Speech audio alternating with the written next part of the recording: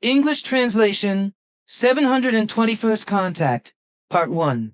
Friday, the 14th of June 2019, 21:48 hours. And here we are. Was different again meeting us at the biotope, but what I want to show you I just did not take with me on my little walk. So look here, this is what I want to give you to read, which I am afraid I forgot when I gave you that little piece of Peter's work, but did not let you take it with you, which is why you photographed it with your device and wanted to duplicate it, as you said. I did that too, and it would have to be duplicated several more times, because Florina and Njana and everyone else also asked if they could have a copy too. Interesting, so you sort of advertised it then? But what does that mean, everyone? Everyone who knows you and who is now also interested in your friend Peter and wants to know more about him, if he allows you to answer their questions. But advertising, as you say, I did not do that with it. I just made it for viewing about our... Any channel, that's what you mean, isn't it? Yes, that's what it was. Because the gift is a little piece of art that I also let Florina and Njana see, who were both in favor of me, including everyone else as well, so that they could also see the little piece of... Understood, I can relate to that. But Peter really has to decide for himself whether I should share anything about him, because you know. Of course, that's why I am asking if you can talk about it, but then it is done if permission is given, because more cannot be possible. Then I will ask him. But tell me, you said that all my acquaintances want to have a duplicate copy of Peter's little marvel. That would be 60 persons together with Ishrish Asket and with your daughters Sim Yase and Plaja. That is correct. Good, I will ask Peter. But then something else. Could you look up in your father Svatha's annals what year it had been in the past when I was traveling with Svath in 1946 and brought the big Bible with me? Which I then used to pay for all the timber and the almost oats, which I then used to build out the 3 bedrooms, the kitchen, and the hall. Yes, the year of the past was 1861, and the day was the 12th of April. This date was chosen by my father to remind you of the beginning of the American Civil War, or War of Secession, which took place with an attack on a garrison containing only a small garrison, which surrendered on the afternoon of the 13th of April, 1861, after being shelled and cannonaded for over 30 hours in a completely insane manner. The same day you returned to Switzerland, where you spent the afternoon with a priest called Morlin, whom my father had been contacting for some time and who then gave you the Bible. I still have a vague memory of that. Of the garrison, among other things. Because Svath and I were traveling for several weeks at that time in different places and in several countries, as well as in different ages. Regarding the garrison you mentioned, I remember that it was on an island and also far outside a large town. What particularly amazed me at the time was that the garrison was surrounded by extraordinarily high brick walls, which, if I estimate them today, were certainly 10 meters high or even more. Also from above, looking down from the pear nave, the walls were very thick, maybe about 3 meters or so. On the wall were ancient guns, but I could not count their number. Svath said, when we were there, that the small garrison of the garrison had been besieged for several months or so alternately by 450–550 soldiers of the Confederate forces. The siege troops, I also remember, had gun emplacements around the area, which was actually a harbor. When Svath and I arrived there early in the morning, there was bad weather and a strong storm, but the garrison was nevertheless already being shelled, although the small number of soldiers in it did not fire back or defend themselves. Because, as Svath said, as I still remember, they were being shelled by the siege force with many guns and shells and prevented from using their own guns. As a result of the continuous bombardment, which we observed hovering high above the action for about 2 hours, being shielded from sight, large parts of the garrison were destroyed by thousands of cannon shells and grenades. And the following day the small garrison was forced to surrender, although there were no casualties in this heavy engagement, as Svath had later stated. You have a good memory. It goes like this. At that time Abraham Lincoln was President of the USA. who is the support for my memory in this matter, and who was shot by an actor in a theater in Washington exactly 4 years later, on the 14th of April, 1865. The killer had co-conspirators and was a fanatical supporter of slavery and the Confederates, because of whom the Civil War was fought, because they did not want to abolish slavery. But I can't remember the name of the killer. I've simply forgotten it, as well as the names of his cronies, which included a woman. His name was John Wilkes Booth. Yes, now that you mention it, I remember. He was then shot, yes, when he was going to be arrested, while his accomplice was hanged. Which you, yes. Ptah, excuse me, but we don't have to talk about that. You know all about what your father Svath taught me. All the things he made me see and often made me shiver, don't you? Unfortunately, that is not the case, which is why I always read in his annals what has happened during the 11 years of your acquaintance. And when I alone consider all that I have learned so far from the records with regard to all that you experienced and learned together with my father alone during the World War period, I shudder and freeze. To this I must say, despite my age, that I alone would not have been able to cope with even a small part of it, even if I had been older than you were. Just reading it gave me the shivers. Excuse me. I did not really want to talk about that, but to ask you what you actually got out of all that he taught me regarding the matter of your task of continuing the teaching and mission of Nocodemian. Your daughter Simyase, as well as you and Quetzal, have told me that you are well occupied with the teaching, and also knew that you are included in the lineage of the teaching of Nocodemian, and that you will therefore also be in contact with me. I know from Svath that he only informed you about everything in relation to the closer connections during the last years of his life. But I would now be interested if you could briefly explain to me some closer connections, such as with regard to your lineage back to Nocodemian, etc. Perhaps also some of your father's Svath annals? The whole thing is rambling, so I will have to go into it in more depth at a later date. What I want to say today relates to the following. About the lineage of our family, which goes back to Nocodemian. It is to be said that my daughters Simyase and Pleja are relatives, which also include Quetzal, Asket, and Nera, and of course others, are in the obligation to preserve the teaching of Nocodemion, the teaching of the truth, teaching of the spirit, teaching of the life. This, however, is only the direct teaching, comprising 77 million canons, of which you have made out the OM. But apart from that, there are still many doctrinal parts which are of a completely different nature, as my father listed in his annals, but which were not accessible to him and are also not accessible to us. For this reason you had to retrieve information from the memory bank of Nocodemion for my father, which was important for him and also for us, and is also important for our future. What I am about to say, however, is not much, and the whole thing relates to the fact that our task of preserving the teachings goes back to a man of our very early ancestors from the line of Nocodemion. More specifically, to a very distant descendant of his 3 sons, whose name was Gilkar, note, meaning of name, the Rectifier, and who undertook to carry on the teaching. From his family line came the commitment of the transmission of the teachings into the farthest future, whereby the ancient teachings of Nocodemian are preserved and taught to this day, and also throughout our very extensive Plejaran Federation. Unfortunately, however, it has not been preserved in its entirety, but only in part, which is why my father Svath felt compelled to enlist the help of his father,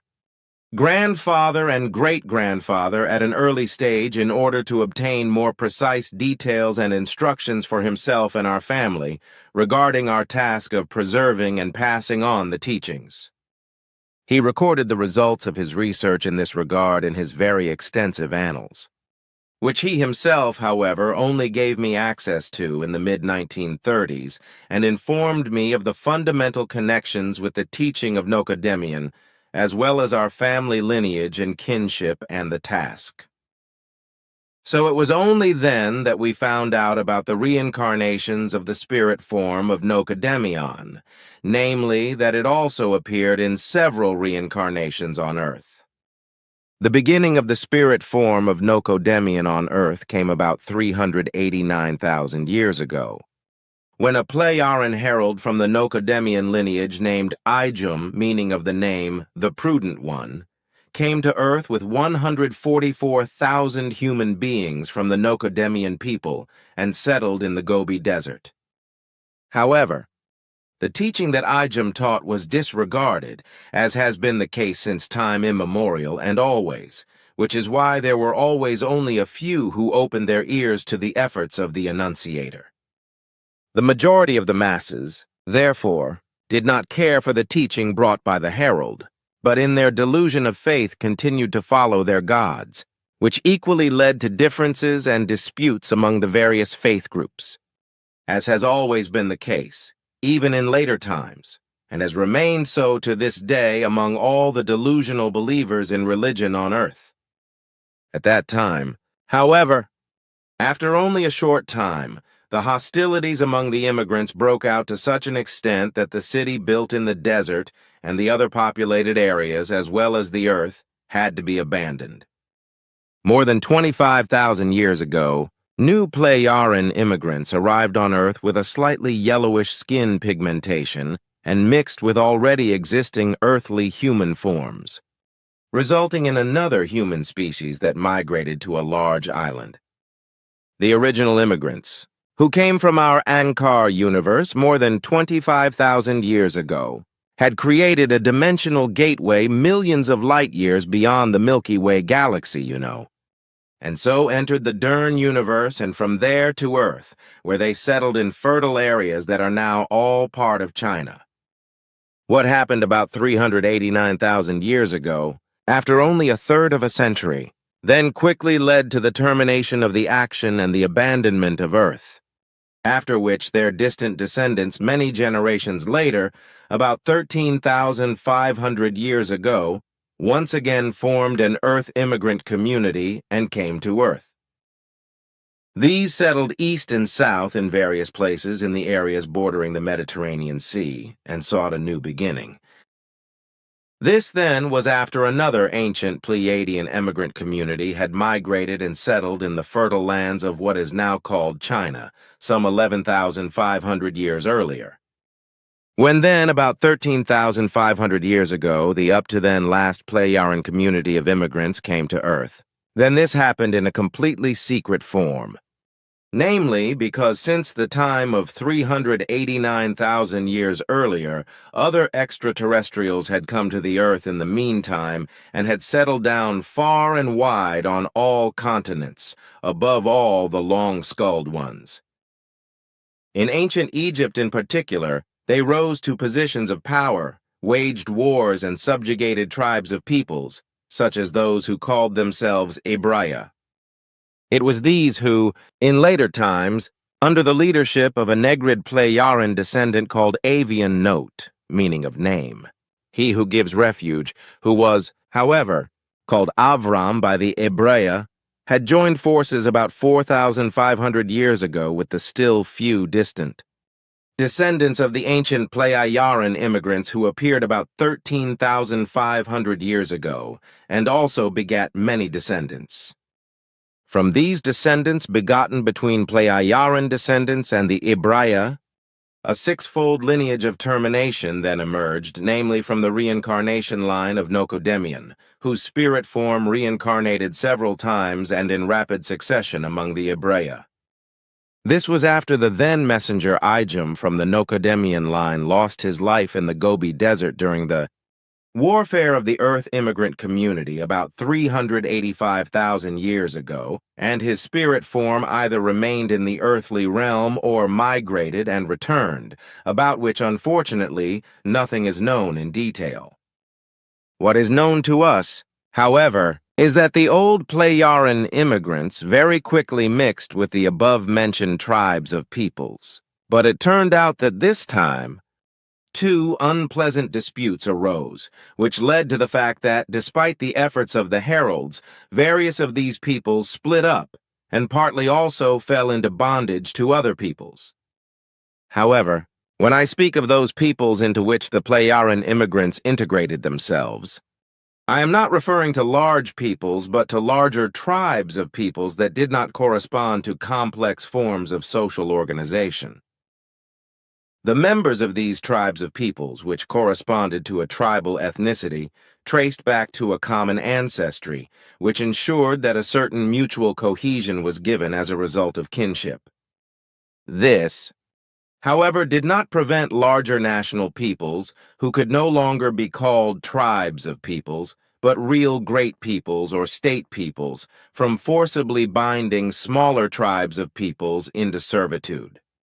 This was also partly the case with the tribes of peoples who had settled around the Mediterranean areas and had mixed with the Plejaren immigrants at an early stage, who were then forced into servitude in the land of the ruling long-skulled ones.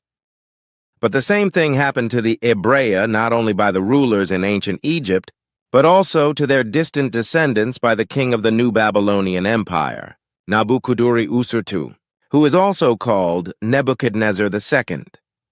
The proto-tribal leader of the Ebrea was a very distant Negrid descendant of a Plejaren group who had appeared on Earth as immigrants more than 13,500 years ago. Who had also mixed with Earth humans, this proto-tribal leader called Avian, living in a land area called Plecht, east of the Mediterranean, with a nomadic tribe of Ebrea who called him Avram. The denunciation by 6 heralds with the Noko-Demian spirit form took place after the Plejaren immigration on Earth some 13,500 years ago and lasted until the time of the year 632. The heralds were the following: Enoch, born the 3rd of February 894 before Emmanuel BC, Elia, born the 5th of February 891, 780 before Emmanuel BC, Yesaja, born the 7th of February 772, 690 before Emmanuel BC, Jeremiah, born the 9th of February 662, 580 before Emmanuel BC, Emmanuel, born the 3rd of February -2, 111, the 9th of May, Muhammad, born the 19th of February 571, 632 after Emmanuel AD. They all endeavored to teach the doctrine of Nocodemia not only among the Ebrea, but also among various peoples who existed in the regions bordering the Mediterranean to the east and south, as well as in Egypt and on both sides of the Red Sea down to its end. But they also taught far eastward to Mesopotamia, where King Gilgamesh formerly ruled in Uruk-Gart, as well as to the Aryan country. What I still want to explain for today, this refers to the fact that also in the sister creation, the teachings in the Tao universe are taught among the peoples who have migrated from our planets. So also among the people of Ishkrish Asket, as also among all sonar peoples. And the fact that we also brought this teaching to Earth at an early time was due to the fact that our ancestors discovered a natural dimensional gate 22 million years ago by chance, which is located here in the Dern universe about 120 light-years beyond the Pleiades stars known to you. The dimensional gateway was discovered because a moon from our anchor universe that had drifted from an exploded planet entered the Dern universe through this dimensional gateway, which our ancestors investigated and then found to be Earth's satellite. One consequence of this was that over the course of millions of years, small groups of Plejaren repeatedly migrated to Earth and also died here.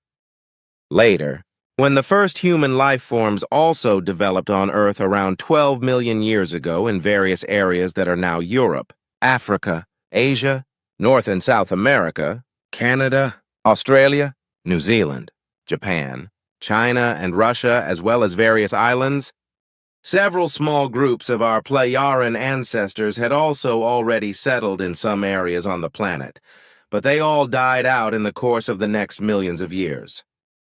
About 6 million years ago, When the distant descendants of the first human beings moved in a few specimens all over the earth and had developed more highly over the next 3 million years, more Playaran emigrants came to Earth, some of whom joined forces with the original earthly humans and mated with them. As for the further teachings of Nocodemion, which concern the teaching of truth, teaching of the spirit, teaching of life, which you have already partly retrieved as a boy for my father Sfath from the memory bank of Nocodemion, he has recorded all this in his annals in handwriting.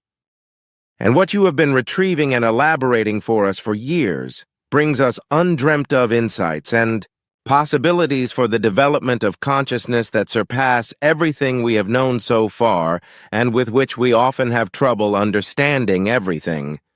which is why the explanatory work you do for us is so significant and very important for us. Unfortunately, however, we can only cope with this if you constantly provide us with the necessary explanations and explanations in your computer, which we can constantly take over and You should not say too much about it, because it is not pleasant for me when I have to give information about what I write for you, because I have to squirm, because I cannot give these explanations that I just write out for you. This was also the case the other day when I was asked what and how I do the explanations for you, to which I can only explain that you have a higher understanding in this respect than we Earthlings do. Consequently, as you know, I have to interpret the explanations for you with other terms, which on the one hand are not known to us Earthlings, and on the other hand, I also have to search for them in the memory bank and retrieve them. That is so, I know, as also that it is very tedious for you, and that you cannot translate the necessary terms into your mother tongues German and Swiss German. It's good that you say that, because if I had to explain these terms to others in plain German, then it would be unavoidable to write explanations as long as your arm for each term. Now, however, something interests me, namely you have said that the Playaran descendant named Avian, who appeared among the Ebraya, thus among the early Hebrews, who was then, however, called Avram, had been of a Negroid nature, so a black-skinned human being, as we say. To that, the question whether this man then also founded a family with the Ebraya and fathered offspring. That was the case, yes, as our handed-down knowledge shows, but this was concealed in the extremely heavily falsified written folk history of the Ebraya, as well as all the facts I have mentioned. In addition, the teaching brought to them of Nocodemion was extensively rejected, and an untrue religious story was invented to the contrary, just as in the same wise was the history of the origin of the Ebraya people's tribes and their descendants. Truthfully, the records were only written out many decades after the real events by scribes with their own interpretations, ideas, and fantasies, just as was the case with the 6 proclaimers. In the case of Mohammed, for example, it was more than 100 years after his death before the first words were written about him, and his teaching was completely disregarded and rewritten and replaced by a completely reinvented one. Hence, the true teaching that Mohammed brought, the teaching of the prophets, that is to say, teaching of the truth, teaching of the spirit, teaching of the life was not simply falsified beyond recognition, but it was, as was already the case with the same teaching of Jmmanuel, completely denied and replaced by a new, truth-falsified religious history that was fantasized together from the ground up and directed towards a godhead and spread. In addition, over the course of centuries, new rules, rituals, prayer, behavior, and other regulations as well as religious laws, etc., were invented over and over again, which were consciencelessly fantasized into the irrationally and confusingly invented senseless religious teaching and were mendaciously ascribed to the proclaimers Jmmanuel and Mohammed. Although I know about these facts, it certainly does not hurt that you also mention something about them. But please, keep talking about what you have to say about your family task.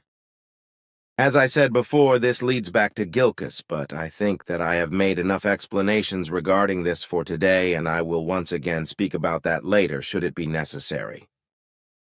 That may really be the case, but all the things you have mentioned are really interesting and go a lot further than I had hoped to come to know.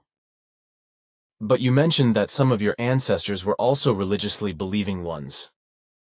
What was that like, and what is it like today? In our very early times, too, various religious forms of belief delusion were widespread among all peoples, as a result of which, on all our worlds, the worst Ausartungen and terribleness were also a daily occurrence, as well as malicious wars and terror of all imaginable kinds. Whereas religious wars were likewise unavoidable, as also political wars and pure wars of hatred, etc. All this only ended a little over 52,000 years ago, when what came to pass, which I explained to you in a conversation, namely the whole thing that happened with the moment that soothed everything that was evil, wrong, and ausguarded, and so forth. That's when the large metallic spherical structure influenced all populations of each of our worlds by means of swinging waves for 32 days. In such a way that every single human being became clear and conscious of his or her entire Ausgart, thought-feeling, psychological world.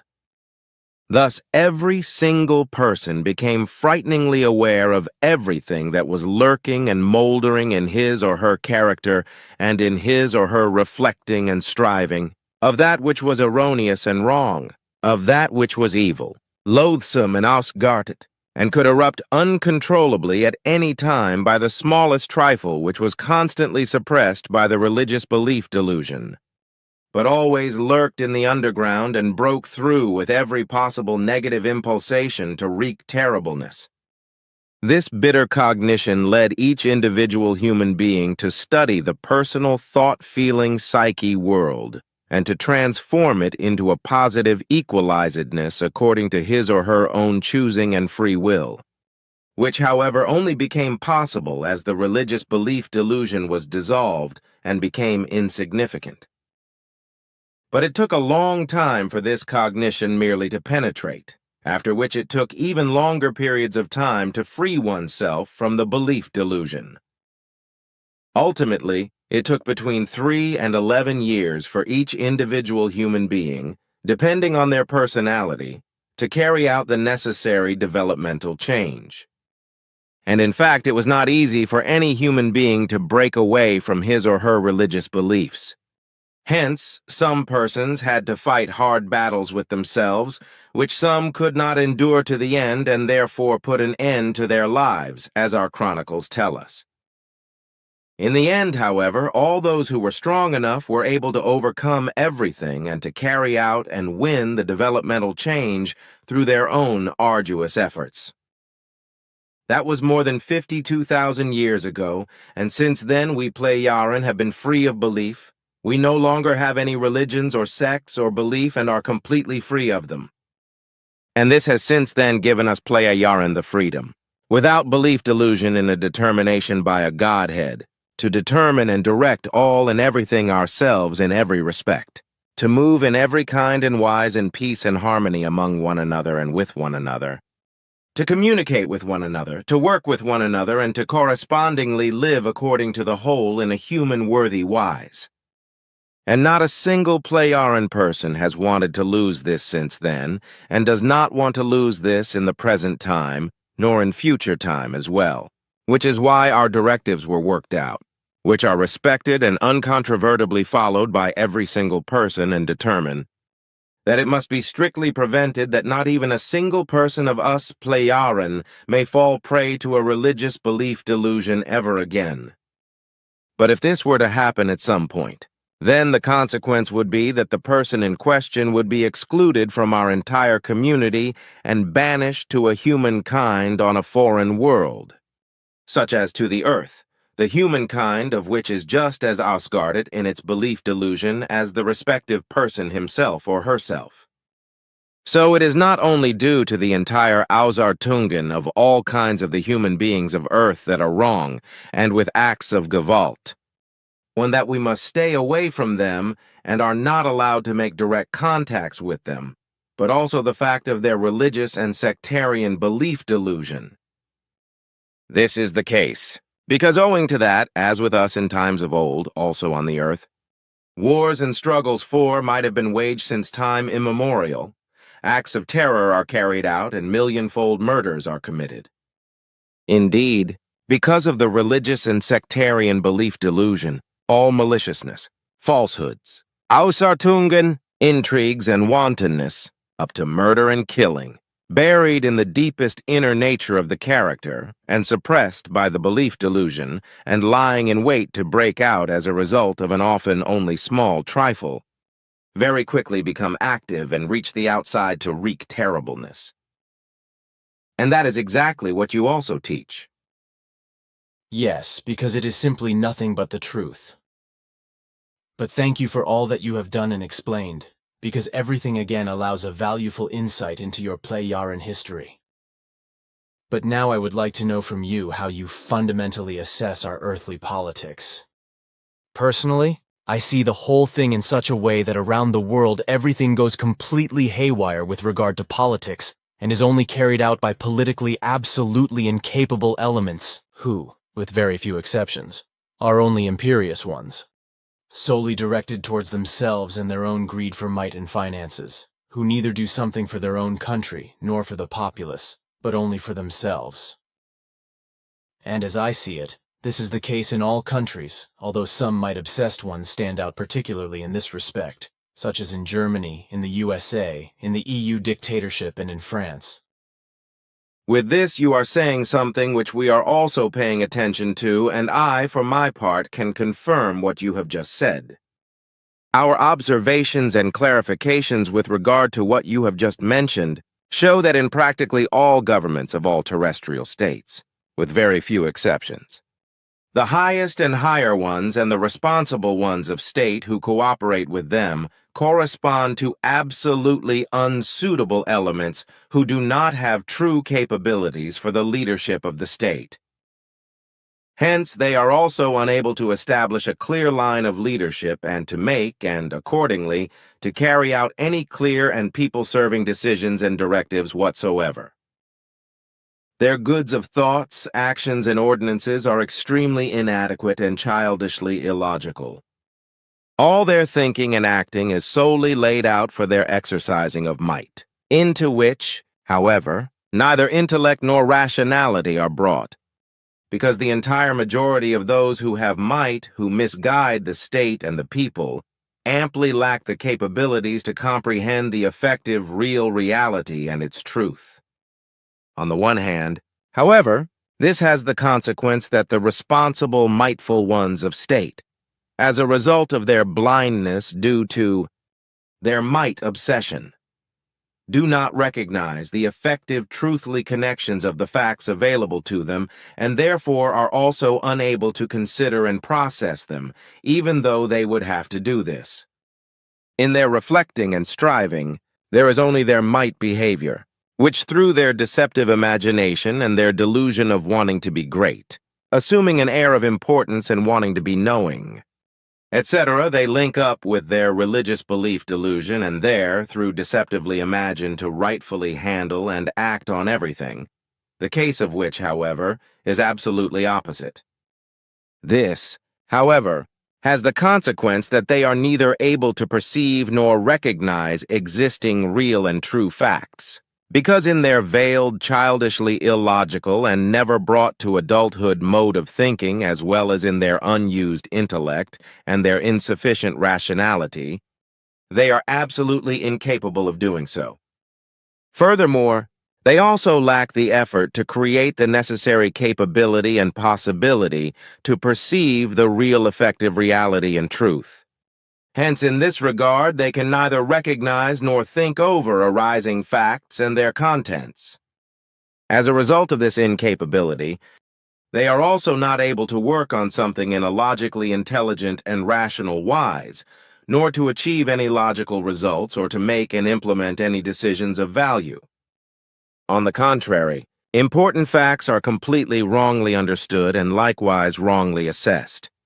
from which an absolutely wrong understanding emerges, and in turn leads to catastrophically dumb wrong decisions, as has always been the case. At the present time, There are truthfully only very few venerable persons in positions of state leadership and among female and male. Politicians who are worthy and dignified for their office, and who also assume their responsibility and put it into action. And this is so, while the absolute majority of all upper and highest officials in the governments and in politics show no suitability whatsoever for a state and political leadership, as is the case today in a particularly bad wise in Germany, which is misgoverned at the front line by a female chancellor who has brought forth a refugee catastrophe that has already spread over the entire earth. In this regard, this person is responsible for a great deal of human misery and many deaths, for which she would need to be harshly brought to account, expelled from the chancellery, and banished for life.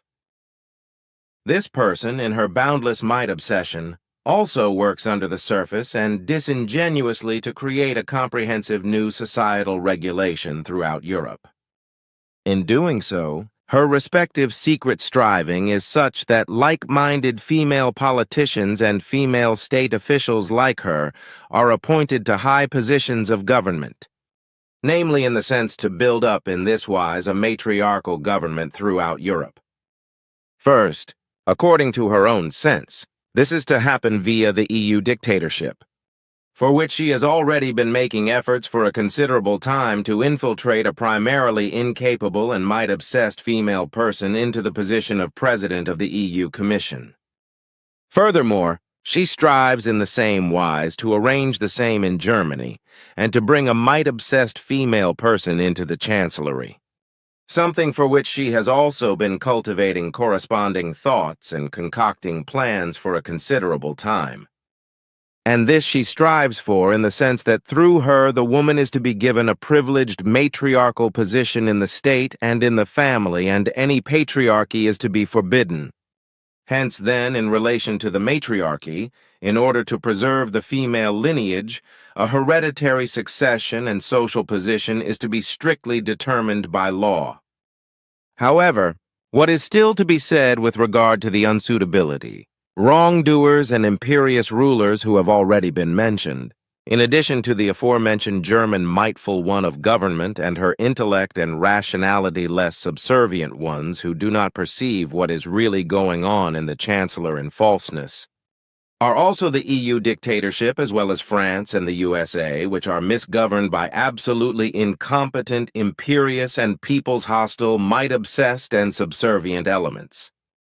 All of these persons exercising might are concerned only with their own advantages, profits and their prosperity, their might behavior and their high rewards, but in no wise with the well-being of their peoples, for whom they would have to take a stand in order to do all that is good and best for them in every respect, but for which they have no interest whatsoever. What is further to be said, which refers to the climate change, which in the coming time, due to the incapability of the governing one's rulers and their wrong decisions, will produce not only strange but also malicious, ausgart and people-damaging poisonous effects, and will make many things even worse. This happens on the one hand because, as a result of the scientific hubris of the ones entrusted with research, nonsensical hypotheses are drawn up which do not correspond to any foundations or things of value whatsoever, and on the other hand, because the real causes are not searched for and researched, and therefore it is also not recognized, that these are altogether attributable to the mass of the overpopulation and its completely ausguarded machinations. These correspond to tremendous life-hostile influences on nature, its fauna and flora, the atmosphere, the climate, and the entire planet, whereby these manipulations, which are to be called criminal, have an absolutely destructive, eliminating and exterminating effect in relation to everything, as a result of which already thousands of widely varying forms of life have already been either irrevocably exterminated or are now threatened with extinction. And these researchers are also the ones who should think ahead with regard to the future, and also achieve truthful results with regard to the destructions brought about by the world's population in nature, to the fauna, flora, and atmosphere, as well as to the climate and planet. However, On the one hand, this is not done in any wise, while on the other hand, the scientists and researchers have no capabilities in this respect either, because they surely carry academic titles, which, however, as you always say, are only smoke and mirrors because they did not study and fathom the effective reality and its truth, but are only indulging in and clinging to empty assumptions. For this reason, it is also not possible for them to explore, to recognize, to understand, and to value the effective facts of the entire natural process in all conceivably possible and necessary relationships. So it is impossible for them to gain the necessary cognitions and to calculate what is pending for the future, necessarily which should be their duty in order to inform and enlighten the Earth's population about the results obtained. Thus, everything continues in the traditional mode of destroying, eliminating, and exterminating, so that the entire and further growing overpopulation as well as the nature, fauna, and flora along with the planet are heading for a catastrophe of a kind that has never occurred on Earth before. You already wrote warnings as a boy in the 1940s, and with the help of your teachers Graf, Lehman, and Pastor Zimmerman, who had everything translated also into English. French and Italian, you sent these warnings to numerous newspapers and radio stations, as you also then did in the 1950s, which, however, never brought any public reaction. You have always described very precisely what will come about in the future, as has been happening already for decades, is present, actual, and will continue to come about in the future as a result of overpopulation and its criminal machinations. But your clearly warning efforts to raise awareness have been disregarded. To the contrary, already from the beginning, you were and you still are today, insulted as a world improver and ridiculed, and vilified and slandered as a deceiver and liar by know-it-alls, adversaries, and other self-appointed ones, confused people who very foolishly rise up against you in enmity and revenge. And this is also done in such a way by the religionists in particular, who make the population stupid by lying and deception, who indoctrinate their believers with their illusory and irrational belief teachings, and in this regard force them to the bondage of delusion and dependence. But I digress from what I actually wanted to say, especially in Europe, but also worldwide. More and more wrong decisions will be made by the governments in the coming time, and especially with regard to the epidemic that is now beginning, which you already announced in the 1990s and which will become acute in the month of November and a pandemic in 2020. This, as also with regard to the climate change caused by Earth humans, which has been set in motion as a result of the catastrophic destructive machinations of overpopulation, whereby nature and its fauna and flora have already been largely killed off, ruined, and devastated. In addition, there are the ever more violent, devastating, and frequent storms that degenerate into natural disasters, which on the one hand bring real deluges, and in the future will develop into ever greater and more extensive destructions of nature, and on the other hand will increasingly affect and completely ruin human achievements. And these events alternate with unusual and even death-dealing heat waves for many Earth humans, which will already rise to 43 degrees in Europe this year, whereby from now on the increasing number of natural disasters will also bring more and more often immense and devastating devastation and destruction, and in the coming times will also claim more and more deaths worldwide. This, while also the planet itself will rise up more and bring more earthquakes and seaquakes as well as volcanic eruptions, which will not only refer to known active volcanoes, but also to volcanoes that have been inactive for a long time, etc. There will also be an increase in degenerate arsonists indulging in their evil tongues in the forests of Europe and other countries, and I also believe that nature herself will start more and more fires elsewhere in the world, which will become ever more extensive, destructive, and devastating, as I have already said in our last conversations. Also, in the times to come, all acts of murder in families will increase, whereby in many cases all relatives will be killed, and also many other degenerations will steadily increase,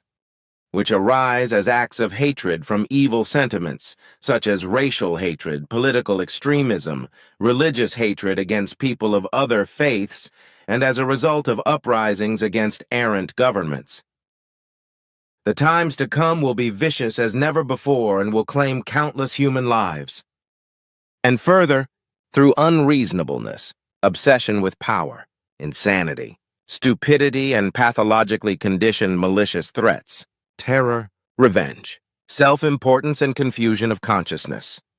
The peace on earth, which has been fragile since time immemorial and is always only conditioned by time, will be called into question again and ever more frequently. This is particularly the case with the United States of America and its insane leaders,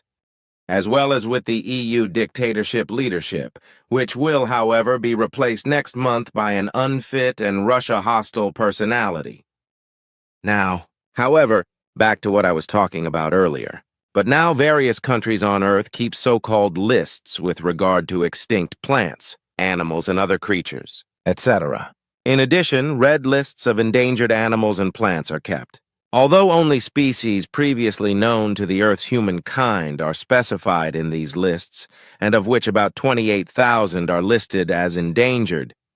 but the many species still unknown to them are not mentioned. According to our investigations, however, these data do not correspond to the rightness, because the number of life forms of plants, animals, and other creatures endangered and threatened by extinction on Earth, as well as lizards, insects, fish, creepers, crawlers, and snakes, as well as butterflies and beetles of all species and forms, which do not belong to as well as other living creatures, is very much higher than only 28,000. The number of endangered species and forms we have fathomed today amounts to 36,642, which includes a larger number of life forms that are not yet known to either zoology, entomology, or botany. The threat of the dying out and extinction of zoological, entomological, and botanical species and forms, etc., continues to grow and, moreover, at an ever-increasing rate. Hence, the species and forms not only die more and more quickly, but effectively dies out. As our long-term research has shown, which we have been carrying out on a daily basis for many years. At present, between about 70 and 180 botanical, animal, other creatures, and entomological, as well as lizard-like, creeping, water-dependent, and other species and forms are dying out every day. And this can no longer be stopped, which means that the entire destruction of the diversity of species and forms of terrestrial living creatures and biodiversity can no longer be stopped. This, unless the delusion of the Earth's population regarding the further excessive procreation of offspring is stopped very quickly, whereas this should have already happened in 1975 at the very latest, and should have been implemented from this time on by means of a worldwide multi-year stop in births and a subsequent and henceforth controlled regulation of births. Up to that time, it still would have been possible to stop all the destructive bad effects to the atmosphere, the climate, the whole of nature and its fauna and flora, and to bring them back to the normal course, which would have been possible at that time through an efficient intellect and rationality-bearing action, but which is no longer the case today. However, this is no longer possible today because too much has been destroyed in the entirety of nature and on the planet itself, and too many life forms have been irrevocably exterminated. And this happened due to the felonious machinations of the overpopulation, and namely due to its need for consumer goods such as food, supplies and consumables, etc., whereby the whole of the destroying increased ever more in relation to the mass of the constantly rising overpopulation, and today also continues to rise uncontrollably, which up to the present day could only be mastered by intervening destructively and exterminatingly in nature, its fauna and flora, and in the planet itself, now also devastatingly influencing the atmosphere and the climate. The dwindling biodiversity already threatens the earthly humankind today, which unfortunately is still not recognized and, for that matter, will not be understood by all researchers who arrogantly call themselves expert scientists, and neither by the Earth's population. Consequently, it continues in the same and all-destructive style. This means, however, that through all the exploitative machinations of the overpopulation, the diversity of species and biodiversity of the Earth and its nature and fauna and flora will continue to be exterminated and disappear, which will ultimately threaten and call into question the survival of all life and even that of the entire planet. Due to unintellect dumbness and irresponsibility, the majority of the human beings of Earth delude themselves through unintellect and irrationality into thinking that if a single grass or herb, a tiny animal or insect, etc., dies out, this would be of absolutely no significance concern. Because indeed one's personal food would not be affected by it, and nothing therefrom would be lacking in life, which is why it is of no importance if something small dies out. At the same time,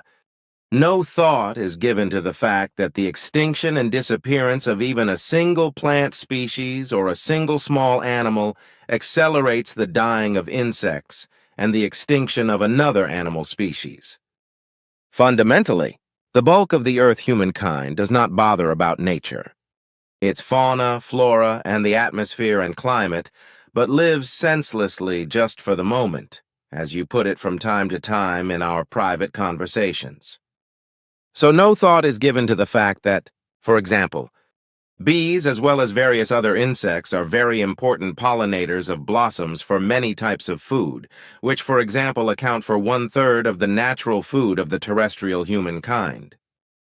The dying out of a variety of these insect species forms has already today had negative consequences regarding the production of various natural foods, wherethrough already for decades famines have prevailed in countries disadvantaged therethrough, and many human beings have been dying tormentfully of hunger. The overpopulated humankind of Earth does not think about the, in fact, extremely dire consequences that will result in the future from the ongoing dying of species. Consequently, terrible consequences already in the offing are also not foreseeable for them. That, however, will change in the future for the descendants of tomorrow's and the day after tomorrow's irresponsible humankind of Earth, because it will be those who will experience and get to feel the evil consequences in the future and will curse their ancestors and their irresponsibility for that. Yet, it is not only that which is clear today regarding the extinction of many diverse genera and species, but in the future there will also be many more and other animals, plants as well as many other creatures, insects, and other diverse forms of life, which likewise will be threatened by extinction in the future. That, however, does not concern the human beings of Earth at the present time, because they cannot yet consider at all which monstrously terrible consequences the extinction of the respective additional genera and species will entail. And it is solely and exclusively the enormously burdensome, unsupportable, and unsustainable overpopulation for planet Earth, with all its destructive machinations, that will be to blame for this, as is also the case today for everything that has already happened in this respect, concerning the various exterminations of different genera and species of the natural diversity of life and biodiversity. That is because it does not want to be recognized that the immoderate, excessive, and exaggerated overpopulation and all its destructive machinations of nature, fauna, flora, and the atmosphere and climate are to blame for everything.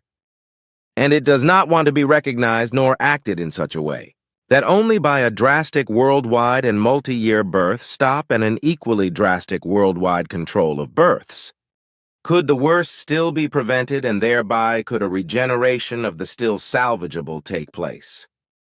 Nevertheless, in this case, a regeneration of what is still salvageable in terms of nature,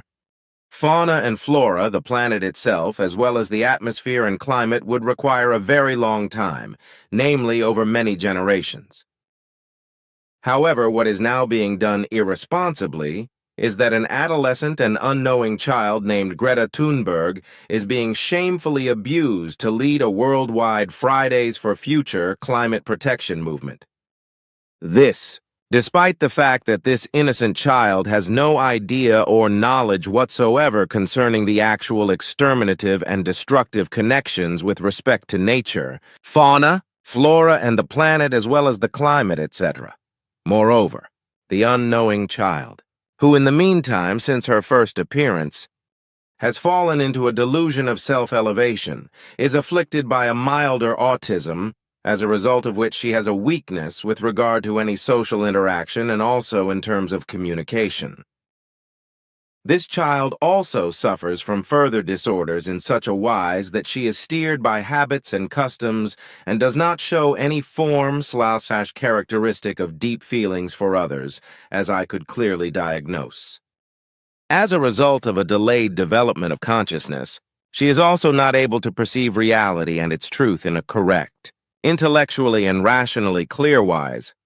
which is why she tends to indulge in individual factors of any matter in her thoughts, without being able to comprehend their fundamental factors in their reality. Hence, she cannot effectively empathize with her actions regarding her climate protest,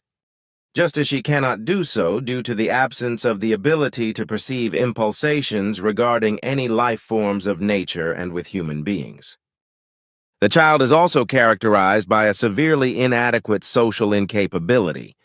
as well as sporadically also by an attention deficit, whereas she is nevertheless driven by a strong inner pathological compulsion with her climate protest activity. Climate change, which was first denounced by an unknowing child, and since then has created a stir before governments all over the world, and moreover has brought forth masses of simple-minded/naive screaming climate protesters who, just like the child, have no idea and knowledge at all about what the fact actually is, has the consequence that those in government and the politicians will start to exploit the whole thing in a populist wise and also in a wise in order to fill their state coffers thereby. This will be the case, as irresponsible leaders and politicians will invent and implement new mandatory levies and taxes, which will then correspond to nothing other than a financial exploitation of the populations. In order to stuff up the state coffers in this illegal wise, whose finances, however, will again be senselessly squandered and, in addition to that, more debts will be made. What I now have to say, however, corresponds to facts that do not really correspond to the nature of what I want to go on about, because it does not correspond to my needs to interfere in the irrational and confused, wrong, dumb, and illogical governmental leadership machinations, as well as the modes of action and behavior of earthly governments and politics. Nonetheless, however, I see a need to do so today and to say, nevertheless, that the absolute majority of earthly rulers and politicians can be assessed as grown up according to their physical maturity, but not in terms of their adulthood consciousness. In this respect, the absolute majority, no matter how old he or she is in each individual case in terms of years of life, lives in an unadulterated childlike state with regard to his or her intellect and rationality. In this state, however, he or she lacks the ability to evaluate, as well as the ability to make decisions, to act, behave, and take responsibility, as a result of which he or she is incapable of leading populations and peoples. And this incapability, as well as his or her selfishness and cowardice for recognition in relation to the reality and truth, as well as the anxiety of public opinion, etc., leads to the fact that he or she does not muster any thoughts whatsoever to face the truth openly and to realize that the reality is different from what he or she claims to know it to be. So he or she neither strives for the reality and its truth, nor for what would necessarily have to be recognized and taught in relation to the real causes of the atmospheric degradation, the climate destruction, the threat to all life and the destruction of nature as well as the planet itself. This is equally true in relation to the extinction of the species diversity of the entire biodiversity of the flora, but also in relation to the existence of the steadily increasing threat to the fauna, in which ever more genera and species of all kinds of life forms are dying out due to the guilt of the human being of Earth. And the fact that the whole of all misery and evil, of destruction, death and extermination, etc., is only rampant through the guilt of the humankind of Earth. Namely, because of the monstrous overpopulation from which all life is called into question by its machinations, does not concern the highest and higher ones who bear the responsibility for the world. And if the further growth of the overpopulation is not stopped by a worldwide and multi-year birth stop and afterwards, an effective worldwide birth control is not decided upon and carried out, which should have already been done by 1975 at the latest, which, however, was not done, then the exterminations and destructions will continue, and finally an unstoppable destruction of the entire existence of the Earth and all its forms of life of all genera and species will lead to the bitter end. Secret plans are already being devised to disingenuously and insidiously exploit the peoples with new taxes, such as involving levies of premiums for the alleged protection of the climate, as well as tax collections for the discharge expulsion of all kinds of emissions. To this end, the use of today's technology will be considered in order to coercively force new taxes and other levies on the populations, who often must very arduously perform their daily work for low wages and live in meagerness, while those in government, due to taxpayer funds laboriously earned by the working class, live in the lap of luxury and are exempted from the new taxes and levies. As a matter of fact, the first beginnings are already in place to exploit the populations with new levies and taxes, and indeed for their emissions output, by intending to financially rob heating systems, means of sport, of transport, and of travel, industrial machines, ships, and airplanes, as well as various other things that still generate large amounts of emissions. The reason for this is that there are still no really effective as well as other and better possibilities to produce and use other vehicles. Heating systems, airplanes, ships, and industrial machinery, etc., that are free of CO2 and other emissions. The recently popular electric vehicles are not a solution either, which are propagated in order to reduce the harmful and climate-damaging release of emissions, because on the one hand, this unconsidered, erroneous, and confused propaganda leads to a frenzy of production, and on the other hand, to an, even today, unmistakable hostility of that large part of the peoples, who have fallen prey and will continue to fall prey to the climate protection delusion, which has been suggestively and forcefully brought about by the use of Greta Thunberg, and which has now also penetrated into the governments and henceforth is also intended to serve for the financial exploitation of the populations. As far as the fact of the effective origin of climate destruction is concerned, this cannot be recognized and understood by the child Greta Thunberg, any more than it can by all the worldwide masses who foolishly, imprudently, and simple-mindedly carry out climate demonstrations by shouting for and cheering and making senseless demands.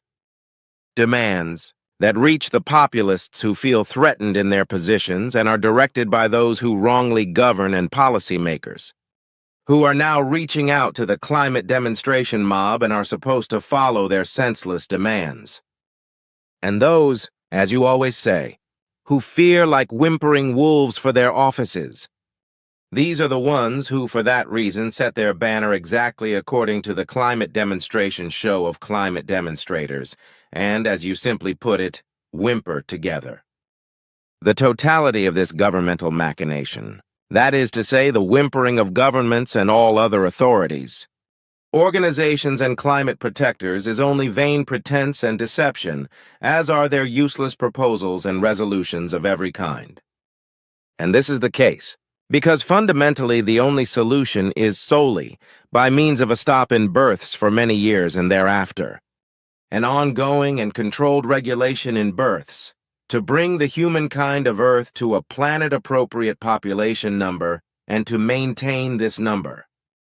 Only by doing so is it possible to also stop the Ausertungen, destructions, eliminations and exterminations of all kinds by the criminal machinations of the overpopulation, and is it possible in the course of a very long time,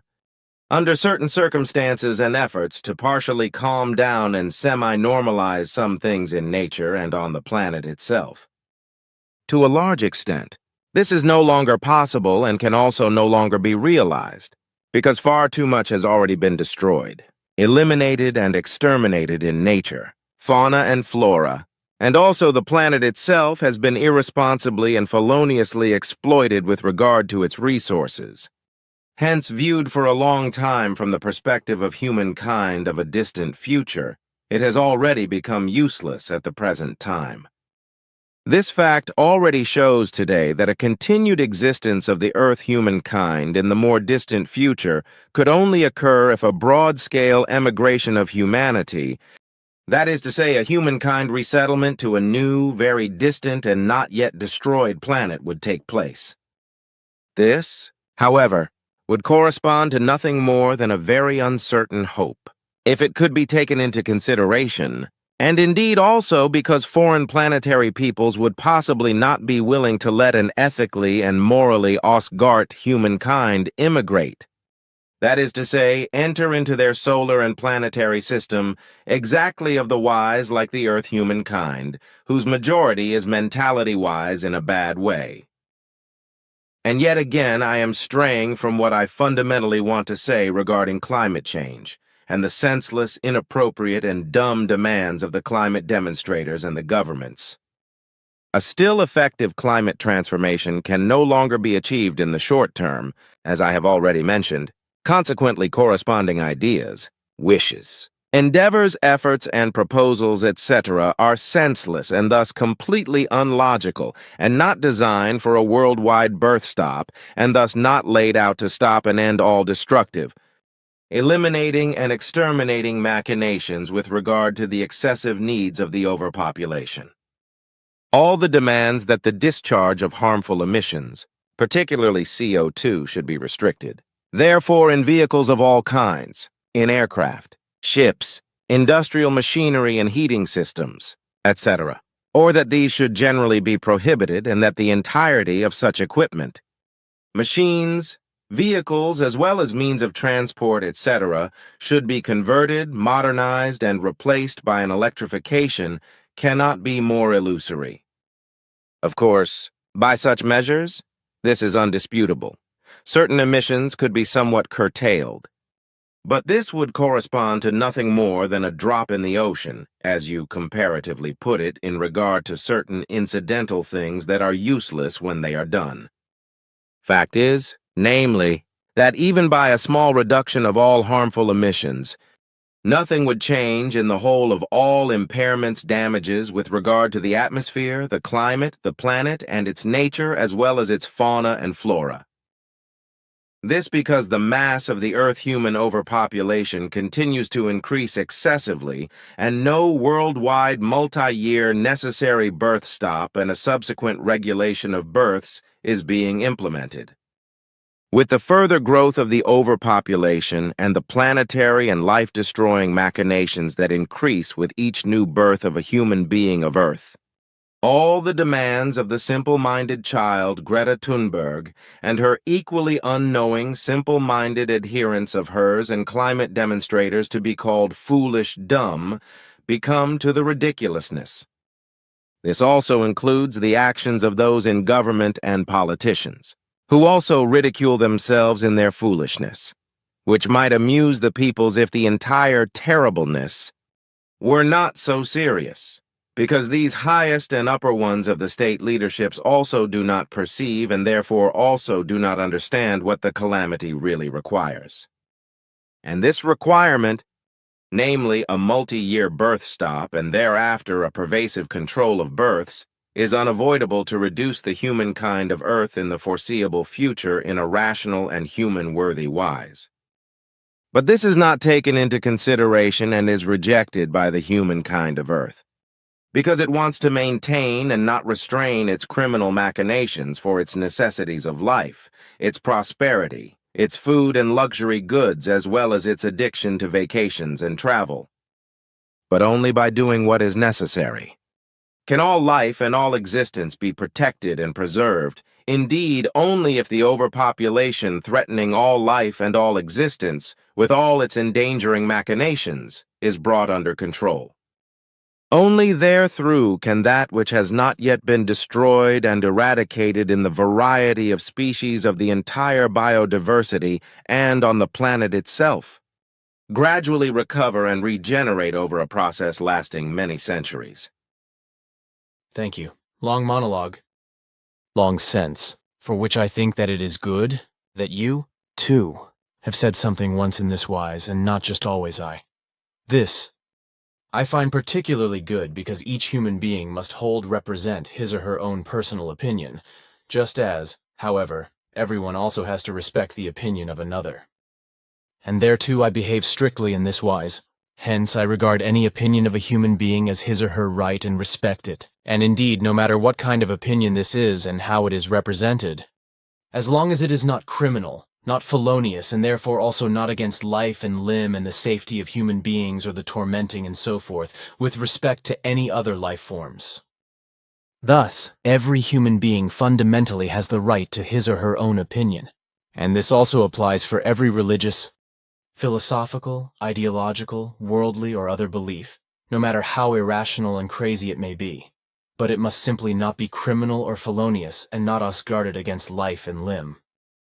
Looked at and considered from this perspective, I leave every human being with his or her opinion as he or she is. Which is why I also never have a goat a religious believer and also do not attack his or her delusion, unless conversely he or she provocatively does so against me. In principle, however, I leave every human being as he or she is, thinking and believing. Consequently, I accept him or her as a human being as he or she is with his or her opinion. Therefore, I show him or her as such the necessary honor and dignity, and do not condemn him or her,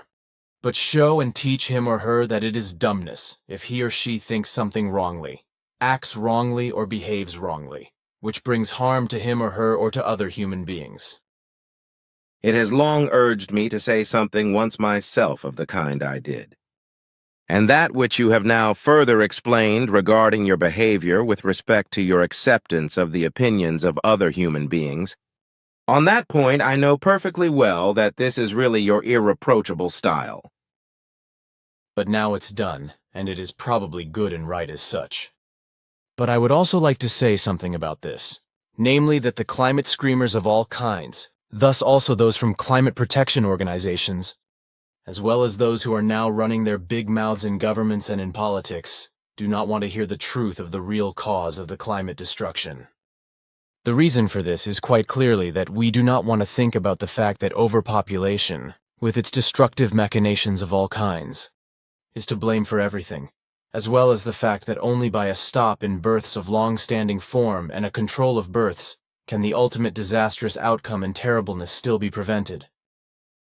Now it is probably more than just 7 years with regard to a stop in births, because the mass of the humankind has increased enormously since then, at the time when those 7 years were called for.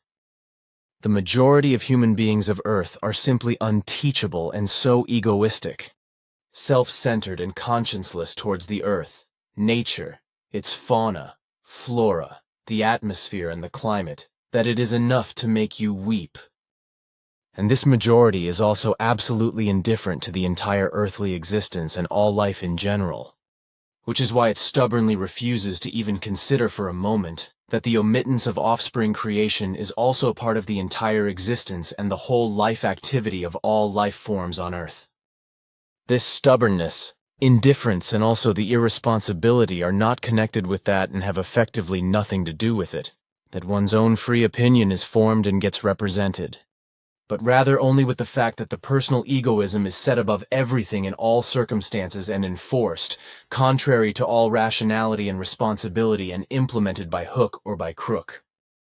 Another thing, I think, is the fact that the humankind of Earth has to be divided into 6 categories, which is as follows. Firstly, with the majority of Earthlings nowadays, it is generally not possible to have a proper and interesting as well as obliging, courteous, and valueful communication. Secondly, nowadays the majority of the humankind no longer cultivates any valueful interpersonal relationships whatsoever. Hence, the human bonding in general has already dwindled to such an extent and will continue to dwindle even further, that not even genuine connecting acquaintanceships, let alone honest and sincere friendships, can come about. Thirdly, the majority of the humankind today is completely passive with regard to really valueful and value-enduring interests and activities, and is becoming more and more emotionally stunted consciousness and intellect, rationality-wise. No longer forms his or her intellect and intelligentum, but vegetates more and more by the brainless use of always newer technical and electronic achievements, which drives the consciousness to blunting. Fourthly, the majority of the humankind today is so obtuse that they are no longer capable of forming their own opinion, but just fall into a bondage when, by means of hammered-in suggestively populist slogans, lies, promises, and slander, they fall prey to a deluded belief, which is imposed upon them by politicians, rulers, clerics, preachers, sect chiefs, or members of secret societies, etc., and they let themselves be pestered, duped, and deluded to the will and opinion of those. Fifthly, the majority of the humankind today is completely indifferent toward the fellow human beings, toward nature and its fauna and flora, as well as with regard to the effective reality and its truth. Sixthly, only a very small part of the present-day humankind is interested in the effective reality and truth of all things, as in relation to the entire existence of all that exists in every kind and wise. All that is planetarily as well as universally and altogether creationally given in every respect. That altogether only one's own rationality-bearing and responsibility-conscious opinion is formed and represented. After all, it is effectively the case that the overwhelming vast majority of earthlingness uses neither intellect nor rationality, and is therefore going around dull and blind in sheer foolishness dumbness, is interested in nothing at all, other than only just his or her own well-being, enough money and the necessary needs to be able to exist at all. Your words in the earth-human ear, for thither they belong. If you are right, then it is also such. But continuing to talk about it is pointless anyway, so it's probably better if I ask you something that interests me. Fundamentally, there is nothing left on the earth in the free nature and its fauna and flora, which would not be contaminated by any pesticides, plant protection products and the like, etc., and indeed not by the natural toxins that emerge in the free nature, rather by artificial toxins of all conceivable kinds produced by the earthlings. Your father, Svath, already explained to me in the mid-1940s that all toxins of all kinds originating in the free nature, that is to say organic toxins isolated from bacteria, plants or animals, fish, crawlers, insects, snakes, and from other creatures and so forth, or those resulting from the decomposition of bacteria, no matter which ones, do not occur in excessive quantities and also are not necessarily fatal, unlike lethal toxins produced by the earthlings. He also said that in the next few years, these toxins will already find their way into all naturally planted foods, as well as into the groundwater, and thus into the food chain of the human beings. This would then already be scientifically detectable from the 1950s onwards, and will also be scientifically recognized. However, the research results in this regard would be kept secret from the public by the scientists responsible for them and the authorities, despite the fact that the Swiss Federal Health Authority would also be concerned with it, which, if I remember correctly, would be transformed in the 1960s into a Federal Office of Public Health or something, after which this office would, however, be renamed again in the 1980s and referred to in short as BAG. Today, we are talking about the Federal Office of Public Health, which belongs to the Department of Home Affairs and is responsible for the national health policy, and in this respect for furthering the health of the Swiss population. In this context, however, it is incomprehensible that this office has not prohibited the entire application of toxins, but rather still claimed to the contrary, that certain very small quantities would be harmless and tolerable for the human organism. And this contradicts what you have already often explained, as also did your father. Svath, that toxins of any kind, even as the very smallest amount in the range of a single microgram, would be just as harmful to the entire organism of the human being as they are to all life forms in general. And Svath explained, just as you also said, that the fact is that in the future such minimal traces of toxins would cause many kinds of sufferings for the human being, which would not exist without these toxic supplies into the organism. This means, therefore, that from even these most minimal traces of toxins, new sufferings, damages, injuries, and pains will result, which previously did not exist or only negligibly little, but which, since the introduction and spreading of the toxins, have increased alarmingly, which advance the already existing ones and cause new sufferings. This is indeed the case. But it is also to be mentioned that already since the mid-1960s, the groundwater has also been contaminated by the various toxins that have been irresponsibly spread throughout the entire nature and flora. And as toxin-carrying drinking water, these substances thereby also find their way into the human organism as well as by the finest particles of poison that float in the breathing air of the atmosphere and end up in the lungs as a consequence of inhalation, and in turn thereby into the blood and the entire organism. This is surely the case, and indeed, you must know this much better than our scientists, who, in comparison to your much more advanced cognitions and experiences, are practically just slowly crawling out of their caves and seeing the first blades of grass, in which they perceive its coarse outer structure, which they cannot yet explain nor recognize the first details. If we look at and consider what has come about since the 1940s regarding the use of toxins in nature, then what Svath has said proves to be reality today.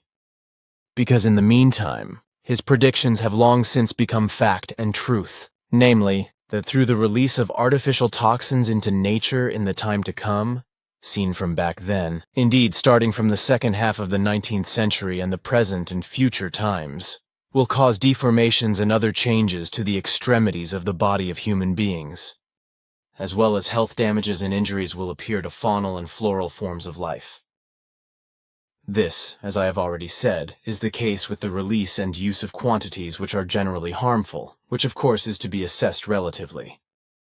Svath also explained at the time that these artificial toxins will also cause severe negative changes in the brain of the human being and adversely affect the consciousness, which could lead to the mental dumbing down. However, it would also be the case, as he particularly mentioned at that time, that due to the effects of the all-contaminating artificial toxins, serious and also many kinds of as well as partly incurable diseases and illnesses would be caused in the majority of the humankind, as well as such changes in consciousness and heavy consciousness damages would occur, which will impair the use of the intellect and rationality by the human being, and in some cases make it completely impossible. Therethrough, he explained, as I remember very well, the consciousness power of many human beings would sink and they would become extremely prone to unlogical thinking, acting and concerning addictions.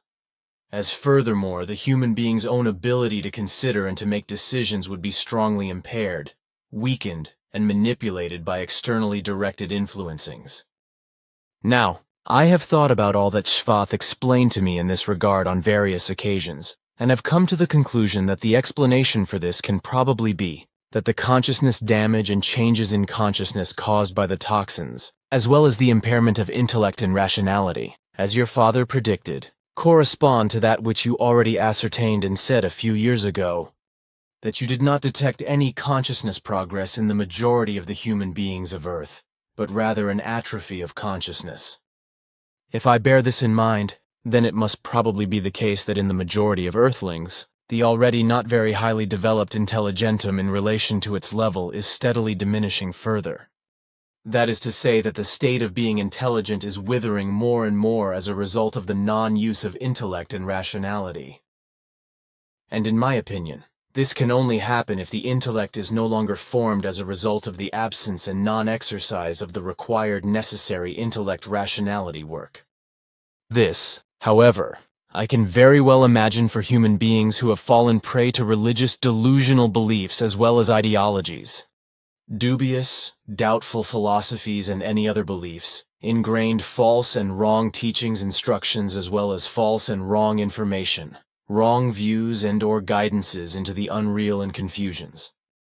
This just to such an extent as the majority of the human beings of this world is affected by and smitten with such influences, and in this wise is suggestively influenced and indoctrinated into and becomes infatuated, enticed and deceived by a belief of some kind by other human beings, and assumes that he or she has now found and won the non plus ultra of all wisdom. However, in truth has fallen prey to a confused guidance into the unreal. And this happens because these human beings do not turn to the effective reality and its only truth, and do not seek and search for the truth in themselves in a completely neutral wise by freeing themselves from every belief and external influence, but learn to be themselves and to trust only themselves. This, however, means that the human being, no matter however and whoever he or she may be, does not cling to any belief, and that everything brought to him or her is considered, fathomed, processed, and turned into his or her very own knowledge. In doing so, he or she must also not let anything be decided by others with regard to the learning and the search for truth, but this may and must be solely and exclusively left to himself or herself in every respect, because only he or she alone is himself or herself and may and can only decide about himself or herself, but never another human being.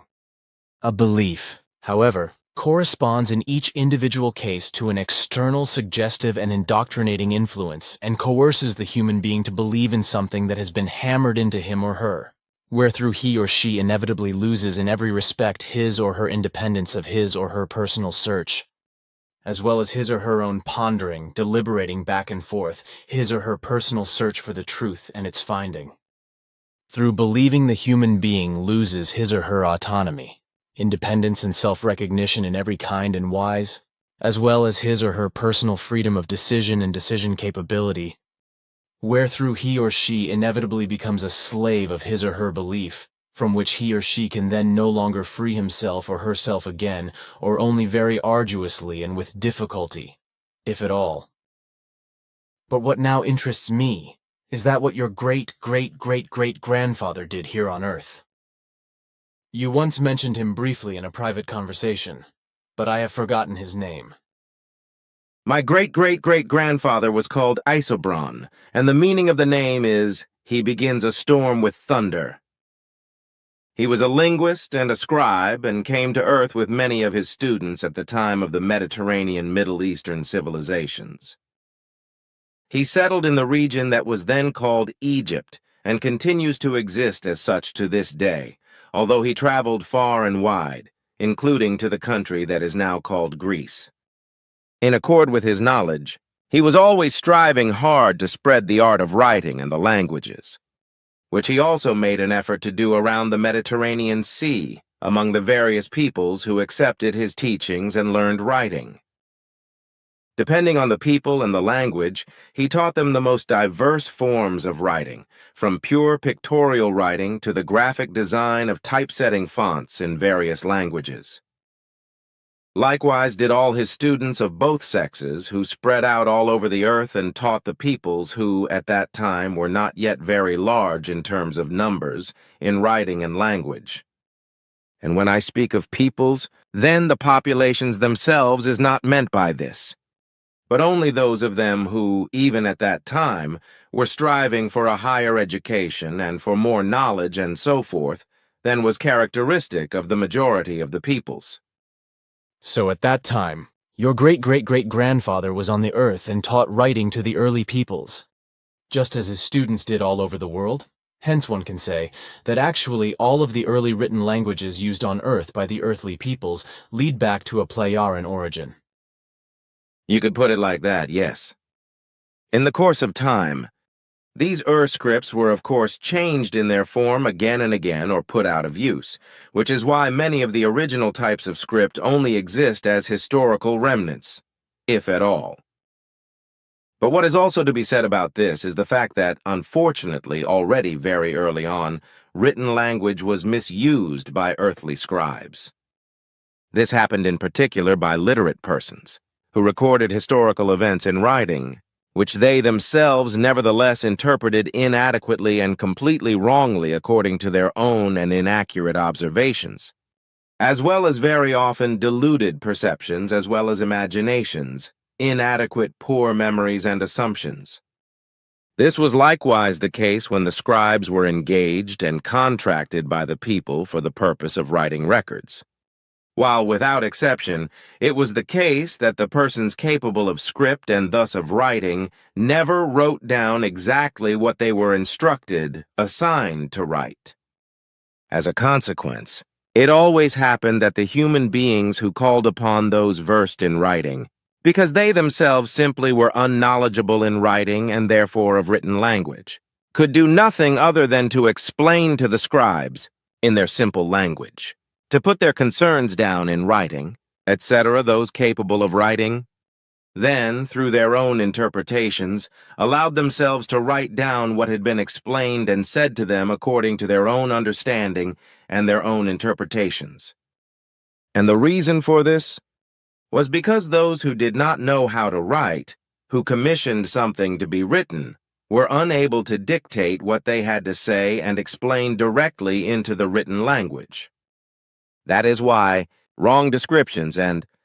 in some cases, extremely grave wrong interpretations arose as a result of the scribes' own interpretations, which have survived to the present time and are taught in equally wrong forms. Equally, this happened at all times with regard to all religious written records, because only one person, and apart from that one person, not a single person to whom the written traditions are ascribed was knowledgeable of the script and the written language. Consequently, they all had their statements written down by those well-versed in writing and the written language, who formulated everything according to their own writing abilities and also wrote everything down via their own interpretations and assumptions, etc. This was also the case with all the major and minor religions and their sects, thus also with Islam and Christianity.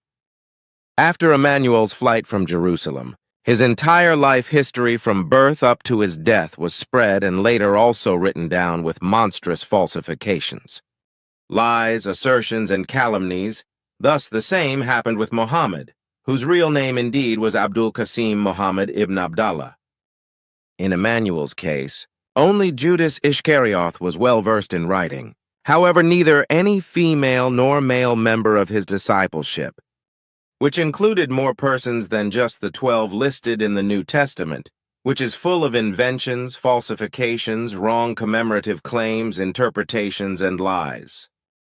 In addition, the individual chapters, assertions, claims, and recollections, etc. of this work of lies were not written until many years after his flight, by scribes, and moreover were written in a further falsifying wise through their own additional interpretations, and partly also attributed to former disciples, who, however, never took part in such writings, and thus did not provide any information whatsoever, out of which the work of lies called New Testament then arose. For the purpose of rectification, you indeed have also given the various necessary details and explanations wherethrough he has carried out relevant investigations, but is also how he found out much of the actual truth and was also able to record it in writing. I must say, however, that it is regrettable that you and Guido had to promise to him, during his lifetime, not to mention his name and his written works, which has extraordinarily good evidence facts, unfortunately. The man also withholds that of your information made known to him, which should actually be mentioned openly with regard to the entire origin of the history of Emmanuel. If one has a close look at the life history of Mohammed, then it must also be said concerning this, that there is hardly a true word in all that which is supposedly handed down about him. For just as with Emmanuel, all around no one was knowledgeable in writing and written language, except his first wife, the widow Chadidshka. She was a member of the highly respected Quraysh tribe and heiress of a caravanserai and a trading business in Mecca. At first, under her matriarchy, Mohammed did various works for her before they got together and married, after which she appointed him as a business partner. The woman was connected to Mohammed by sincere love and was also able to connect with his teaching, which she held in high regard, although she did not record a single word of his teaching or of his life in writing. The incredibly infamous calumny that Mohammed is said to have fathered several children with this woman corresponds to a lie beyond compare, because the woman was incapable of conception and therefore could not be impregnated by Mohammed. However, since Khadijah wanted to have children, it was decided in agreement between her and Mohammed to adopt several orphans and to secretly pretend that they were their own. After his wife died, he married Sauda bint Zama as his second wife, with whom, however, he also did not father any descendants, nor with Aisha bint Abi Bakr, who was his third wife and who, contrary to the slanderous traditions, was neither 6 nor 7 or 9 years old at the time of marriage, but 19 years of age. And the malicious story of slander against her, which is said to have arisen during the campaign against the Banu el-Mustalik in the year 627, is just as much a malicious lie as is the story of the 12 mothers of the believers, which was built up on nothing more than lies and deception. This applies equally to the many lies that Mohammed, in addition to his regular marriage, married a greater number of women and had slaves as concubines, for in fact it was only the 3 wives Khadijah, Sauda bint Zama and Aisha bint Abi Bakr, whom he had married after the death of Khadijah, and also these marital bonds remained childless, because even with these 2 women he was not of the sense to procreate offspring. All the larger numbers of other women who were around him were in no way in any marital connection with him, nor in any kind of relationship of a slavish or concubine-like nature. Rather, they were all well protected in his care and friendship. So, long after his death, other women were imputed to him by lies and calumnies of alleged relatives and chroniclers and so forth, and had no truth content whatsoever.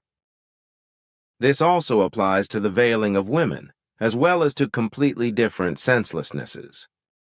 Maliciously minded ones who were against the spreading of the early wrong Christianity that had emerged centuries earlier, through which the true teaching of the proclaimer Jmmanuel was completely falsified, saw in it an opportunity to falsify the teaching of Mohammed as well. So, in his time, they seized the opportunity to falsify his teaching, which was indeed the same as that of Jmmanuel, and to spread rules and regulations, just as it was with regard to the teaching of Jmmanuel. Just as Jmmanuel was not able to defend himself against it, so it also happened with Mohammed, because when both had gone their last way, their ever-identical teaching was abysmally falsified, and new religions were created from it. As a consequence, the believers turned to the new teachings, to which Mohammed and Jmmanuel could no longer oppose because of their departure. Hence Christianity with the New Testament and Islam with the recitation, that is to say the Quran, completely suppressed the truthful teaching of the truth, teaching of the Spirit, teaching of the life. Ancient Palestine was occupied by the Romans at the time of Jmmanuel and had experienced some increase in prosperity under them, even though the native population was directed by a harsh Jewish and religious-oriented rule, which is why it was opportune for the emerging Christians to devise a story of lies of a resurrection of the crucified Jmmanuel and to call him Jesus. This, while southern Arabia was a very backward area at the time of Mohammed, far away from all the cultural and economic centers of the world at that time, where the human beings who were poor suffered great hardship and were only too happy to believe in and fall prey to a new religion of salvation. If the old scrolls writings are examined, which are supposed to come from disciples, direct followers and the like, as well as from direct or indirect descendants, relatives or from family members of the 2 proclaimers, then all such alleged written proofs correspond altogether to only sneaky and disingenuous falsifications, wrong memories only partly true, and wrong renditions as well as very fallible interpretations by the scribes. Truthfully, there is not a single such ancient document which would be directly or semi-directly related to a person who had been in direct or indirect contact with Emmanuel or Mohammed. Claims to the contrary and so-called written documentary evidence proofs correspond to nothing other than falsifications and lies. Because in the case of both Emmanuel as well as Mohammed, the first written records were made only years later after their departure, that is to say, after their death. And this happened according to very inadequate or erroneous memories, but also through conscious false claims and lies, etc., as a result of which glorifications and fairy tales regarding Emmanuel and Mohammed also came about. In addition, various direct and indirect followers were fraudulently, lyingly attributed to the two proclaimers, who in truth, however, had nothing to do with them. Even disciples, followers and relatives as well as friends,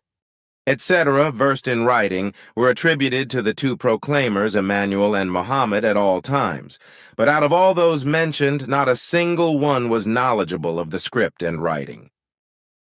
Judas Iscarioth was the only one amongst all who correctly and truthfully mastered the script and who was well versed in writing and a disciple close to Emmanuel. Later he was slandered by falsifiers of writings and by hangers-on, just as the name of Jesus was then also imputed to Emmanuel. So it must repeatedly be made clear that everything was the same with Mohammed and Emmanuel, although concerning Emmanuel, it was Judas Iscarioth who was well versed in script, writing, and written language, and who made the Chronicles, from which the Talmud then arose through your and the group members' efforts, which in the end had to be correctly translated and revised by our script and language expert specialists. Because the priest Isa Rashid had translated it wrongly according to his Christian deluded belief. This, while all other records concerning the teaching of Emmanuel and Mohammed were in no way made by any of their disciples or direct or indirect descendants, etc., but by strangers, namely even only a long time after their death. Truthfully, however, in relation to the two of them and their teaching, which on both sides was the teaching of the truth, teaching of the Spirit, teaching of the life, everything was abysmally misunderstood and boundlessly falsified beyond recognition. This also applies to various other ancient and newly discovered old writings, which likewise do not lead back to any disciples during the lifetime of Emmanuel or to direct followers or relatives and so forth of Mohammed. So does that also apply to Chronicles? Yes, that is so, because records of all kinds, therefore including Chronicles, have always been made out by means of personal interpretations of the writers since time immemorial, which is often still the case at the present time. And not only when writing down historical facts in relation to annals and chronicles, but especially when it comes to channels of information, such as public media of all kinds. This also includes descriptions by observers and witnesses of any happenings and situations, who, even though they have made the same observations and perceptions of the exact same thing, provide completely contrary and contradictory information. Therethrough occur along with wrong interpretations, as well as through withholding and concealment, wrong perceptions and wrong observations, etc., of effective facts in relation to situations and happenings and so forth, as well as of what is heard. Serious falsifications. Good, thanks. Then that too has been clarified. If now you would read this here, please. Of course, that's why we also came to your workroom. Reads. Those are good words, and I can understand the motives behind them. I will also hold on to these for myself, because according to our directives, I am not allowed to take them into my possession. However, this one I can take with me, for I have special permission to do so, though I must subject it to a procedure of equalization here in your workroom, but for that I need a small apparatus which I will fetch. It is no problem. But by equalization, I think you mean neutralization, don't you? Yes, but I want to do that right away. Interesting. That just strikes me as when things kept materializing under my nose and falling on the desk. The last time it was an old 200 banknote, and nothing has happened since then. But that does not apply to the computer, because that's where the craziest thing has happened so far. This, of course, over the Pentecost days, although the whole fuss started last Friday when I came into my office in the morning and switched on the computer. No sooner was the screen open than a hardcore sex film was playing on it, which I of course tried to switch off immediately, but I could not, because every time I did, it switched to a different sex film. It was simply not possible to fade out the whole thing, just as it was impossible to simply switch off the computer. So I had no choice but to stall the whole thing by disconnecting the power supply. When I later repowered the computer, the same drama started again and again, with nothing I could do to stop it and get back to work. Members who were in my office and sitting on the sofa, me at the bottom of the desk, witnessed some of it themselves. This because I had switched on the computer again and tried to work, because suddenly hardcore sex films appeared on the screen again, and then suddenly I also had questions addressed directly to me personally from a young woman asking if I could be with her and when and where. Well, you can imagine it. Of course, I also tried to delete this nonsensical offer of sex, but I did not succeed, so I put the mouse away again and sat down at the bottom of the desk. The group member sitting on the sofa, who also saw what was happening on the computer screen without my intervention, asked me several times to delete the outrageous offer. Of course, he also saw that I really was not manipulating anything and did not even have the mouse in my hand, and was also sitting at the bottom of the desk on my armchair. But when I then took the mouse again and wanted to delete the whole thing another time and also switch off the computer again, it was not possible, as it had been all the time before. This is the way it has been since Friday morning through Saturday, Pentecost and Whit Monday. Towards Monday evening, I was able to write with the computer, a letter for someone in Poland. Having already reached the second half of the letter, there was suddenly an insertion of an email address in the existing text at the top. So I called Michael, who was able to open the inserted address, whereupon, of course, hardcore pornography appeared again. How could it be otherwise? So everything was as before, which is why I then asked Ueli, who is a trained computer programmer, if he could help me and put an end to all the terror. Of course, he was helpful as always and tried to put an end to all the unpleasant terror. But even as an expert, he had his difficulties, and needed almost an hour before he was able to delete everything from the computer and fix it so that I could work again, and that everything was also deleted and clean again in the computer room over there where all the evil had been stored. This is very unfortunate, and unfortunately Yanarara and Zafanat Paneak, as well as all those of whom there are many, have not yet found any solutions as to how these sectarian swinging waves of the believers in religion can be combated and rendered ineffective, which not only impair your work so badly, but also cause so much mischief on earth and among all earth humans. This is precisely because these swinging waves, which are created and radiated throughout the earth by all believers in religion, always produce in them, at every opportunity, hatred, discontent, falsehood, desire for revenge and retribution, as well as war, terror and desire to kill,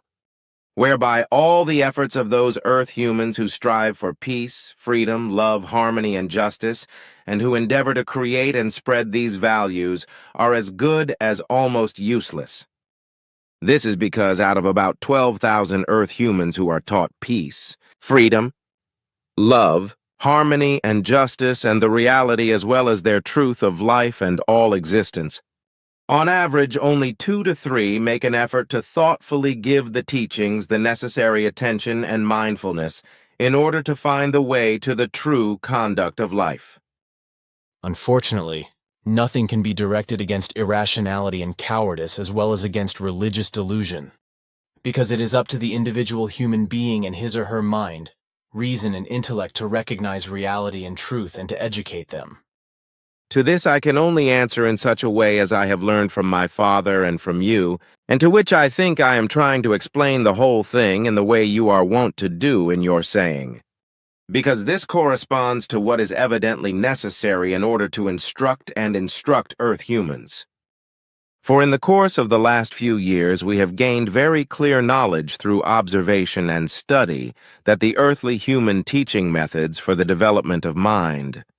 reason, and intellect are extremely defective, as is also the case with the teaching methods in regard to morals, cognition, mentality, ethics, and ethos. In this respect, in all these methods of teaching, the profound mistake is made that every instruction of education and teaching is applied in an inadequate manner. Firstly, by not applying the correct and necessary word values, and secondly, by not applying the necessary verbal volumes, normal, soft or loud as the case may be, and thirdly, by not presenting and carrying out the necessary explanations in the necessary details, as you, however, do. Now, as for the values I have mentioned, these mean exactly what you have also interpreted for us, Playaran, and explained in your teachings. What we have adopted and learned from you in this way and continue to teach, and which has brought us better knowledge than what has been handed down to us in this respect, which is not in such a detailed way as you teach.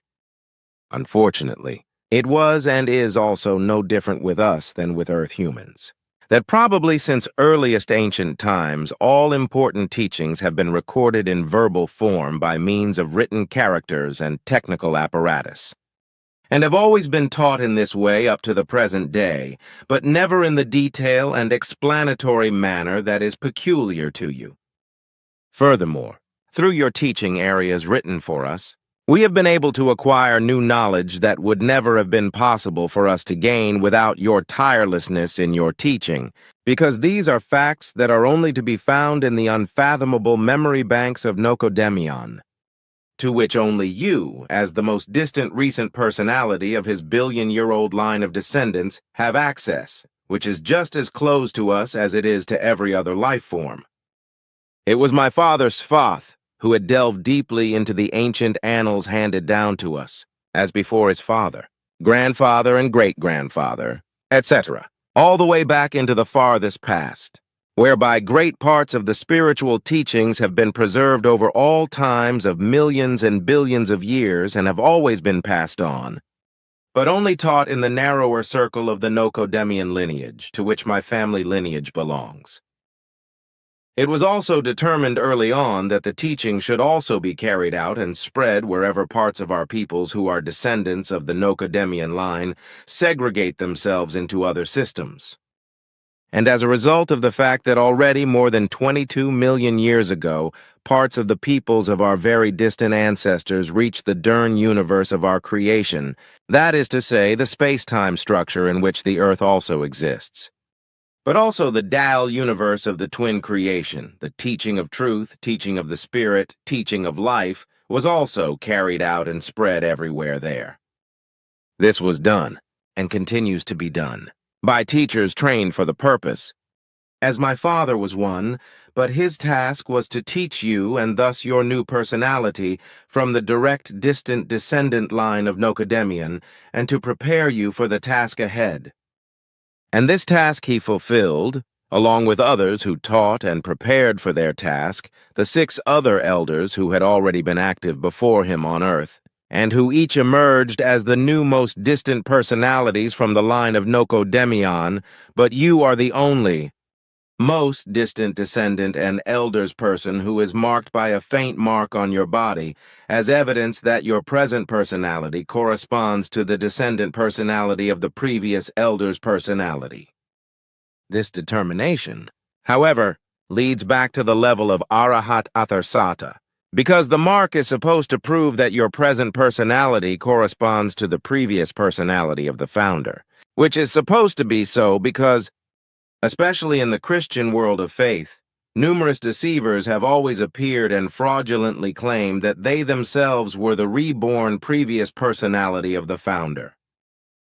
But now, dear friend, I will interpret according to your mind the explanations you have given us, if you permit.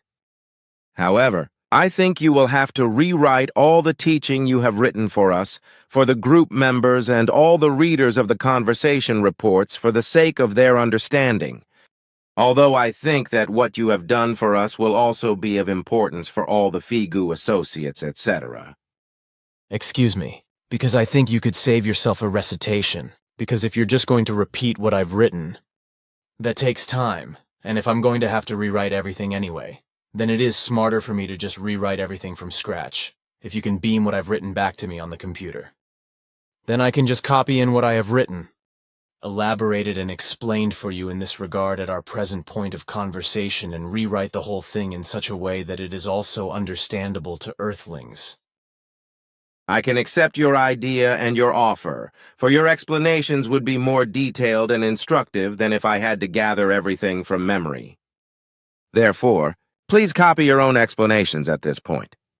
Just with regard to morality, mentality, cognition, ethics, and ethos, as well as understanding reason, intelligence, intellect, intelligentum, and intelligensane, as you have also given it to us. And I would like to say that your explanations are so instructive with regard to everything that you address with it, as has never been given before in this respect in the earthly science of psychology. The earthly scientists of psychology, etc., want to understand psychology, consciousness, the thought-feeling psychic world, and to share in the knowledge of it. But in truth, their findings are no more than first beginnings with regard to a matter which they have just discovered and are taking the first steps to fathom. They are still like a baby that begins to deal with its surroundings in its very own way and makes the first attempts to perceive something and then to learn to comprehend it. When it begins to examine the whole thing through its playful occupations in the existing contexts, processes it, gains its impressions, and in the course of the first year of life, playfully brings about the first thinking steps that are very enormous for it. Good. I would like to do that, but then I will have to make various changes and transform, carry out, and explain everything in such a way that it will also suit the Earthlings. So, since we are talking about it now, I will then begin to work everything in, for which, however, it is necessary that I also resort to the doctrine of the Spirit and interpret a few things in this respect, especially with regard to the term Spirit, which is also used in the doctrine of the Spirit and doctrine of truth, doctrine of the Spirit, doctrine of life. And exactly to this I think that this term should continue to be used in these doctrinal terms, just as it is in all doctrinal parts in general, although the correct name for spiritual doctrine is namely doctrine of creation energy, and in the case of doctrine of truth,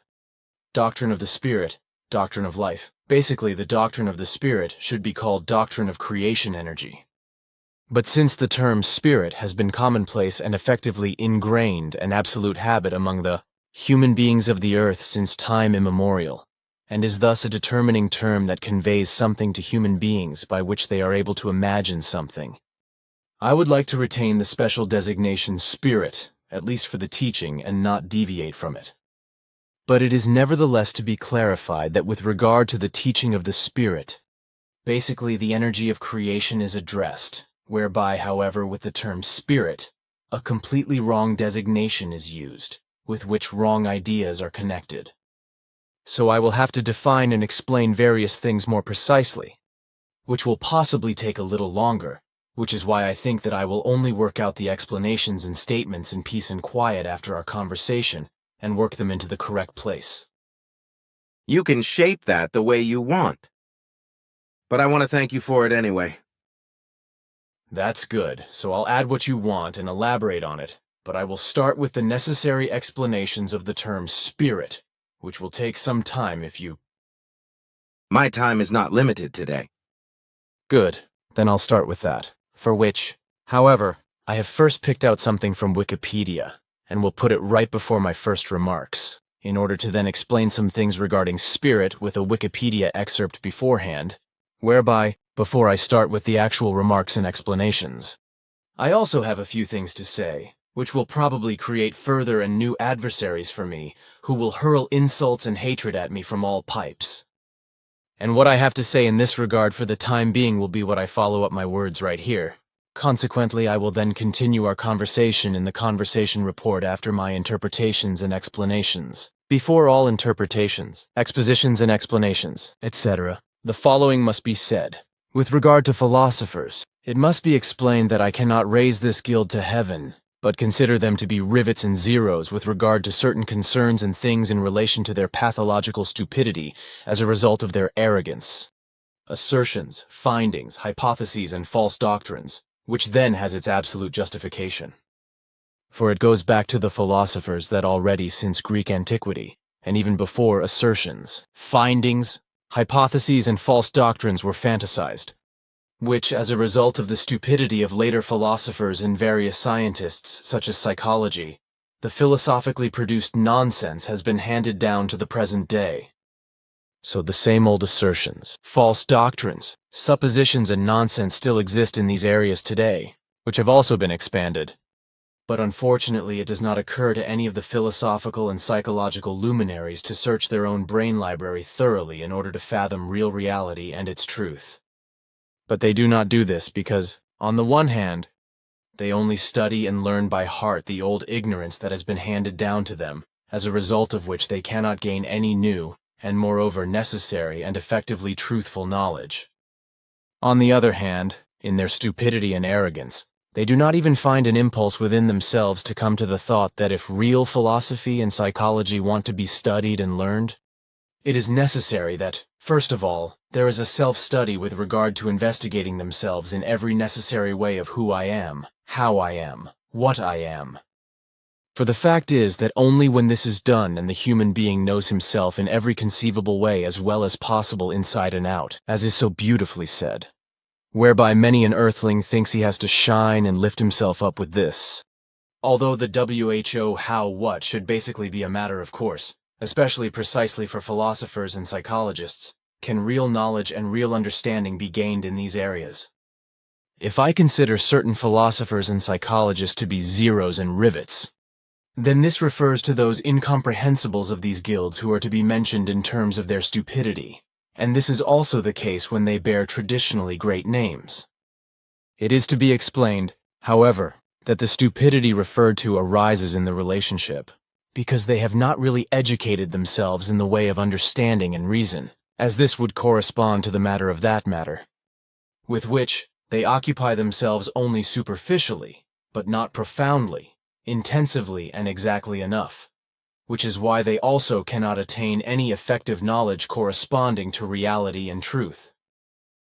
And this is precisely because they have never carried out the inevitable who, how, what principle on themselves, and have therefore never been able to bring it to bear. Exactly this can and may be said, for certainly none of these philosophers and psychologists and natural scientists who are to be denounced ever carried out the who, how, what principle in themselves. Consequently, it was not of the right, and it is also not today, if they called themselves philosophers and psychologists and also call themselves so today. The fact is that all of them have not in any way fathomed the necessary study and learning with regard to their own personality, their own character, and the principle of life that also applies to them and their status as human beings, etc., and consequently have also not worked out the resulting knowledge and values that would enable them to be what they claim to be. Consequently, through their studies they have only acquired old-fashioned hypotheses, false doctrines, and little real knowledge, but none of their own, just as they can only acquire such knowledge with great difficulty. However, they think they are great and important, just as they think they are important when they can name names, hypotheses, false doctrines, or good doctrines, findings and results of old philosophers, psychologists, chemists, researchers and scientists, and recite their treatises, etc., while they themselves, even as zeros and rivets, cannot do this with regard to themselves because of their lack of knowledge and their inability. And this was very often the case not only in ancient times with philosophers, psychologists, and scientists, but it is also true of the same guilds of today. And so, when I call certain philosophers and psychologists zeros and rivets, I am not insulting their personality and not their integrity as human beings, but only their stupidity in terms of their ignorance, arrogance, and non-education in terms of their intellect and reason. This, however, also only with regard to their non-exercise of the inevitable who, how, what principle of their own personality, and thus the non-fulfillment of their duty as well as with regard to the facts and things they have not learnt concerning everything they should effectively know and understand according to reality and truth, which they imagine they have studied and learnt. It will be as you have said, because on the one hand, everything corresponds to how it actually is. As we have recognized since you worked out the teaching of Nocodemion for us, which only you can do, because we have no possibility whatsoever of being able to use his memory banks. And what I have to say now, for that I will ask you to just let me talk. Listen and do nothing else but listen. And so now to the following. Since you have been calling up and working out the teaching material of Nocodemion for us since your youth, for more than 70 years now, this has allowed us to recognize many errors in all our old teachings, whereby we have been able to correct, rectify, and completely renew a great many erroneous things. And to this I will once raise my voice and express my deepest thanks to you, especially myself, as well as in the name of our body and all our peoples. For you have done so much for us, Plejaren, from your youthful days until today, tirelessly and so immeasurably, that we stand deeply in our thanks for you, which we offer you in all respect, honor, and dignity, and will also do so in a special way, about which, however, I will remain silent today. Edward, friend, excuse me, words fail me. Edward, even though I am several times older than you in years, please, do not say a word about it. You are like such a good and loving second father to me, as was also my father Svath.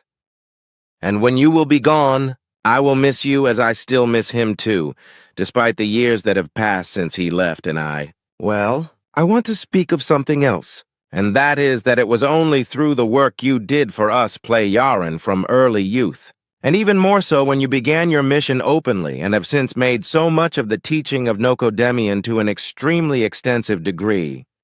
that the whole thing finally made all our peoples realize what wrong ways we had gone.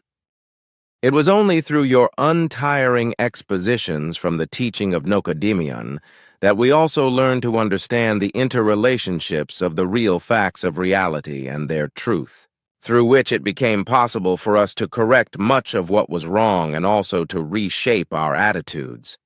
morals, ethics, and our entire modes of action and behavior in a good, positive, and evolutionary way. Through the teaching of Nocodemion, which is indeed your teaching in the correct manner of his distant line of descendants, we Plejaren have changed, rethought, learnt much, and thereby gained a new future through the teaching you have mentioned. Through the work you have tirelessly done for us since your youth, you have helped all our peoples to progress and make positive changes. And through this, we are able to continue our efforts of our entire mental development in a progressive way, which had found a new beginning through our ancestors more than 52,000 years ago in the earthly calendar, but which only through your untiring work for us Plejaren now brings all that which makes us true human beings, as you often like to say. But we cannot and must not lose this any more, which is why we remain in our efforts in this regard and continue to learn. You shame me, my friend, because, well, I mean, no, let's not talk about that, because there are other things I want to talk about now. But, well, I just want to say that I was not prepared for what you were talking about just now, which I think can certainly stay between us, can it? But I also do not want to forget to thank you and everyone else for your thanks. Although I feel really ashamed on the one hand because I am not eager to be thanked, and on the other hand because everything you have said seems like praise to me, which I do not want to hear.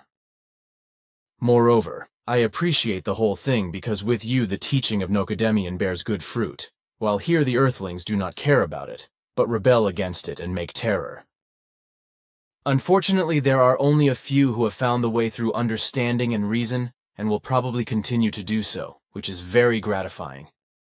However, this does not guarantee that in the foreseeable future the religions and fanatical delusions of God that cause all evil, negative and bad things, wars and terror, as well as the insane further growth of the overpopulation that destroys everything, will come to an end. It will take a long time and a lot of work by Figu and its core group members, passive members and fellow Phi-Gu members before a great success will come. Unfortunately, it is also the case that many human beings who actually use the Phi-Gu mission teachings in relation to their own personalities learn and also make an effort to personally implement what they have learned. Do not dare to also pass on and spread everything to the outside world. This, unfortunately, is as much in accordance with the fact as it is that betrayal of the teaching and of your work is practiced by members who first learn earnestly and strive sternly.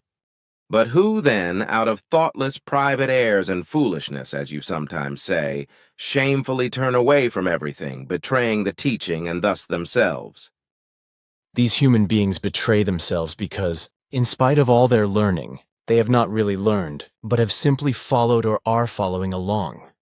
as a result of which they also have no confidence in themselves, thus do not trust themselves, but betray themselves to themselves, and do themselves evolutionary harm. These human beings are also dissatisfied within themselves. They also have no correct purpose in life, and therefore occupy themselves on the one hand only with worldly things that are unsatisfactory to them, but on the other hand also with illusory values and self-beliefs or forms of faith accepted from outside. Now, however, I want to address what you asked me to address, precisely what I was allowed to pass on to you as teaching from the memory bank of Nokodemion,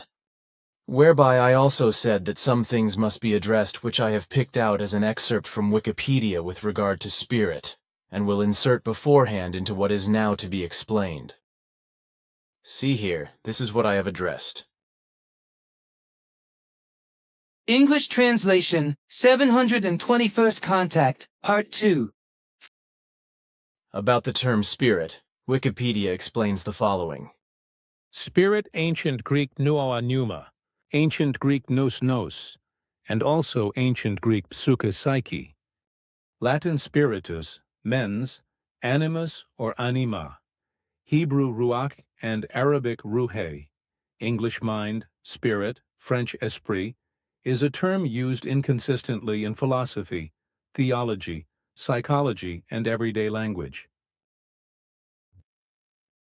And with this I now begin with the following. Spirit. Explanations and explanations concerning the term spirit, how it is to be understood according to the spiritual teaching, teaching of the truth, teaching of the spirit, doctrine of life, through a sound study of the teaching and further way with the correct word term creation energy as an effectively correct meaning, so that everything can be correctly received, grasped, interpreted, understood, and also comprehended in every specific as well as related context. How and when the term spirit came into being and from what it emerged, I cannot find out exactly, and I can also find nothing precise about it in any worldly or religious annals and the like that would show the real origin and prove it. Where I did find a brief indication of the origin of the term spirit, however, was in a personal memory bank dating back to the years 488, 596, whereby the memory references point to a so-called Pactus Legis Salica in late antiquity, to a law of the migration period. Very much of this does not exist in written form,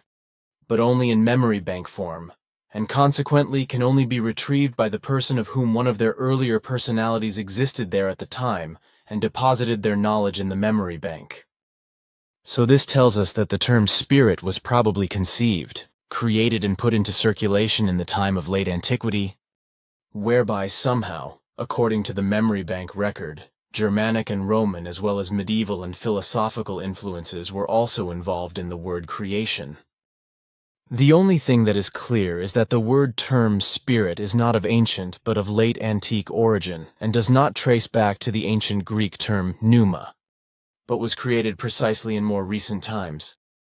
This term corresponds to an inconsistently used term that is used in everyday language, and especially in religious delusion, but also in philosophy, psychology, and theology, where it is used to describe various things and expresses the following meanings. For example, spirit. In the first place, religious delusion and everything connected with it, Holy Spirit. According to Christian delusion, third person of God, incorporeal beings in religions, saints, demons, etc. as an expression for the cognitive human abilities designation for films, CDs, music, video, etc. Spirit = Geest. Another name for geomorphological landform. Sandy, barren land, spiritual or distilled alcoholic beverages, computational quantity in quantum field theory, entities of immaterial form = spirits, nature, spirit, etc. Spiritual connection with other beings, human beings, places, nature, etc. Spirits of the dead, incorporeal entities, ghosts, spirit of fate, spiritual = religious delusionists of all varieties, etc., etc. What else I found during my research concerning spirit is the following interesting by the author Rolf Pfister. From Zurich, www.rolfpfister.ch or author, Rolf Pfister, Zurich, copyright, Lexikon Inhalt Verzeichnis, Gott und die Welt, Rolf Pfister, Zurich. Websites by Rolf Pfister. These are exclusively private, idealistic and informative, no e-commerce, and without commercial interests. The place of jurisdiction of Rolf Pfister, who is responsible for the contents of these web pages, is Zurich, Switzerland. The Swiss legal system does not recognize warnings with costs and punishable cease and desist declarations. Disclaimer: liability for contents. The contents of my web pages have been created with the utmost care. However, I cannot assume any liability for the correctness, completeness, and up-to-dateness of the contents. I am responsible for my own content on these pages according to the general laws. However, I am not obliged to monitor transmitted or stored third-party information or to investigate circumstances that indicate illegal activity. Obligations to remove or block the use of information according to general laws remain unaffected. However, liability in this respect is only possible from the point in time at which a concrete infringement of the law becomes known. I will remove such content immediately upon becoming aware of any such infringements. Liability for links. My web pages contain links to external web pages of third parties, on whose contents I have no influence. I can therefore also not accept any liability for this external content. The respective provider or operator of the pages is always responsible for the content of the linked pages. The linked pages were checked for possible legal violations at the time of linking. Illegal contents were not recognizable at the time of linking. However, a permanent control of the contents of the linked pages is not reasonable without concrete indications of an infringement. I will remove such links immediately if I become aware of any infringements. Copyright. The content on these pages, which I have created myself, is not subject to copyright and may be used freely with the exception of the unchanged transfer to the Internet. Double content. As far as the contents on my web pages were not created by I myself, the copyrights of third parties are respected. Should you nevertheless become aware of a copyright infringement, I would ask you to inform me accordingly. I will remove such content immediately upon becoming aware of any infringements. Data protection. The use of contact data published in the imprint by third parties for the purpose of sending unsolicited advertising and information material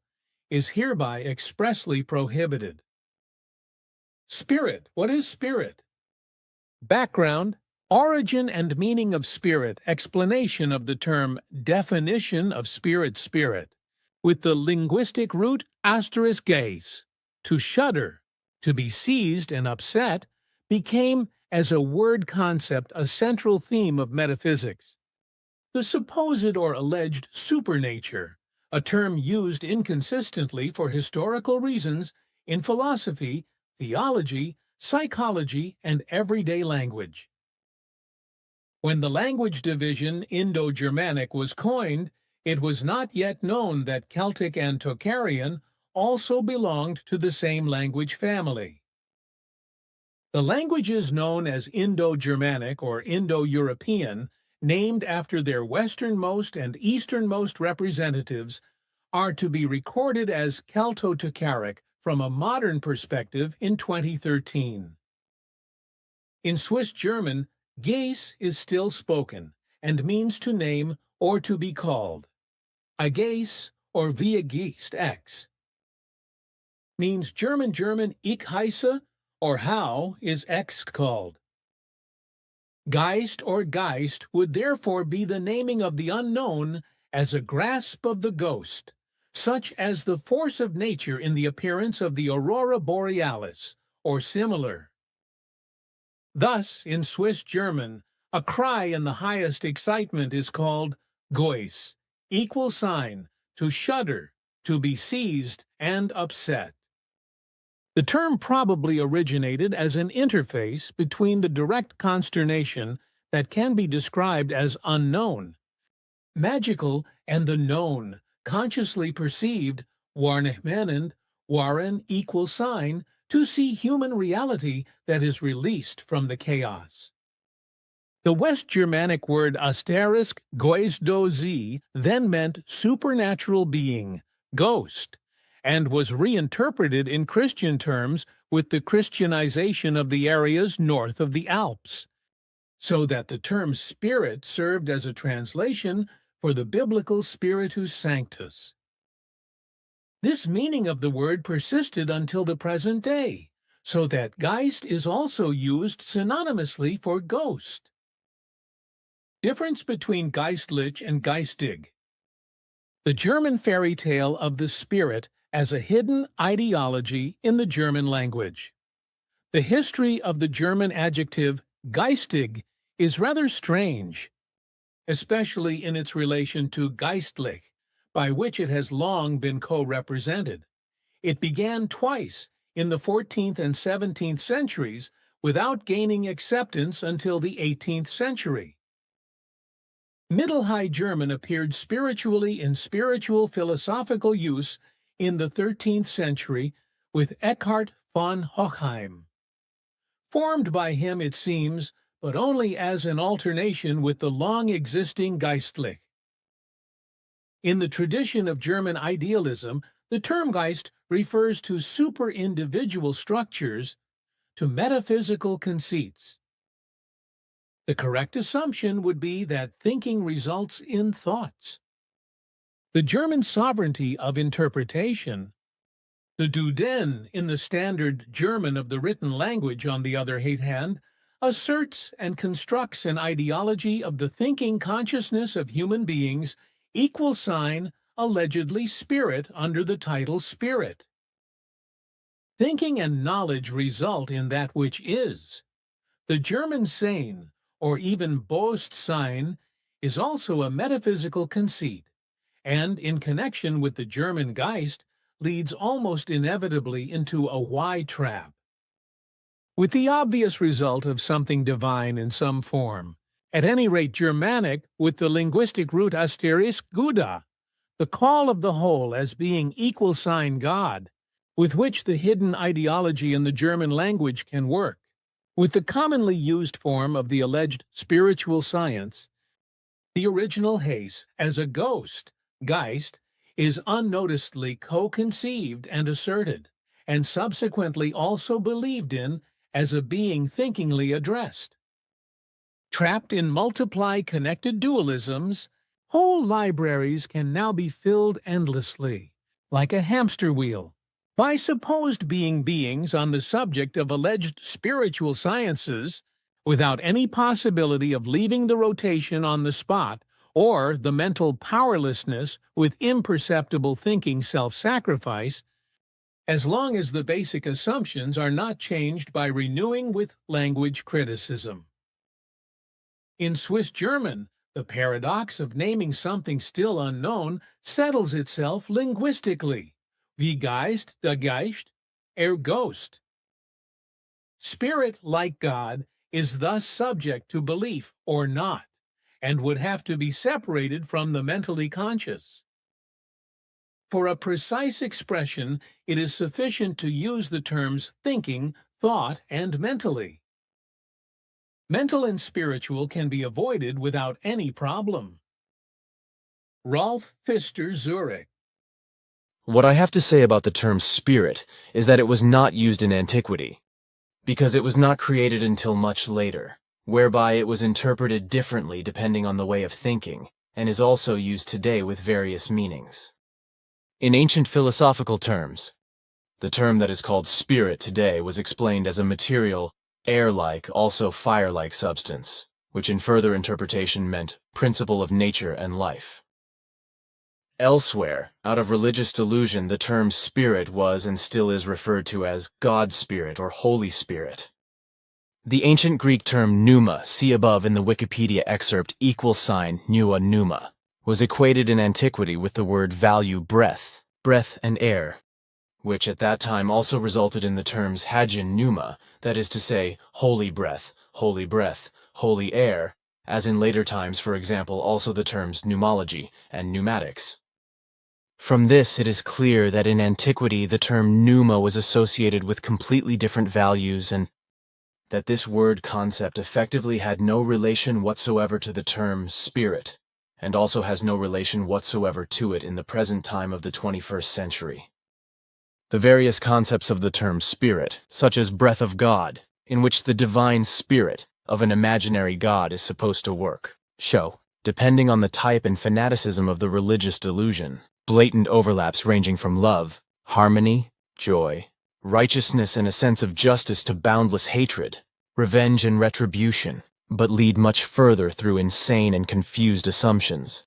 concepts, theories, and imaginings to vicious delusions such as delusions of killing, raping, destroying, torturing, warring, chastising, and murdering, and so on.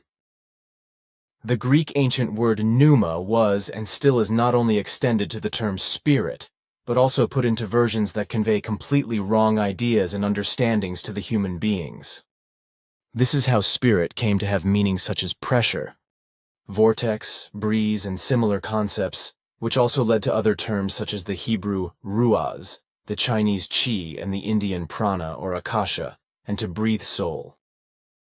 Further, pneuma is regarded by the Stoics as a kind of fiery breath of air that is supposed to permeate everything and convey a kind of destiny that is equated with a cosmic might. But also in Christianity, for example in Romans 7, 6 EU and 2 Cor 3, 6 EU, the pneuma is evaluated by Saul or the later Paul as a positive essence of the divine radiance and thus as its spirit. In the Mediterranean region, especially in Egypt, Greece, and the Roman Empire, the ancient Greek pneuma came into its own in medicine. Because it pulsated through the veins together with the blood, it was on the one hand considered to be the material life force, but was also held responsible for all physiological processes. It was already at the time of Hippocrates, the physician of Kos, who lived between 460 and 370 BC, that the historically established oath of the physician's vow was taken, which was originally written in Greek and has been handed down to this day as the Oath of Hippocrates, or Hippocratic Oath, or as the first fundamental formulation of medical ethics. In truth, however, it is still unclear who was actually responsible for the authorship of the oath. Basically, it was the Hippocratic physicians who thought about what the pneuma could be, and where in human beings it could have its seat as a material life force, for which actually only the brain was considered. On the other hand, secular doctors, today called psychologists and psychiatrists or shrinks, assumed that the source of life was in the heart. At that time, when human beings developed illnesses, it was assumed that the pneuma, that is to say the life force or the life source, was hindered by some unhealthy juices. In this respect, the philosopher Aristotle, for example, distinguished between two types of pneuma, namely, on the one hand, the life force that was breathed in from outside and served to maintain the body temperature. On the other hand, he assumed that a pneuma or corresponding life force innate to human beings evaporated in the blood, namely in the heart. This is in contrast to the philosopher Straton of Lampsakos, who assumed that human beings become tired and fall asleep because this is caused by a secretion of the life force, or pneuma. The naturalist Erasistratos assumed, like his teacher Praxagoras of Kos, that there was a vital pneuma in the heart,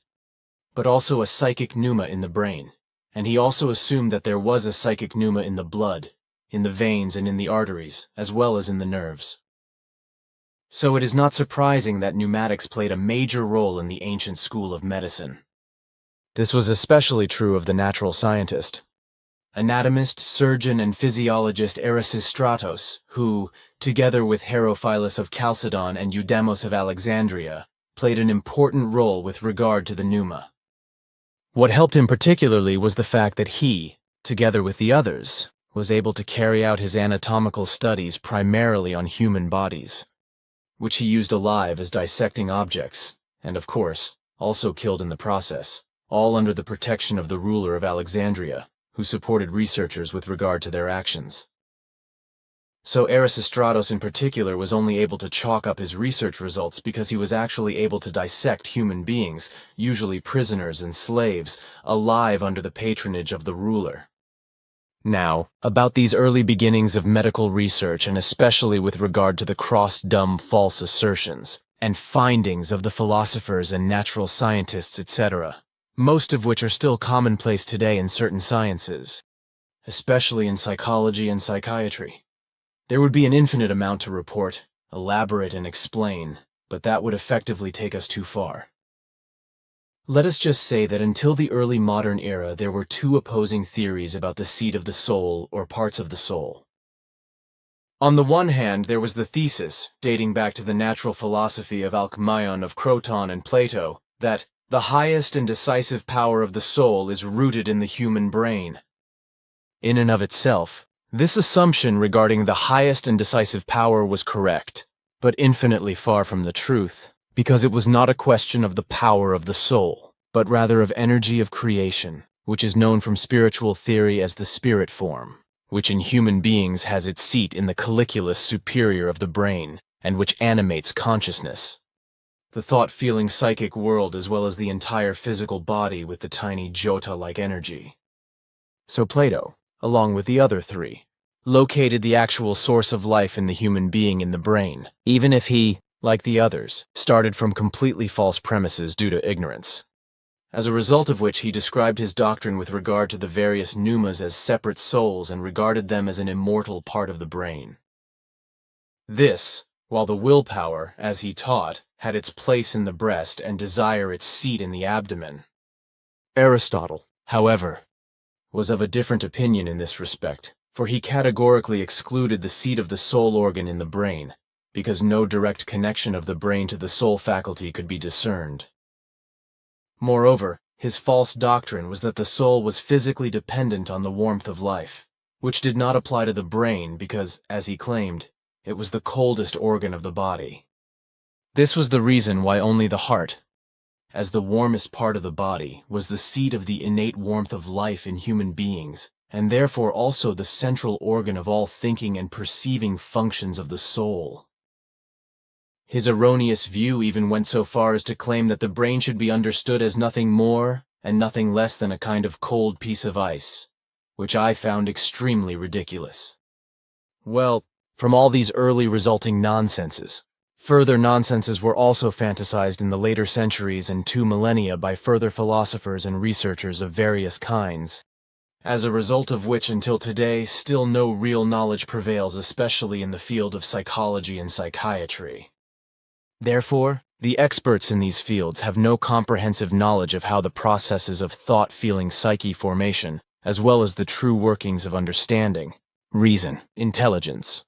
intellect and intelligentsia take place and what their actual and real functions are, which also leads to the completely crazy assertion that intelligentsia and intellect are practically one and the same. I have already explained in advance, and have so far also given various explanations, namely with regard to the fact that the term spirit is to be understood as something completely different from what is generally understood in the earthly human sense. But I must also explain that many earthly human, and indeed also scientific teaching methods are very defective and even wrong, which relate to the manifold evolution of the human beings of the earth. And these wrong teaching methods, which have existed since ancient times, like the associated wrong teachings concerning psychological facts, the values of understanding, reason, intelligentum and intellect, etc., I must correct once and for all and clarify what is correct and what is wrong in this respect. This, however, will certainly cause an uproar among all educated experts in the relevant fields and provoke opposition and attacks against my explanations and statements to the effect that everything is wrong. Because everything that has been taught since antiquity by the Greeks, etc., and since then throughout all time, as it is also still taught today, therefore corresponds to correctness. As narrow-minded as the earthlings are with regard to their sciences, they will not acknowledge that the traditional teachings are not correct or only partially correct, although in those early times the human beings of the earth had no actual knowledge of certain sciences, such as psychology, morality, mentality, and cognition, etc. The so-called philosophers, too, were not aware of this. Also, the so-called philosophers were not yet advanced enough in their knowledge and understanding of these subjects to be able to survey, understand, and explain the essentials. And I must say this once, if I am to judge certain statements made by early and also later philosophers who are still active today, then many of these philosophical statements are nothing but childish and so ill-considered that they can only be described as ridiculous. Many of the false teachings and teaching methods have been used since time immemorial, not only by parents and other educators, but mainly by so-called higher or highly educated professionals and scientists, with or without academic titles, with regard to teaching, learning, and with regard to the formation of understanding. Reason, intelligence, and intellect. Intelligentum, that is to say, being intelligent, as well as morality, mentality, cognitivity, that is to say, cognition, ethics, and ethos. For this reason, Earth humans can never achieve what they need to learn with regard to the development of intellect, reason and intellect, as well as with regard to correct morality, mentality, cognition, and a righteous way of life, etc., in order to be human beings in the truest sense of the word, beings with an attitude of consciousness in accordance with creation. But for this, it is inevitable and necessary to first explain some specific terminology, as well as some of the fundamental interrelationships, whereby it must first be made clear that experts, academic title bearers, and philosophers of various kinds will raise an insulting veto and a know-it-all attitude that is unparalleled. This is because in spite of their examinations, such as dissertations, disputations, and rigoroses, they are educated to a certain extent according to their effective ignorance, but nevertheless in truth have only a fragmentary knowledge of their learned matter. That the entire earthly science of psychology proceeds in practically all respects from completely false presuppositions was explained to me by Svath as early as the 1940s, and he taught me very thoroughly and also very extensively with regard to psychology as well as the intellect, reason, intelligence and intellect, intelligentum and intelligensane, and so on. Through this I have come to realize how inadequate and ignorant also in these relations the earthly sciences really are, and possess as good as no real knowledge. With regard to intelligence, the greatest mistake is revealed, because it is placed in direct connection with the intellect and even equated with it. And this, although these, the absolutely inactive intelligence, as well as the fully active intellect, are fundamentally independent of each other, as both also correspond to different valences. Accordingly, they also diverge absolutely. Respectively, they strive apart and deviate from each other thoroughly, as they also differ and strive towards completely different values. The storehouse of knowledge of understanding and reason is intelligence, which can comparatively be equated with a dictionary or encyclopedia, which contains no more and no less than only word concepts and their meaning, which are perceived as purely stored information, but which cannot muster any activity. This means that intelligence serves as a storehouse of words and concepts for the consciously and volitionally more highly developed intellect and reason, and is practically their memory, which, however, has no activity whatsoever, and consequently neither a mental or emotional impulse, nor a behavior or an action can be stimulated, brought about, or carried out. And this fact results in the fact that, as a consequence of the absolutely activityless word and concept memory arranged by intellect and reason, no nano-tiny beginning of the tiniest reaction can take place or result from the intelligence. This is in contrast to the intellect. The intellect, which is absolutely highly active on a circumferential level, forms the storehouse or repository of all the countless values of knowledge and development taught, developed and formed by the intellect and reason, which manifest themselves in the intellect as active energy of movement, assertion, ability, action, and circumferential energy of use, whereby it is given for the human being in every conceivable relationship in a positive,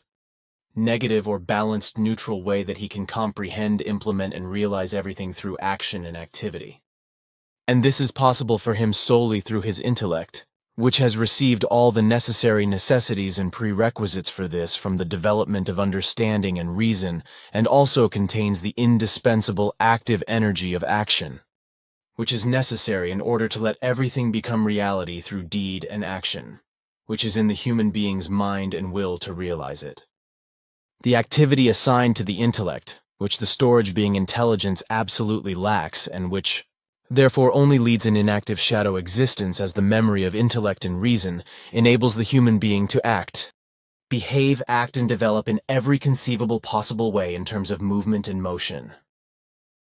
And he is able to do this through the high activity of the intellect, and thereby also to have an evolutionary effect on himself in his inner being, as well as in relation to external developments. Intellectual activity alone enables the human being to further develop his inner and outer positive, negative, and balanced neutral impulses, behavior, actions, and his entire mental and physical activity, as well as his evolutionary thought, feeling, psyche developments, etc., as well as to use them to stimulate new learning processes, cognitions, and mental or intellectual evolutionary processes, and thereby to be evolutionary. And this is naturally possible for human beings through the natural drives of the most nano-tiny impulses and their further development.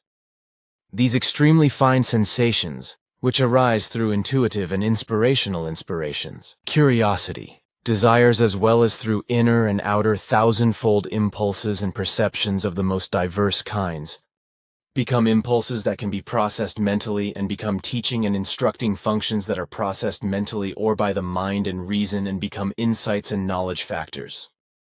These gossamer fine, nano-tiny impulses cannot as a rule be perceived consciously by human beings, and therefore only when they have become ascertainable and recognizable impulses,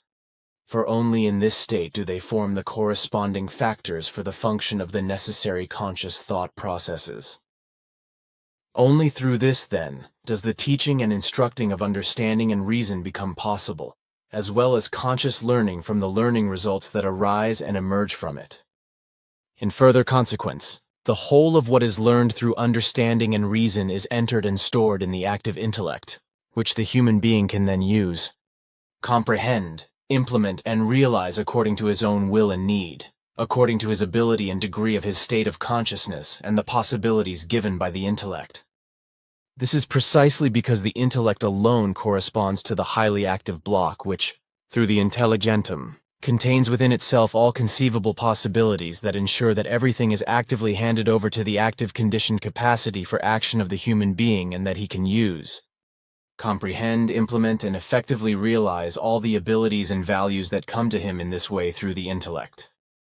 And this is so in contrast to the purely memory-conditioned inactivity of intelligence, which, as already explained, corresponds to nothing more than a word and concept memory without energy and power,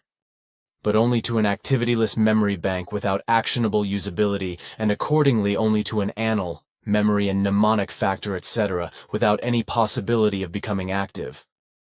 Intelligence is in truth nothing other than an activityless memory with regard to the acquired knowledge of understanding and reason, which holds no more and no less than only words and concepts that can serve to find certain factors in the intellect, which can then be actively used by the intelligentum or the intelligent being of the human being, and comprehended, implemented, and realized according to the corresponding values contained in the factors. But what is now to be said further, this relates to the fact that some certain terms must also be explained, which as a rule are completely misunderstood and equally misinterpreted by earthlings, As in the first place, the term spirit, for the explanation of which further explanations and explanations are also repetitively necessary, in order to be dealt with several times through the study of the matter, and to be held in memory. Hence the following in a further way: the word, or rather the term spirit, is time-honored, and is used in many ways in the daily use of human beings, in all religions, in psychology and philosophy, etc. But this in no way corresponds to what is presented and explained by the teaching of the Spirit. As a result of the traditional use of the word or concept spirit, it is and has been unavoidable to use this word value also in spiritual teachings, because the human beings of Earth have understood and been able to evaluate something quite specific by it since time immemorial. But time has progressed, and so has the understanding of human beings. Consequently, in the present time of the 21st century, they can be enlightened and expected, especially the students of spiritual science and the learners of the teaching of the truth, teaching of the Spirit, teaching of the life, to experience the truth and teaching of what, according to spiritual science, is to be understood and must be effectively understood by the term spirit. The term spirit, which has been used in various ways in spiritual teaching up to now, cannot and must not be associated in any way with the worldly, religious, philosophical, ideological, and psychological explanations and uses, for none of their interpretations and explanations, etc., correspond to what basically emerges from what is taught with spirit in spiritual teaching. The term spirit has hitherto only been used in teaching, because it could explain something that human beings have understood by this word value since time immemorial, although this word value does not designate exactly what it is effectively about. However, since understanding and comprehension have evolved in many human beings up to the present day, especially among students of spiritual science who are no longer deeply delusional about religion, but are turned towards reality and its truth, and they have become much more discerning and knowledgeable with regard to real reality and truth, it should and must now be clearly and openly clarified what is to be understood by spirit in spiritual science, or what it is effectively about. According to the present understanding of the human beings of the earth, it can now be explained that the word spirit, no matter how it has always been used in spiritual teachings, was to be understood solely as the energy of creation, and will of course continue to be understood into the future. The terms spirit energy, spirit consciousness, spirit form, and spirit telepathy, as well as spirit energy and spirit being, etc., etc., always result in the same value without exception, namely, energy of creation. By energy of creation is therefore to be understood the tiny energy part of energy of creation, the seat of which in human beings is inserted in the roof of the midbrain =paired node colliculus superior, and which animates consciousness, the thought-feeling psychic world, and the entire physical body together with all organs in a creation energetic way. From the term spirit energy, use of spirit, spirit form, and spirit telepathy, as well as spirit energy, spirit consciousness, and spirit being, etc., it is always to be understood that the term spirit is used solely to express the energy of creation, but never anything else. Consequently, spirit is also not to be understood as a soul, as is still claimed today due to religious misguidance. Soul corresponds to a term that has manifold meanings, depending on the mythical, religious, philosophical, or psychological teachings and traditions, in which the term soul is also interpreted according to the corresponding confused belief in imaginary illusory elements, etc. If the so-called soul is considered in today's religious linguistic usage, then due to a lack of understanding that the soul is actually the psyche, it is nevertheless understood that all consciousness-related processes in human beings with regard to their thought-feeling psychic movements are meant. Only in this sense can the soul be understood as largely synonymous with the term psyche.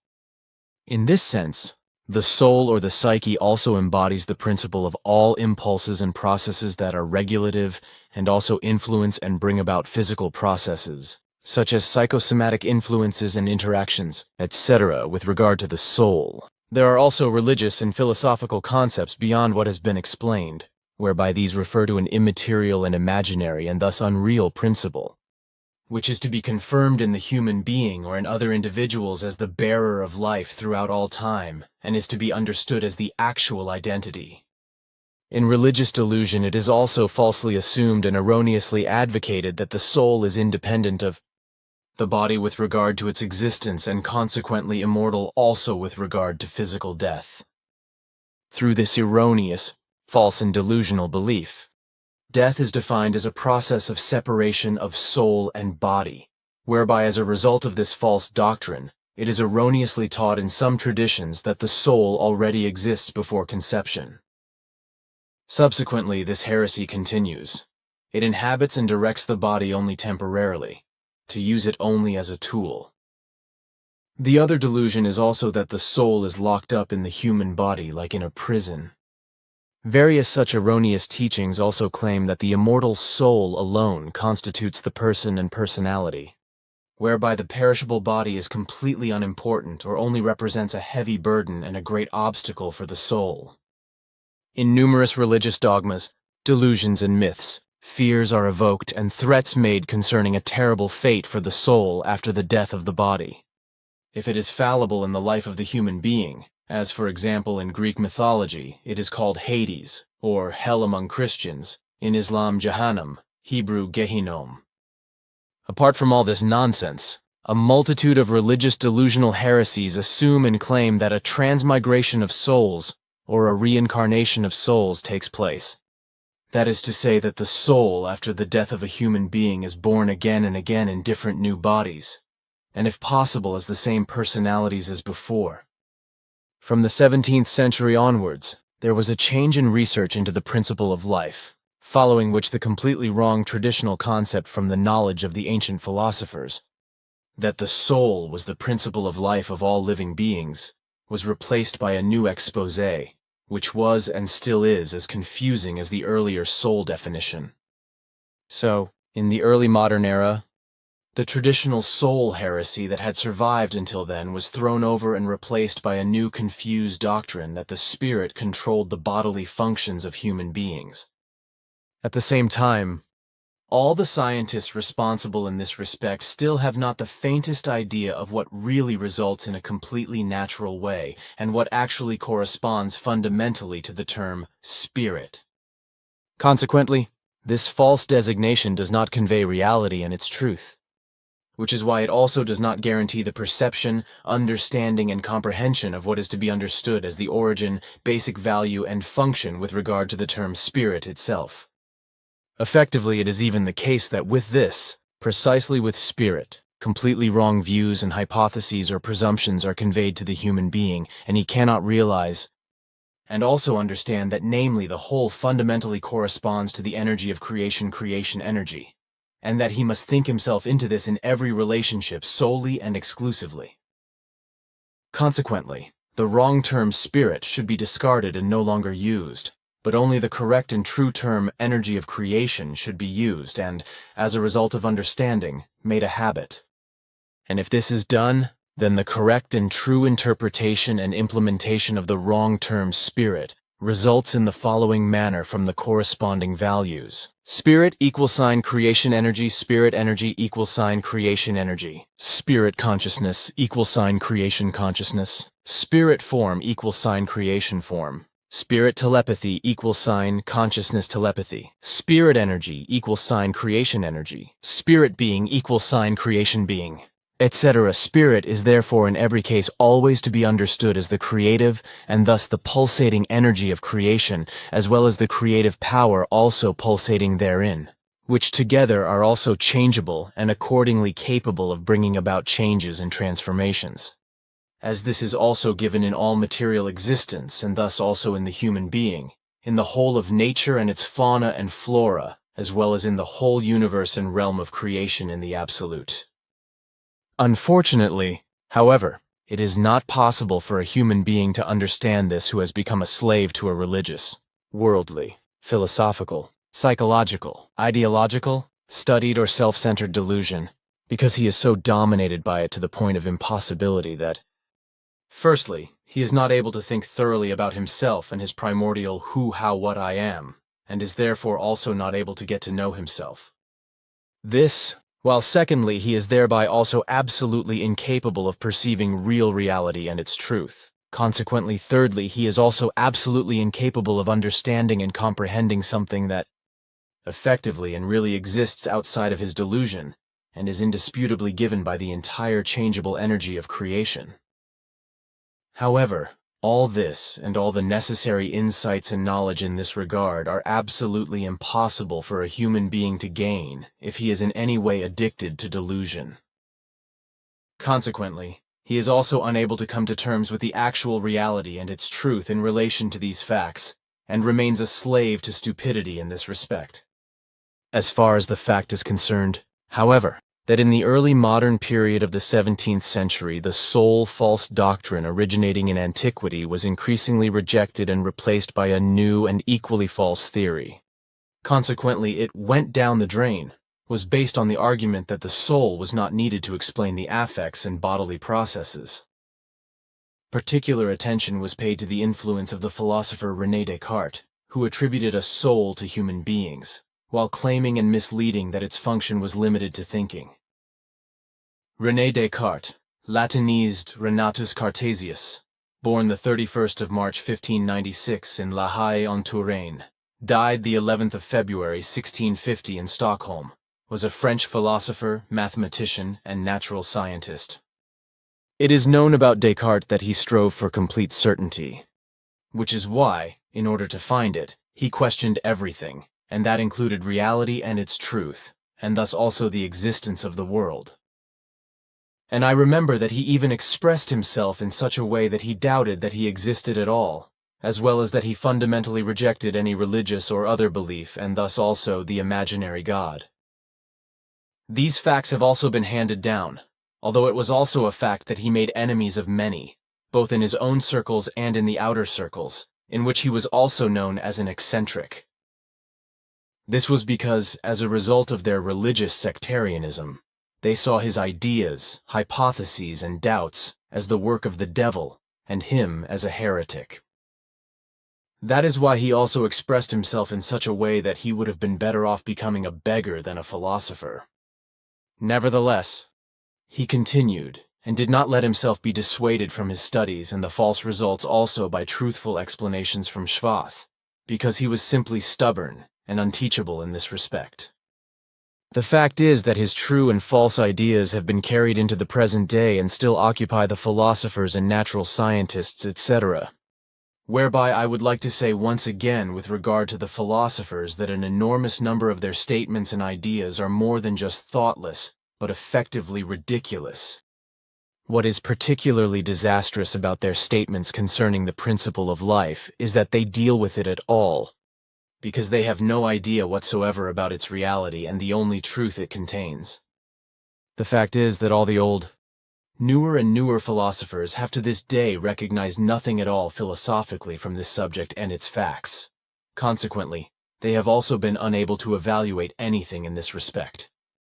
And they will not be able to do this in the future either, because this is reserved for specialists who deal with the matter of the energy of creation and its function in the human physique, and therefore with the energy of creation and its forces in the entire body,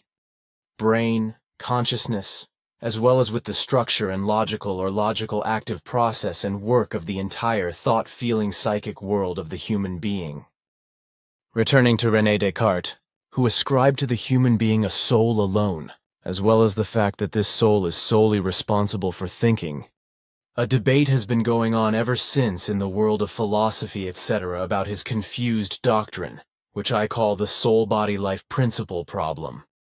Since Descartes, this has continued to this day, and still no human being has become clever enough to get away from the old nonsense doctrines of all philosophers in order to turn to effective reality and its incontrovertible truth. On the contrary, the whole of humanity on earth is still and always has remained with the old-fashioned false and erroneous teachings of the philosophers. Because these, the very philosophers, are considered to be supposedly deep thinkers, knowers, and even wise men, which, however, they are not in truth. So philosophical muddling along is still going on today in the old traditional framework, as a result of which today's object of philosophy continues the nonsense of the old erroneous, false and confused teachings, but only in the use of a new hypothesis and the new concept of spirit, which is now philosophically stupid for investigation. And this is now in the third millennium, in the 21st century, the ultimate of all the millennia-old philosophical nonsense. And the fact that even today the entire staff of philosophers on Earth has not even a glimmer of an idea of what they are dealing with is more than just an evolutionary indictment of poverty, as is also the case with the belief in the nonsense of religions, which, it can also be said, arose from early philosophical illusory perceptions, interpretations, deceit, lies, and deception. But the fact that the new philosophical attempt is now concerned with the new concept of spirit, and in particular with the question of the relationship between mental and physical states, is considered modern philosophy, in which a broad spectrum of strongly divergent approaches is discussed. The whole thing is supposed to start from positions that are supposed to be the existence of an independent, bodily independent, soulistic substance, whereby everything is supposed to lead up to eliminative materialism or eliminativism, respectively, which is considered to be the view within the philosophy of spirit. This central thesis is that mental states are nothing other than appearances. Since time immemorial, various philosophers have also nonsensically claimed that statements about mental facts are inappropriate and that nothing corresponds to them in reality, since all mental states and processes are only apparent and, moreover, completely reducible to the biological. These radical positions also have different moments that, on the one hand, do not deny reality to the mental, but on the other hand, only allow the term soul in a weak sense. Spirit does not correspond to an ancient term,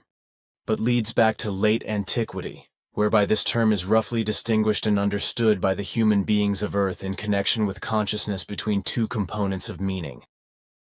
In this way, Wikipedia elaborates on some things that are indispensable to study in order to understand the term spirit, and also when it may seem unimportant or boring to some human beings. However, if something, a thing, a word, a situation or matter, etc., wants or needs to be understood to the bottom, then it is necessary and unavoidable that even that which is not exactly of special interest must be learned and understood,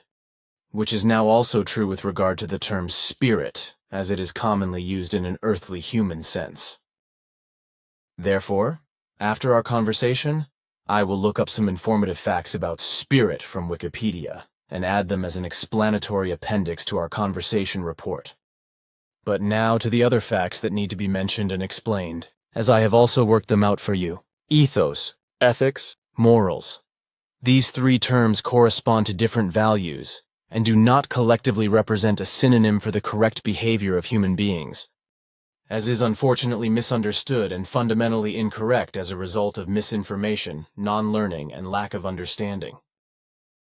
Therefore, these three values must be elaborated and explained individually, because only in this way can the whole of each concept be distinguished from the other, correctly understood and comprehended. Origin of the values relating to ethics, ethos, and morality and their misuse through rhetoric or populist vernacular eloquence. The value of the terms ethics, ethos,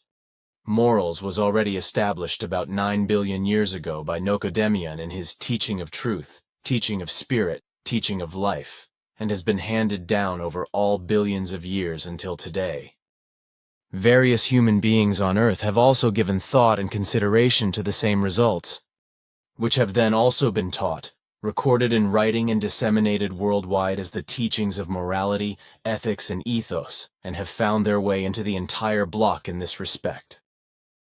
The origin of ethos, ethics, and morality on Earth is erroneously attributed to the philosopher Aristotle, who is said to have founded the whole thing as an independent philosophical discipline. But this assertion is just as untrue as it is that the originators were the ancient sophists. In fact, the origin of the values of morality, ethics, and ethos was set 9 billion years ago by Nicodemus, the founder of nations, and the original founder of the teaching of the truth, teaching of the spirit, teaching of the life.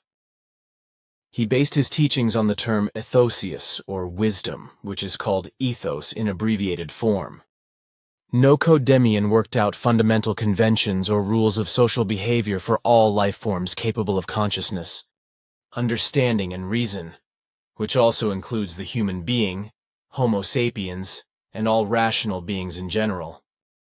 These conventions were determined for the individual life form, as well as for communities and groups, as well as for society and peoples, namely as a norm of behavior and validity for good and appropriate social behavior and protection of all life forms capable of consciousness, understanding and reason, as well as for the protection of all existence with regard to nature and its fauna and flora. These norms created by Nocodemion regarding morality, ethics, ethos, and human rights, etc., were also brought to Earth about 22 million years ago, where, however, in the course of time and millions of years, they were no longer maintained and therefore also not transferred to the earthly original human beings when they emerged almost simultaneously several times on all continents throughout the Earth about 12 million years ago. This is contrary to all the false paleontological claims of earthly researchers that human beings only emerged as dry-nosed primates 2 to 4 million years ago in the south of Africa, and so on.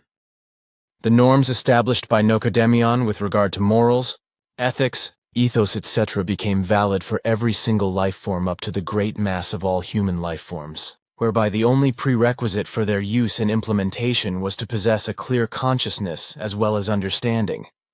reason, and a functioning intellect in order to be able to make the norms of behavior valid. All the conventions created by Nocodemion in primeval times and brought to Earth in the course of time and forgotten were, however, brought here again by early Plejaren some time before antiquity, when other Earth foreigners were also coming and going and had already spread all over the world. Even from these, however, the early Plejaren kept themselves secret for millions of years, so as not to provoke interplanetary conflicts, and also not to let such excesses break into their dimension. So they also held back from the Earth foreigners who ruled in various pre-ancient countries on Earth, such as the Longskulls, who exercised their might especially in the areas around the Nile and in the southland of the American continent. Later, in the time of antiquity, the philosopher Aristotle, as well as others, came back to the ancient teaching of the truth, teaching of the spirit, teaching of the life on the basis of a teaching by a Plejaren sage or itinerant teacher called Fluijasan, who concealed his origin. Connected with this was also the OM comprising 77 million canons, whereby he was also made aware by the sage of the canon containing the teaching of the conventions of behavior as created by Nocodemion. From this, Aristotle created what became the moral ethical ethos doctrine, as it also became the Sophists, the representatives of a group of Greek philosophers and rhetors or orators who spread their teachings in the 5th to 4th centuries BC. Rhetoricians were also human beings at that time who had mastered a good and already persuasive art of oratory, which was already known as a discipline in Greek antiquity and was actually nothing other than the origin of populism.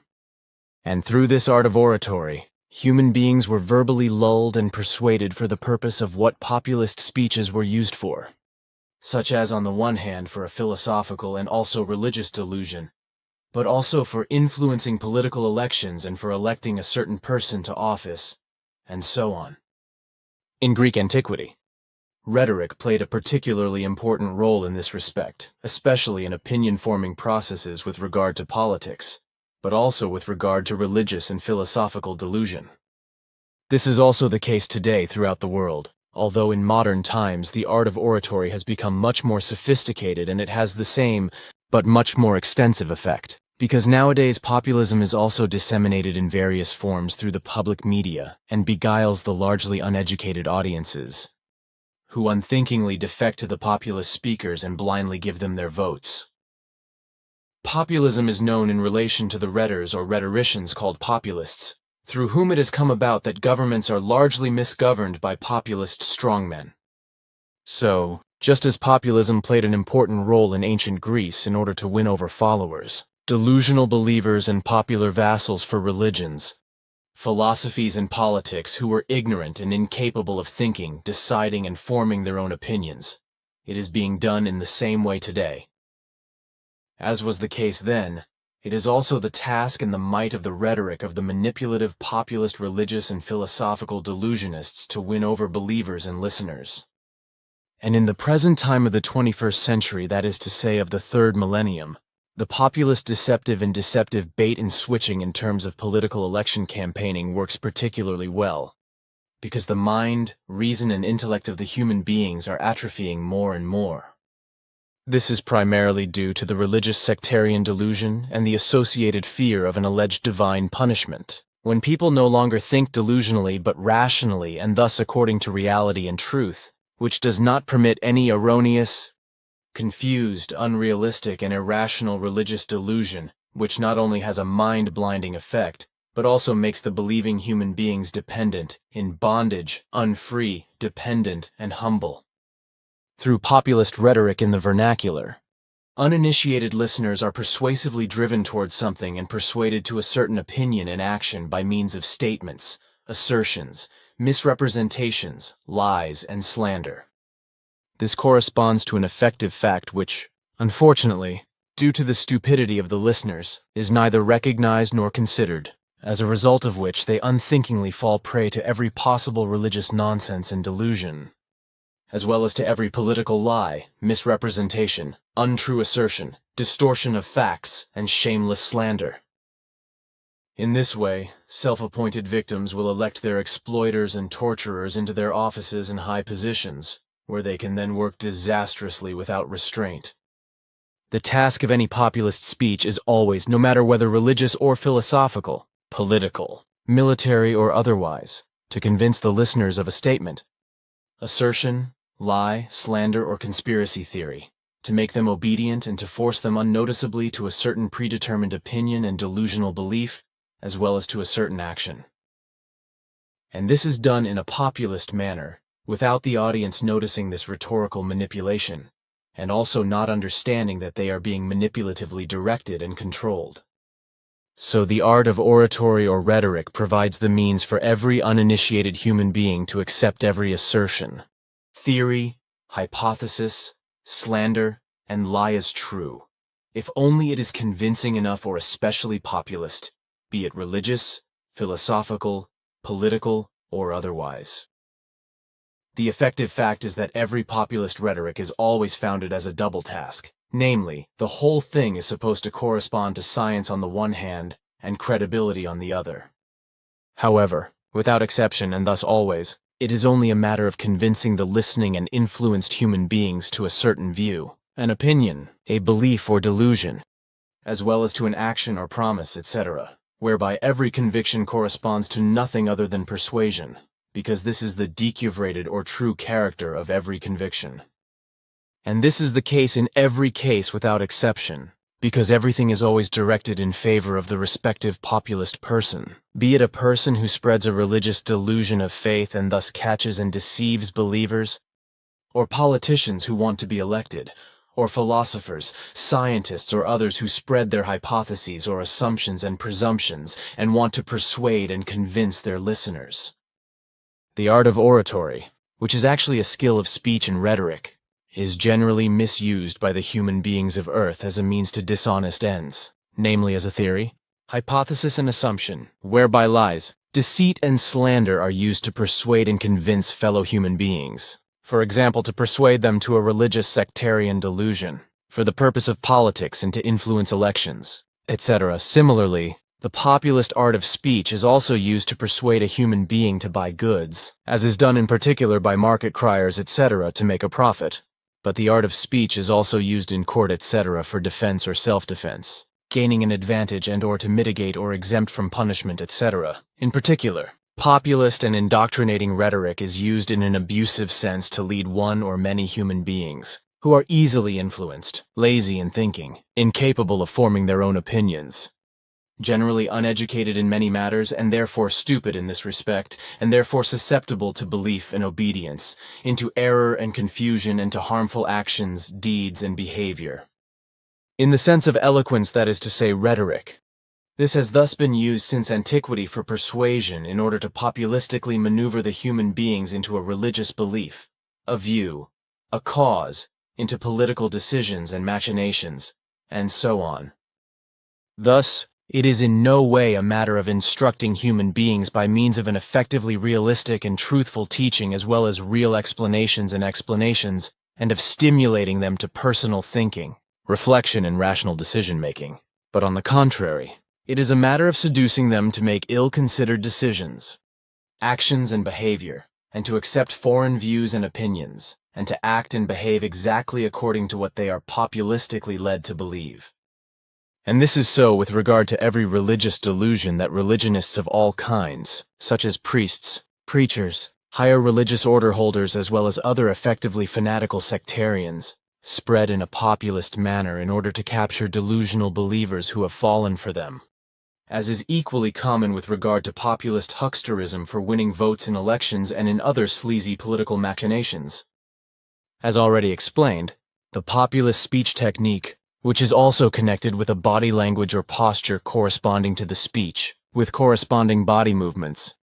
gestures, facial expressions, voice power, and an expressing psychological constitution and mood, was already used in antiquity, and even before, by Greek as well as by other philosophers and rhetors.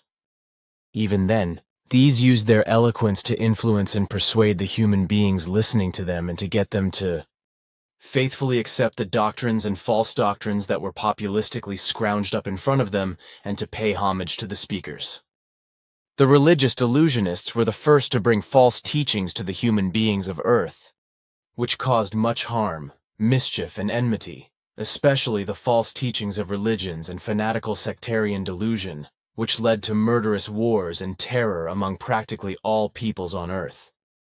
The philosophers, on the other hand, brought false doctrines concerning the principle of life as well as concerning understanding, reason, intelligentum, and intellect, etc., whereby earthlingness was led astray and confused, and whereby this catastrophically stupid philosophical trend continues to this day.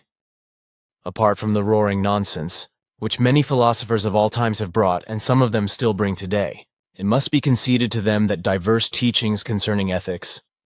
ethos, and morality were the focus of philosophical considerations, and thus brought Earth humans a teaching of the greatest and most special value. The ancient philosophers did not devise this valuable teaching themselves, so Aristotle did not either, but they took it over from a play-yarn itinerant teacher, from a wise man who on the one hand had to conceal his origin,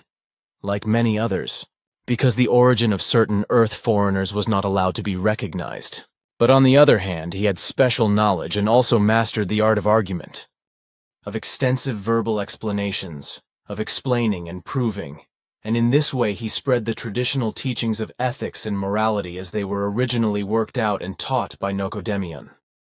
In this respect, only a few can be mentioned, whereby Socrates, Plato, Thucydides, Pythagoras, Anaxagoras, Parmenides, Heraclitus, and George of Leontinol should perhaps also be mentioned,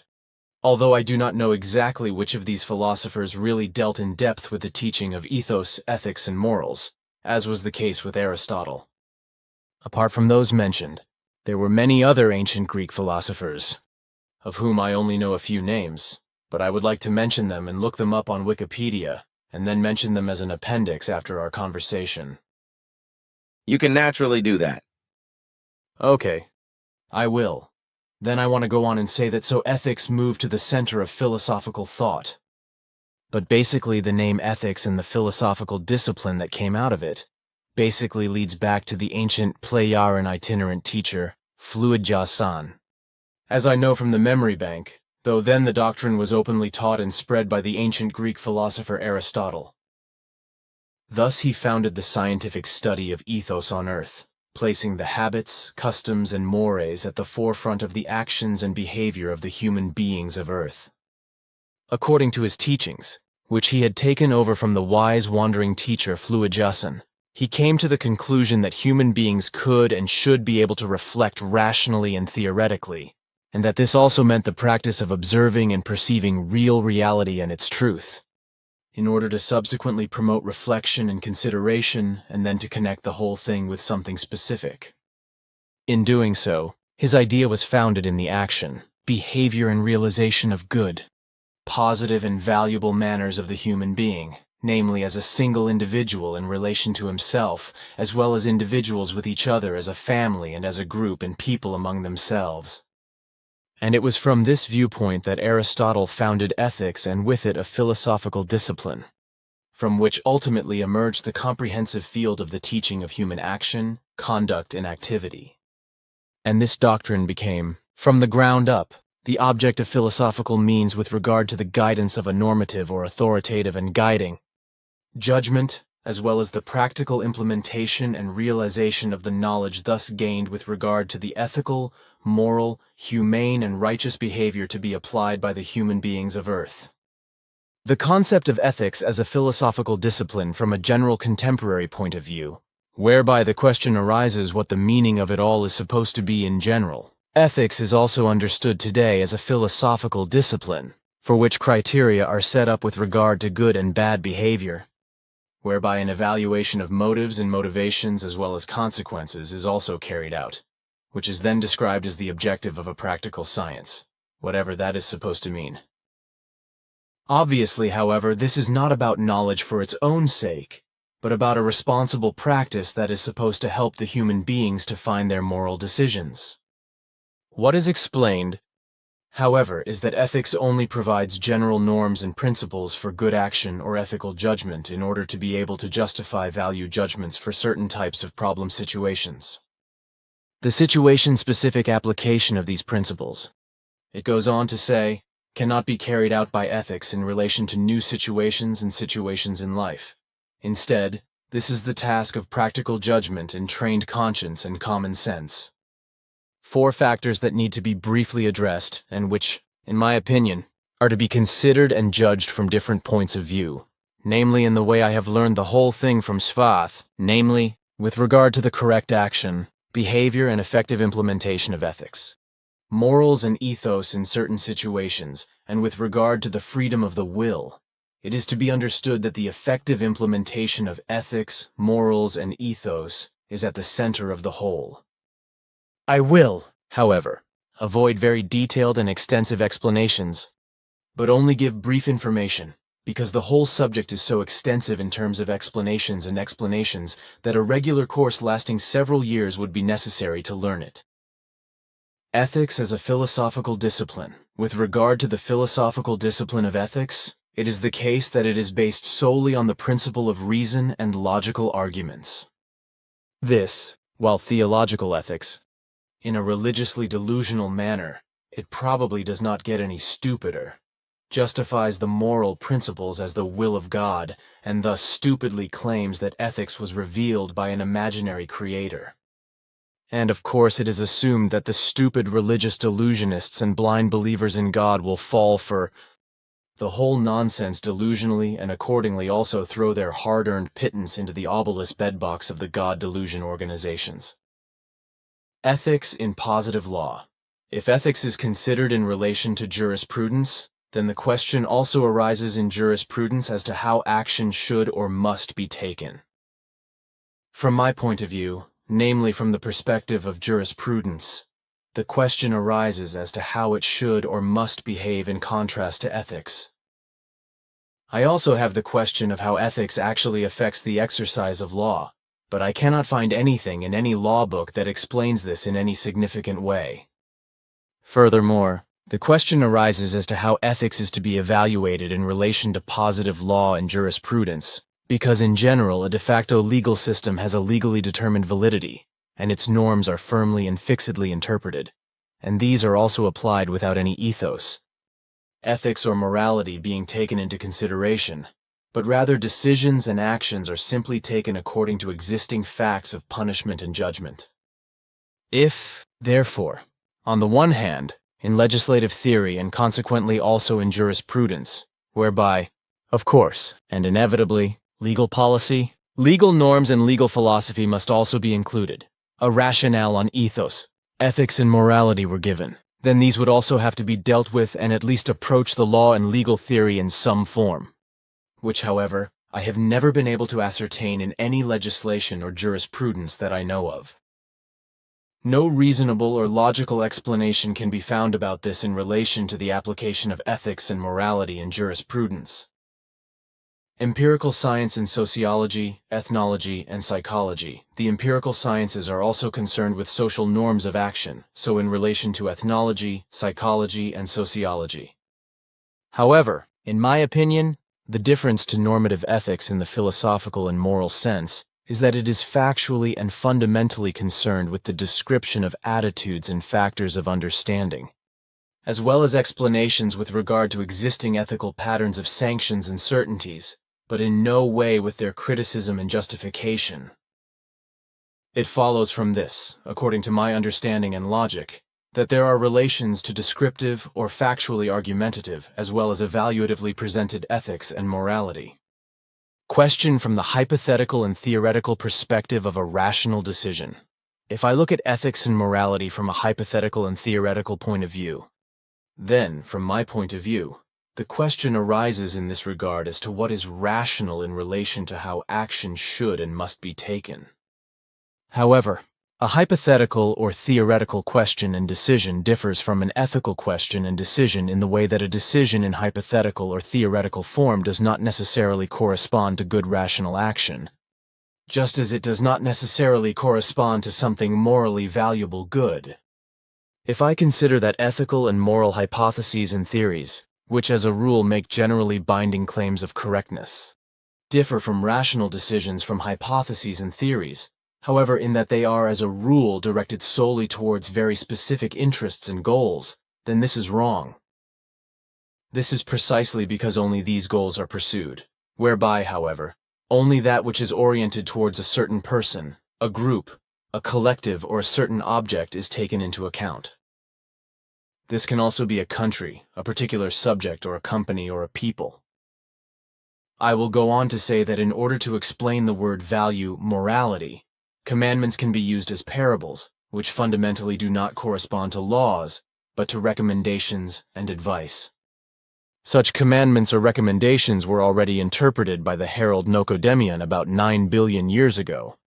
Not in our Dern universe, but in the Anchor universe, and thus in another space-time structure. Nocodemion laid the foundation stone for 77 million canons with the teaching of the commandments, etc., which were recorded in the teaching of the Spirit, or teaching of truth, teaching of the Spirit, teaching of life, after which the teaching was taught and spread until today through the work of heralds, who also had to fulfill prophetic and predictive tasks on various human-inhabited planets in the Anchor universe, but also in the Dal universe of the twin creation. And since about 22 million years ago, the most distant descendants from the Nocodemian peoples from the Anchor universe came into our Dern universe and settled on Earth. The spiritual teaching, or teaching of the truth, teaching of the Spirit, teaching of the life, was finally also brought into this space-time structure. About 13,500 years ago, it was determined that the teaching should be brought, taught and spread to the human beings of the earth in sevenfold succession, which then actually also happened 4 times through heralds from the direct Nocodemian spirit lineage in the Middle East. In the process, however, the doctrine founders were always threatened. While the doctrine was disregarded to such an extent that it could not achieve any real success, and neither peace, freedom, harmony, love, nor justice for the peoples could emerge from it. When the 5th herald appeared in the Near East and taught the people, he was betrayed by the religious powers and their followers, threatened with death and tried to be executed by legionaries, but he survived and fled to India. The persecution and betrayal was carried out by distant descendants of those who, in earlier centuries and millennia, had already threatened 4 preachers with death, disregarded their teachings, and continued to indulge in their delusional belief in an imaginary God. When the 6th herald appeared afterwards and brought the doctrine of truth, doctrine of the Spirit, doctrine of life, this time in Arabia, today Saudi Arabia, until the year 632 AD, or after the previous herald, everything was no different than with all the heralds before, namely that the doctrine was also fundamentally falsified this time, and has also been preserved in this way until today. So it happened each time that as a result of false personal interpretations of the followers of the teachings, who always became fanatical delusional believers, and through doctrine disrespecters, malicious people, enemies and scripture experts who falsified the teachings, as well as later commissioned or independently working scripture experts, additional falsifications were created, whereby the basic concept of the teachings completely disappeared. Thus, the true teaching was maliciously falsified several times beyond recognition, and from it a new false teaching was fabricated several times, which is now prevented in modern times in the seventh succession by the fact that the spiritual teaching or the teaching of the truth, teaching of the spirit, teaching of the life, is written directly from the ground up and in this way preserved, multiplied, and spread throughout the world. But as far as the parables concerning commandments are concerned, to which I must return again,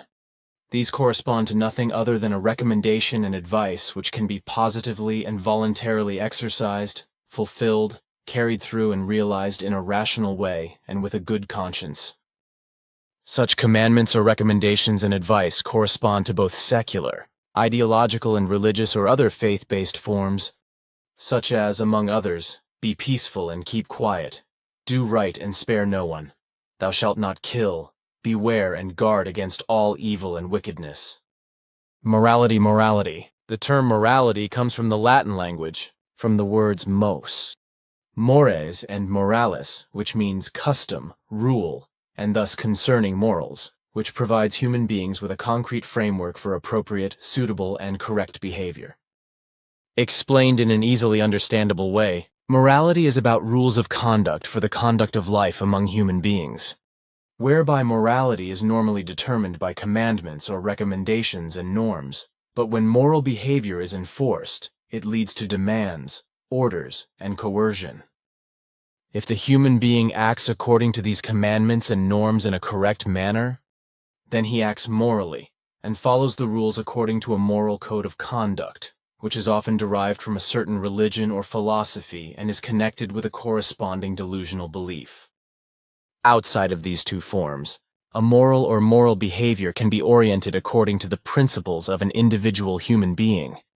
which corresponds to an inner need, and also according to what the human being in question considers to be correct and what he considers to be wrong. In this way, moral thinking tells him whether his actions are just and good or unjust and wrong. Morality comprehensively corresponds to all ethical moral norms, principles and values of all interpersonal behavior and its regulation, which must be binding on fellow human beings in every relationship. Morality and moral behavior are fundamentally, however, much more and include many other important factors that have not been mentioned in moral teaching since ancient times.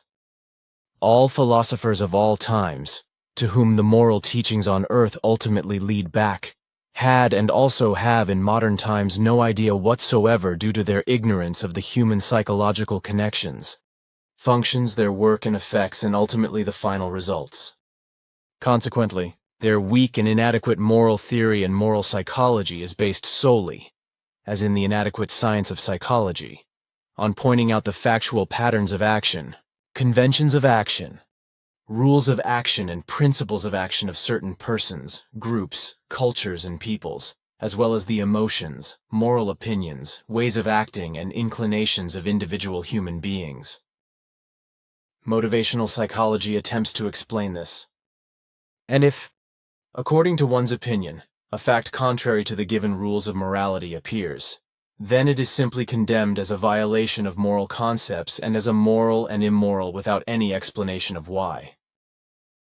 So neither a clarification is carried out nor a thought is spent on explaining an action, deed, or behavior in immoral terms. A violation of the given rules of morality, respectively the absence or the conscious rejection of the given moral concepts, are wrongly condemned immediately as moral disregard, because it is not investigated whether the human being in question has been instructed in morality on the one hand, or whether he is incapable of moral feelings for some serious reason. Morality or a moral conception in itself does not mean that the human being must also determinatively orient himself according to it, because normally no compulsion is connected with it, because it is only a commandment or a recommendation, and thus an advice that can or should be followed thoughtfully and voluntarily in a good, positive way. The human being, however, remains free in his own decision and way of acting, although this also refers to his responsible behavior and his intelligentum or intelligent being, as well as his decency, his peace behavior, his harmony behavior, his sense of freedom, cultural behavior, and his righteousness, etc., because these values have a decisive influence on morality or moral behavior. In this way, however, only a command or a recommendation, but never an order or compulsion, can be effective for the observance of morality, but only the free decision of personal action as well as the attitude, the intellect, the reason and the measure of intelligentum or being intelligent. Consequently, there can only be one commandment, one recommendation for morality or moral behavior, which I will formulate as follows. Human being of the earth, strive for a righteous moral behavior, and only commit deeds that bring a positive and creation just value for you and your fellow human beings, as well as for nature and its fauna and flora, as well as grant a good, positive and consistent evolution, because only through this can you practice and preserve love, peace, freedom, harmony, contentment, justice, and righteousness in yourself and externally. Morality corresponds to the totality of moral feeling and to ethical moral norms as a whole, which are founded in high principles and values that are to be cultivated through the moral behavior of individual human beings as well as in groups, in society, and in peoples. Morality ensures that good and positive interpersonal relationships and behavior regulate dealings with fellow human beings and communities, as well as uniting society as a whole in a peaceful, free, harmonious, contented, just, and righteous manner. In this way, public morality is able to guarantee the coexistence of society, as it can also be preserved as a collective and be progressive in common, if the correct moral behavior is actually accepted as binding, understood, and effectively implemented. Morality in the entire block does not only correspond to the normative rules of moral behavior or social norms, which contain concrete instructions for action and behavior of all moral values for the social behavior of the individual human being, for groups, society, and peoples, because there are also various other values that decisively determine morality. The moral conduct of each individual human being, of a group, of society, and of a people necessarily requires, for the formation and maintenance of effective moral conduct or morality, not only implicit or explicit instructions that convey normative rules of moral conduct, but also the high values of reason, understanding, peace, freedom, harmony, love, contentment, and justice. But the values of righteousness, security, decency, sense of order, tolerance, flexibility, discipline, honesty, self-confidence, and striving for success are also necessary to form a good positive morality. However, charity, compassion, helpfulness,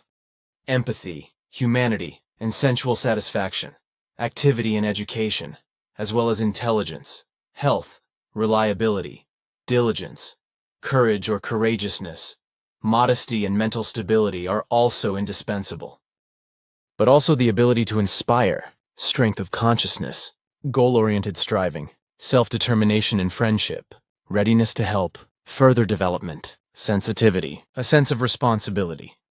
responsible behavior and adaptability, intimacy, respect and patience, loyalty and reliability are included and indispensable for the formation of morality and for its implementation and stability. And all these values have not been mentioned by any philosophers up to the present day as a necessity and inevitability of moral formation,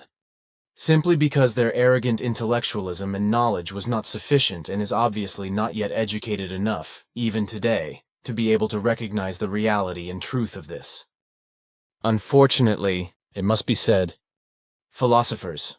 like the majority of humanity, unfortunately, since time immemorial, lack the possibility to fathom the how, who, and what in relation to themselves or their own personality. Human beings avoid exploring their own inner and outer being and their own character in order to know who they are, how they are, and what they are. This prevents the human being in every respect from recognizing himself in reality and truth, and from knowing how he moves in his personal thought-feeling psychic world and with his emotions and all other diverse impulses, and how he can control and master them. But the human being is only able to do this when he does what he has to do for self-recognition and self-knowledge, which means that he has to think thoroughly about himself and explore and fathom himself in order to find out and recognize who, how, and what he self is. Only through this can he gain true knowledge of what he possesses in terms of effective values of himself. For this, however, he requires various necessities which are already necessary for the elaboration, exercise, and permanence of the value of morality or moral conduct. This is because only through morality and various values contained in it, especially honesty towards oneself, clear perception and self-confidence, can he find his own values and facts of his own personality, character, disposition, intellect, and reason for self-recognition and self-knowledge. This means that these values, precisely self-recognition and self-knowledge, depend on the degree and value of the created or existing morality, especially on the personal honesty, clear perception, and self-confidence contained in it. Only in this way will self-deception and self-deception be excluded and the true values of the investigation into one's own WHO,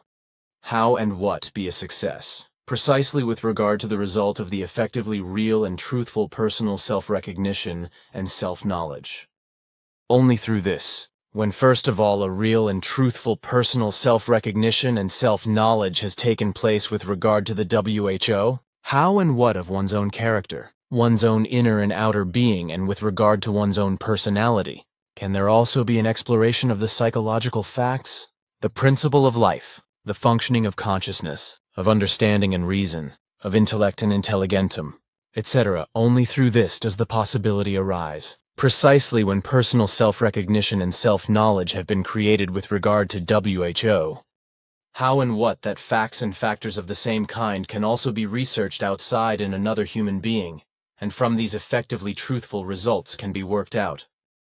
This, however, was not peculiar to all ancient philosophers, nor to all later ones, nor to the entire guild of psychologists, because none of these persons ever took upon themselves and fathomed the personal WHO, how and what. Consequently, they were also never able to find and describe the effective reality and its truth in relation to the creation-given principle of life, but only created and continue to create nonsensical hypotheses, which have no truth whatsoever, and neither make sense nor are of any value. Everything that is only conceived or invented through inaccurate observations, pseudo-findings and assumptions does not correspond to the real reality and truth, but only to unprovable hypotheses, worthless false definitions, or, in the best case, extremely deficient ideas. Since time immemorial, false ideas and the resulting misguided and confused or ridiculous assertions of philosophers have not died out, just as they have not died out in the sciences of various kinds. That is why the path of philosophy and the philosophers themselves, as well as the many-sided scientific progress, is paved with the corpses of false insights, false assertions, and errors and confusions. Unfortunately, since antiquity, even long before, many of the ideas that were conceived and believed to be correct, but which were false, and their equally false findings, assertions, errors, and confusions are still in circulation today, also in the various sciences. So even today, false insights and assertions, errors and confusions of old philosophers are still in circulation and are considered correct, even those that have long been recognized as false and have been corrected by new insights. Nevertheless, many of the old false, confused and erroneous hypotheses of old philosophers and scientists are not effectively dead, because they continue to be openly or secretly accepted and asserted as genuine and true by unteachable human beings, which not infrequently leads to disputes and, under certain circumstances, to murder and manslaughter, and also repeatedly gives rise to strange blossoms. It must now be explained that compulsory demands for moral behavior can in fact very negatively determine the actions of human beings, whereby they can react to a violation of the rules of morality with severe feelings of guilt and inflict harm on themselves against life and limb. This can really be the case, namely when morality is comprehensively traditionally demanded, and the moral spectrum is covered with conventions and leads up to sanctions. And if this happens, then on the one hand there is a restriction with regard to personal freedom of choice, and on the other hand a heavy burden on the conscience as well as the psyche. There are various other possibilities for explaining ethics than those mentioned so far, for further explanations are to be mentioned, such as the following, which I also learned early on from Sfath. Ancient Greek ethics was empirical or based on observations and purely external perceptions. which were erroneously called experiences, but were not such, because experiences can only be gained through an effective's experience. And in this respect, the whole of the development is based, just as with morality and ethics, on the path of personal inner research and experience of the three values who, how, what am I, from which self-awareness, self-knowledge, and self-knowledge emerge. Ethics was already before, but especially since antiquity, a popular field of thought for philosophers who, however, due to their complete ignorance and even ignorance of the creative principle of life and the human thought-feeling psychic world and psychology, as well as in relation to understanding, reason, intelligence, intellect, and intelligentum, devised completely insane and confused false insights, and consequently spread false teachings, some of which still exist today in the third millennium and are assumed to be genuine. Some of them still exist today in the third millennium and are accepted as genuine, although they are fundamentally false. Ethics corresponds to a philosophical, rather flawed theoretical doctrine that is supposed to distinguish and regulate the actions and behavior of human beings with regard to good and evil, whereby the good, the positive, and the high are to be striven for and realized through corresponding actions and behavior. Ethics or moral understanding, which deals with the social norms of action, must also include the empirical sciences of ethnology, psychology, and sociology, as well as the values of a purpose, fulfillment, completion, and thus a goal. The whole must not simply consist of ethical theories and some hypothetical ethical questions and basic concepts, because ethics requires clear knowledge up to the completion and goal of ethical action and its success in implementation. Behind the concept of ethics hides a system for thinking and acting and behaving, whereby it can be precisely defined what is to be counted as good, positive, and correct, and what is to be counted as evil, negative, and wrong, and what is to be understood by this. Ethics also shows what is good and should be used in everyday life, but what is better avoided elsewhere. In essence, ethics provides high values for speech, action, and behavior, thereby communicating human norms and values for general morality. The term ethics is originally found in the ancient Greek language, is derived from ethos, and means as much as sense or moral behavior, whereby in the center of ethics the moral understanding is classified, as well as specifically the moral action, which is shaped by the character, as well as by the sense, which corresponds to the inner and outer nature and thought feeling of the human being. The center of ethics, as I said, is specifically moral action, especially in relation to its justifiability and reflection, which make possible the functioning and carrying out of thoughts and feelings, as well as contemplations, reflections, and deliberations, by linking them to something such as ideas and further consequential thoughts and propositional formations. Behind the concept of ethics hides a system for thinking and acting. Ethics defines what counts as good and what counts as evil, and which courses of action and behavior should be applied in a correct manner in everyday life. Basically, ethics is a component of morality and conveys human norms and values for general behavior. Basically, ethics, ethos, and morals are connected, but they are still to be separated from each other and evaluated separately.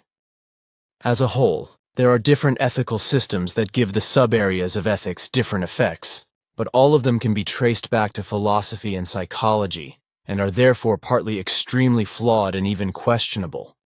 because neither earthly philosophies nor psychology correspond to sophisticated findings and great knowledge, but are often only based on hypotheses or assumptions. Mentality corresponds to a certain predominant thought-feeling psychic condition development with regard to characteristics in a fixed direction, which is genetically formed as well as self-developed and formed by external influences such as education, etc. The mentality therefore corresponds to a possible framework of a personal development potential that can be disregarded or actually exhausted. Each mentality takes place in the development in the sense of a pattern of thinking and behavior of the corresponding human being or the population or society or group by which a person is mentally influenced. This also expresses the fact that different mentalities prevail, such as a personal, family, cultural, religious, population or group mentality, etc. The mentality corresponds to a certain attitude of consciousness, mindset and attitude, which is also characterized by certain behaviors and procedures, which are very diverse, as for example in forms such as work mentality, laziness mentality, delusion mentality, thrift mentality, hate mentality, compassion mentality, tolerance mentality, respect mentality, revenge mentality, lying mentality, slander mentality, criminal mentality, killing mentality, addiction mentality, cowardice mentality, megalomania mentality, self-aggrandizement mentality, self-importance mentality, know-it-all mentality, folks mentality, etc.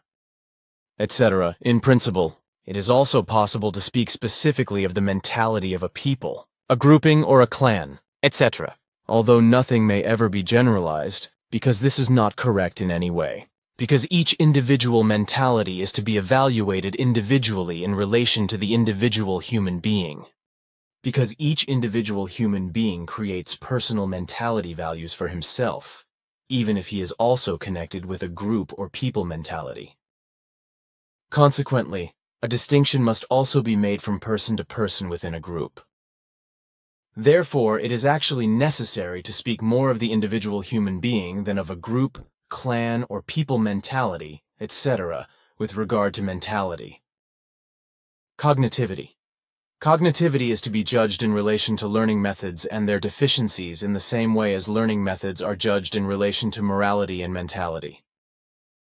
In its form, cognitivity is the quality of movement or function which, in relation to cognition proper, comprises various cognitive processes that fulfill a superordinate task. This task fulfillment consists primarily in the values of perceptual attentiveness and attention, which as basic values enable the teaching and formation of understanding, reason and intellect in further progress, namely in the interaction of the values of learning, language, logical or consequential thinking, and the resulting recognition of the correctness of real reality and its truth. The further progress resulting from this takes place in the form of a development of new certain values, which are strengthened by the forming decision-making ability, and thereby form the intellect, depending on how everything has been developed by the whole of conscious learning through understanding and reason. And only through this does it become possible that, in an intellect-reason way, something can be translated through the intellect into a certain behavior and into an equally certain action, and thus also into an experience, from which an experience is then formed. Through this entire development alone, everything results as a factor of intelligence, in which everything is stored and thus forms the memory of understanding, reason, and intellect, or of intelligentum, of being intelligent. Intelligence, it must be made clear, has nothing to do with intellect or intelligentum or being intelligent, even if it is always mentioned in connection with understanding and reason. Intelligence only contains the value memory in relation to all knowledge of understanding, reason and intellect, whereby this factor of intelligence or memory is inactive and corresponds to nothing but a store of knowledge, which ultimately can only be used like an encyclopedia of knowledge, but cannot in and of itself be used to implement the content of knowledge. This is reserved solely for the intellect, which carries the intelligentum or being intelligent within itself and is thus also capable of self-activity as well as external activity, whereby external behavior and external action are possible. Cognition is founded in a behavior-controlling system that enables the human being to think abstractly and thus to learn, build up and develop understanding and reason, whereby this system also exercises a transformation or reshaping with regard to external and internal perceptions of all kinds. From manifold external factors and inner impulses, even the most hostile stimuli are perceived, which develop in an expanding manner and become impulses, such as inspirations, ideas, conceptions, imaginations, beliefs, illusions or fantasies, etc., from which, depending on the mind and reason, logical or illogical, negative or positive, and thus incorrect or correct information results as a processing sequence. These are formed in chains into logical thought sentence constructions, which correspond to the actual constructive thought forms and subsequently create corresponding emotions, which are automatically transferred to the psyche, have an effect on it and influence and shape it according to the corresponding type of emotion in a positive or negative modality. the logical thoughtful sentence constructions or the constructive thought forms, through which in their respective value understanding and reason are learned, formed and shaped, lead to their comprehensive essence or to their cognitions, etc., which are stored in the intellect and enable it to activity and execution. Consequently, all constructive thought attainments acquired in this way enable the human being to comprehend and implement everything in his inner being, mentally, emotionally, psychologically, and also in his outer being in terms of behavior and action. The information of all learning values from the intellect and reason, which correspond to the entire development potential of every kind and manner, such as abilities, attitude, behavior, acting and willing, initiative, and all conceivable possible values in every relationship, which is given to the intellect, is stored in the intellect as equivalent active energy, and gives the human being the ability and possibility, on the one hand, to become active inwardly at all times, mentally and emotionally, and on the other hand also outwardly, verbally and through corresponding behavior and action, so that everything can be understood and implemented. This is in contrast to intelligence, which only corresponds to a pure mind-reason memory and is absolutely inactive, and thus in no way capable of stimulation or direct behavior or action, for this is reserved solely for the intellect, which through the knowledge essence stored in it reveals the level and development of understanding and reason, and determines the intelligentum or intelligent being of the human being. And it is from this alone that the abilities, cognitions, knowledge, attitude, skill, the values of behavior, of purposeful action, and all other values can be derived and evaluated. Only through the capacity of the all-time highly active intellect, which has no connection whatsoever with the completely inactive intelligence, which only corresponds to the inactive mind-reason memory, can the intellect quotient IQ, or the indicator of intellectual value, be determined. On the contrary, however, as far as the differential psychological intelligence quotient determinations are concerned, which are common practice on Earth, these correspond in their entirety to sheer nonsense, which reveals the complete ignorance of earthly psychological science with regard to the entire working of understanding, reason, intelligence, and intellect. The whole of this proves to every rationally thinking human being the completely wrong, misleading views and assumptions of earthly psychological science, in which there is not even a hint of effective knowledge as to what and in what the original values and further education values are based, which lead to the result essence. And this lack of cognition and knowledge alone does not allow a true psychology to become reality. But for such a one, the actual foundations are also lacking in the first place, and do not allow any true knowledge to come about as to how the various factors function in relation to the consequent working up in development from the bottom up for a true psychological evaluation in the first place. Effectively, there is also no effective knowledge in the earthly science of psychology as to how infinitely varied the intellect of human beings through understanding and reason really is in its scope and erudition as well as in its range.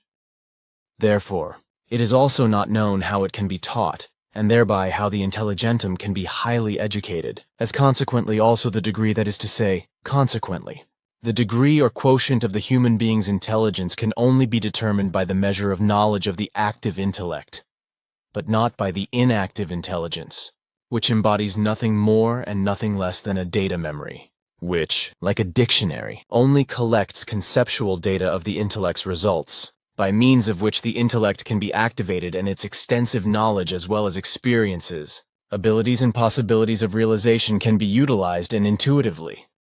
inspirationally, thoughtfully, emotionally, and psychically as well as ideationally, actionally, activially and behaviorally, etc., realized, can be implemented and realized. English translation, 721st Contact, Part 3, Friday the 14th of June 2019, 21:48 hours. You also mention cowardice, which I also see in this, because Earth humans who are irresponsible towards themselves in this respect do not direct their thoughts and feelings towards reality and its truth, and thus not towards the natural laws and recommendations of their intellectual development, and thus also not towards a correct conduct of life. This cowardice, however, is also characterized by fear. But these two factors are not perceived by those afflicted by them, and therefore they deny them, which in turn leads to the fact that these earth humans, no matter whether they are afflicted by a religious delusion of faith or whether they are believers in self-worship, in their cowardice and fear do not want to pull themselves together, to consider themselves, to realize who, how, and what they really are in themselves, but also how irresponsibly inadequate they are in their understanding, intellect, and reason, because they do not form and expand them through decisive learning. This is because their high values in this respect are not shaped by learning and education, and they are therefore incapable of fighting their fear and cowardice within themselves. This happens to earth humans when they are afflicted by a religious cowardly, fearful delusion of faith and are without self-determination and therefore without their own correct and healthy personal opinion, self-initiative and therefore without an educated mind and without true reason. Similarly, the same thing happens with a self-believing, cowardly and fearful earth human being who lives in a personal delusion of faith, who in any case lives his life with an arrogant and megalomaniac-like self-conceit, and is also characterized by cowardice and fear and is equally extremely deficient in intellect and lacking in reason, as is also the case with the delusion of religious faith. As a result, both the earth human being as a religion delusion believer, and also as a personal self-delusion believer in his fear and cowardice in his arrogant delusion, is incapable of fathoming and recognizing himself. Consequently, he cannot recognize, experience, and experience in himself who, how, and what he basically is in himself, or in his personality and its essence, as you explain very precisely. That is indeed a fact, but now actually only the term ethos needs to be explained a little more closely, which in its origin was created by Nicodemian, and in its original language means wise or wisdom, whereby this term was already brought and taught to earth in the Mediterranean forarly Asian time by the Plaiaran Isobran, who as a scribe together with others also brought writing to earth in manifold forms and languages, which were spread in many earthly peoples in the most diverse forms and written languages. So I will elaborate the whole thing completely anew and execute it for the earthlings in such a way that it can be understood by them. But also in this respect it is the case that many questions must remain open, because I cannot write a tome and describe everything down to the last detail, for this will only be possible through oral questions and answers. Therefore it would be good and correct if such conversations could be recorded and later written out in the clear, but this will be difficult. Ethos as a basic concept of ethics and morality. The ethoic consciousness and ethos values ethos. The concept of ethos, which can basically be explained as the consciousness of all comprehensive moral values, and as the imprinted attitude of the overall attitude of human beings and thus as their comprehensive basic ethical consciousness, encompasses much more in its entirety than is grasped, understood, and explained by the philosophical and psychological earthly sciences. If these are considered and dissected, then it is clear to see that from an earthly philosophical psychological point of view, the whole of the ethos ethics moral teaching, as created by Nicodemian, has not been understood and is still being spread today in a completely distorted way. In addition to this fact, this teaching has been falsified since ancient times by completely misguided and confused interpretations by know-it-alls, just as it continues to be falsified today, because all those who want to know better think they are smarter than the actual originator of the teaching itself. As the saying goes, the chick always wants to be smarter than the chicken. But this fact will certainly not be recognized by the studied know-it-alls, because they will insist on their doctorates, which are based on hypotheticals or assumptions, and think they are more than all those human beings who live their lives without such lofty titles.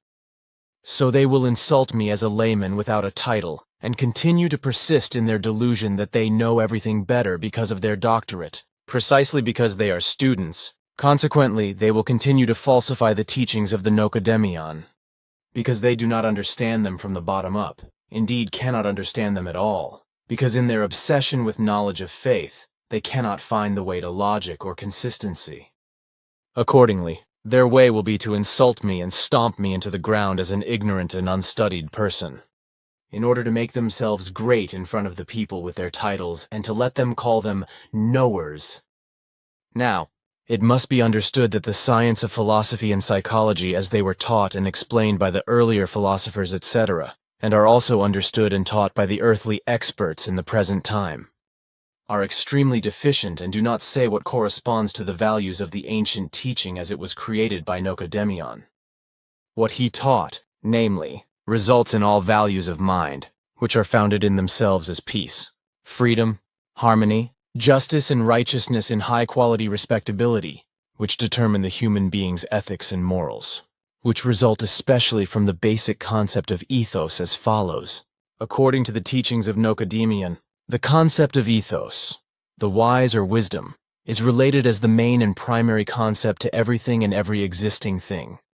and is therefore also fundamentally to be understood as the consciousness of all comprehensive moral values, and as the imprinted attitude of the overall attitude of human beings. In addition,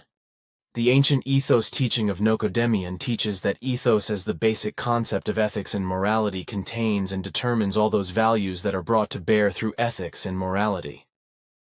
This means that without the basic values of ethos, neither ethics nor morality can exist or be applied. As far as the ethos doctrine, ethics doctrine and morality doctrine are concerned, as these have been spread and taught by the earthly philosophical doctrines since time immemorial, it is to be strictly noted that in this respect, according to Nocedemion, who was the originator of the primordial ethos ethics moral doctrine, the earthly philosophical interpretations, expositions, explanations and doctrinal moments regarding the definition of ethos and ethics and morality have been wrongly analyzed, evaluated and characterized, substantiated, presented and interpreted since time immemorial. Thus ethos, or wisdom, is to be explained as a comprehensive ethological consciousness, which encompasses much more than is grasped, understood, and explained by the philosophical and psychological earthly sciences. So it is to be understood that the philosophical and psychological sciences were taught insufficiently and, partly also wrongly by the earlier philosophers, etc., as a result of their lack of understanding with regard to the ethos ethics moral teaching of Nocedemion. It is a fact, therefore, that this teaching, which is also partly misunderstood and partly mistaught by the earthly experts of today, is extremely deficient, and does not say what corresponds to the values of the ancient ethos ethics moral teaching as it was created by Nocedemion. What he taught, in fact, results in the following. In a broader sense, the term ethos must be understood to mean the reasoning and logic or consistency of all forms of expression, possible and determined for human beings of their thought, feeling, psychic movements as well as their modes of action and behavior. This includes all forms of expression and characteristics that are used by human beings and also determine their moral attitude or ethics in the way they are carried out, as well as their practice and implementation as moral values. In this respect and in this way, all high values are to be understood in the main, which are named from the teaching of Nocedemion as follows from the basic concept block of the very broad value definitions in relation to the ethos value content. Listed as a list, these ethos values include all necessary factors to ensure existence in a humane form, whereby at least the bulk of these values shall be listed here, although I do not claim to comprehensively name all values. Some more about the difference between ethos, ethics, and morality. Ethos corresponds to moral values, to an attitude created by consciousness, or to an overall attitude of morality, which corresponds to ethical consciousness. The higher the value of the ethos is, or the more comprehensive the individual, very diverse factors of attitude are, the higher the character and thus the ethical behavior is formed, so that a high ethos also determines a high ethical or strong character action and behavior of the human being. According to Nocedemion, the creator of the ethos ethics moral doctrine, Ethos in its comprehensive value corresponds to a collection of templates in relation to attitude factors, which convey moral values shaped by consciousness as ethical consciousness, which are elaborated into character values and implemented and realized as ethics in the sense of the totality of moral norms and maxims. All these values correspond to a responsible attitude of the human being, insofar as he appropriates, comprehends, and realizes them. If this is the case, then ethos corresponds to the basic substance for the formation of ethics, and this in turn for the comprehension or realization and fulfillment of morality, whereby morality is exercised and comprehended through character-formed morality and the sense of duty and obligation, as well as through loyalty to duty and the sense of responsibility. The ethos preliminarily basically forms the individual factors that shape the ethical character, which, if they are used, formed, and worked out into a character value, become a habit of life. Ethics as a moral discipline is founded in ethos, and also conveys a convention for critically reflecting on or examining everything and thinking about it comparatively. The ethos corresponds to a value factor block of very diverse characteristics and qualities, which are indispensable as basic factors for the formation of character, and according to this, determine ethics or ethical consciousness. This in turn is not only decisive for the behavior of individual human beings, but also for the entire ethos-ethics moral structure of society and humanity as a whole. As the last form of transformation from ethos, morality emerges via ethics, which is expressed as a moral way of behavior, and also determined for the entire social institutions, objectively as custom, and subjectively as character. The very diverse and learnable high-quality basic factors of ethos, which are indispensable for character formation, also fundamentally determine and constitute or organize the unity of every social community and stabilize it, although they also delimit other communities. The terms ethics and morals are not the same, but they are synonyms for correct behavior. Morality means custom or rule, which provides human beings with a concrete framework for appropriate behavior. A moral concept in itself, however, does not necessarily mean that the human being must also act according to the given rules, etc., because in principle, personal opinion, freedom of decision and action, and thus freedom of behavior with regard to how, when, and whether apply in every case. Ethics means character, and in contrast to morality, it is not about a code of conduct as such, but about the analysis of various moral concepts that derive from ethos, from which extremely comprehensive values emerge, according to which the human being can form his character and build up his moral norms according to this, and comprehend and realize these as morality or moral action. In this way, ethics can be described as a kind of moral science. In addition to the basic morality as created by Nicodemus, many other morals exist, such as in religions, politics and justice, as well as in moral theology, moral psychology and moral sociology, etc. Fundamentally, however, with regard to the concept of ethics, there can only be one morality, no matter how many subspecies are made of it, and how different they are according to the resulting species. In this way, the whole thing can be roughly compared to the diversity of species. Although there are dozens, hundreds, thousands, tens of thousands, or even millions of different species of any living thing, there is only one genus of each species of a particular life form.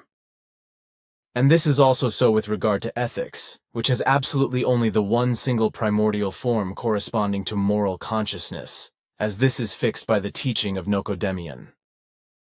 Therefore, there can also be only one ethical teaching, and this also when so-called researchers, philosophers, and scientists erroneously and confusedly arrive at different results.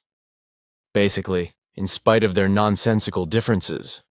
they all have to come to terms with the background and the teaching of ethos, ethics, and morality, and they have to do so in the way that everything is given by Nicodemus. And the fact that the army of researchers, philosophers and scientists are all making up nonsensical nonsense and making nonsensical assumptions contrary to the effective ethos, ethics, moral teachings and defining everything completely wrongly,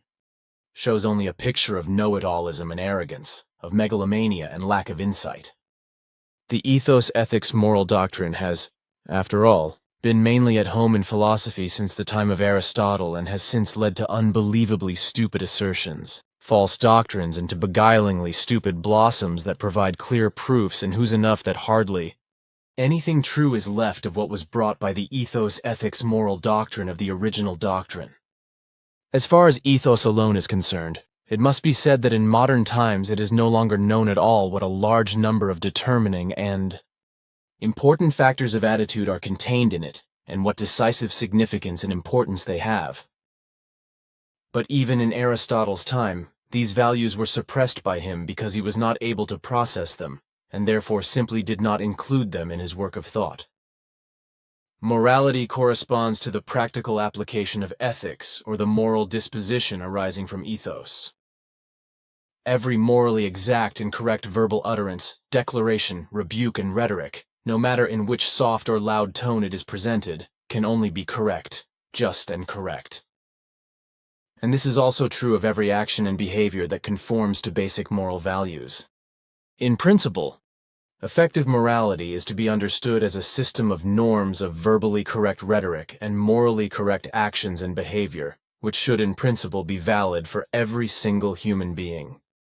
Unfortunately, however, it is the case that the majority of earthly humanity neither knows, learns, nor follows the ethos, ethics, moral teaching, as a result of which unkindness and all kinds of hatred prevail worldwide,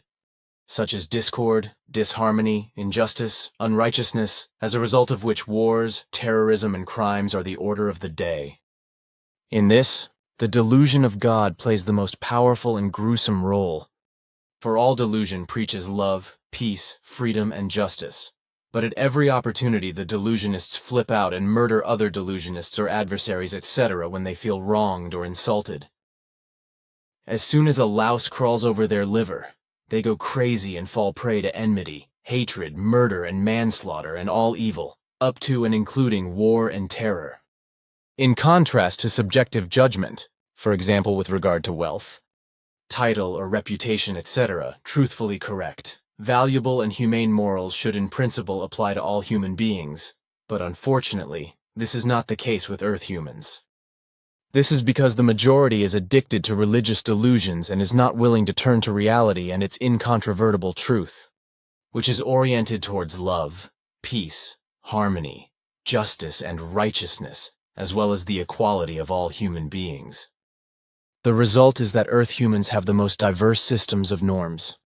which logically also have different morals, although these types of morals are completely alien to creation, murderous and destructive, and bring much suffering and countless deaths to Earth humans.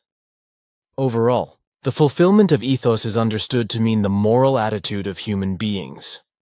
Although this understanding, according to the ethos taught by Nocodemion, does not correspond to everything that emerges from his ethos teaching.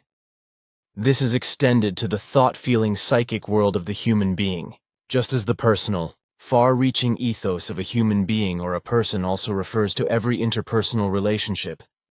to every family, friendship, acquaintance, every community, worldly grouping, special social group, every learning or school community, etc., and must be understood as all-embracing. This also includes the whole of nature and its fauna and flora, and practically everything that exists, which means that nothing can be excluded from the ethos. Ethos is about the only positively and valuably founded basic values, which are brought to bear and expressed in ethics and morality, whereby they are formed as pure, powerful thoughts emanating from consciousness and feelings resulting from them as high moral values.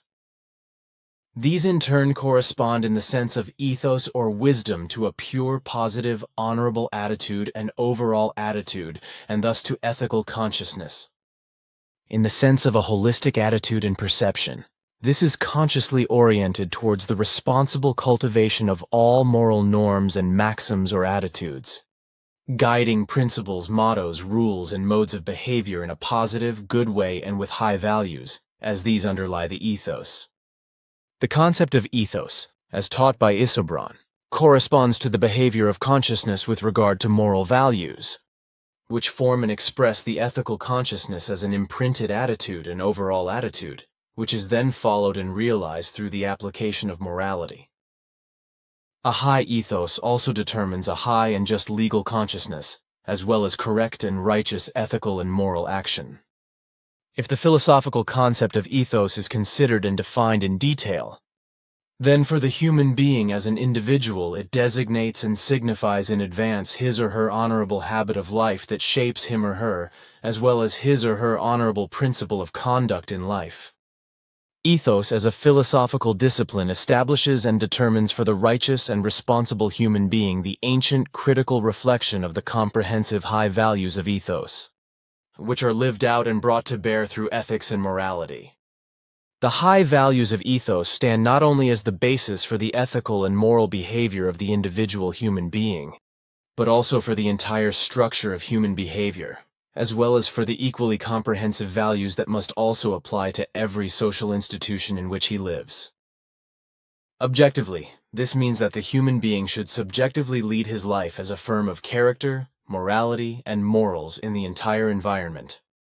Effectively, it is only through the values of ethos and the practice of the morality that emerge and are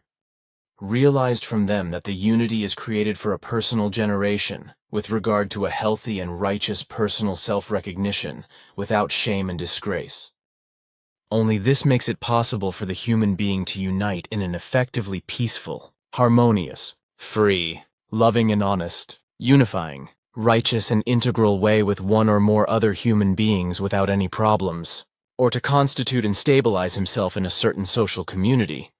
as well as to separate and exclude himself from other unequal communities of any kind that are harmful to him or to other human beings. Aristotle's classical rhetoric of the three values must be completely excluded, for on the whole, his classical rhetoric has no value whatsoever with regard to correctness and rightness. Value, but must be interpreted and understood in a completely different way. Firstly, because it erroneously describes ethos as one of three types of conviction, which is fundamentally wrong. Of persuasion, which is fundamentally false, because all persuasion corresponds to a compulsory indoctrinating persuasion, because the human beings are given an alleged credibility in the form of a moral is made to believe in an alleged credibility in the form of a moral appeal. Secondly, pathos is used as a rhetorical means of persuasion in order to indoctrinate through oratorical violence and emotional appeal, and desired by means of oratorical violence and emotional appeal.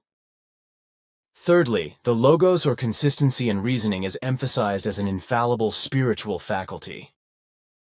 Spiritual faculty, which, for example, is supposed to bring forth reason, because this is also supposed to be a general principle of a world reason, or of an overall sense of reality should be. Where, however, logic and reason, world reason, and ultimately also understanding and an overall sense should be recognizable, that was probably also what the dim-witted gods of antiquity were wondering.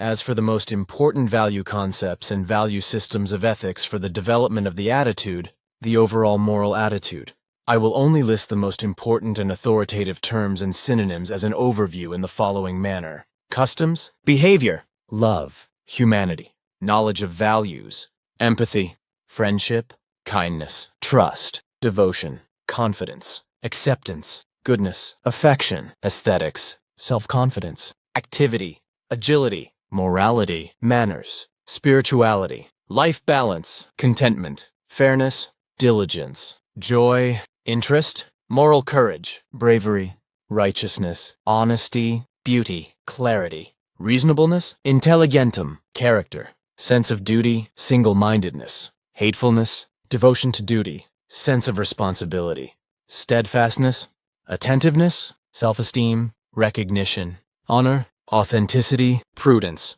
comfort, altruism equals sign unselfish way of thinking and acting, unselfishness, decency, gracefulness, courtesy, intuitiveness, hope, vigilance, righteousness, caring, nobleness, open-mindedness, equilibrium, balance, perseverance, modesty, freedom, optimism, learning, autonomy, security, lawfulness, individuality, respect, aparts, knowledge, ability to learn, patience, willingness to help, calmness, decisiveness, sensitivity, greedlessness, gratitude, cheerfulness, serenity, peacefulness, professionalism, humor, nobleness, ability to cope with conflict, ambition, knowledge of etymology, methodology, loyalty, initiative, efficiency, wisdom, tolerance, legitimacy, rhetoric, communication, teaching effort, patience, logic, flexibility,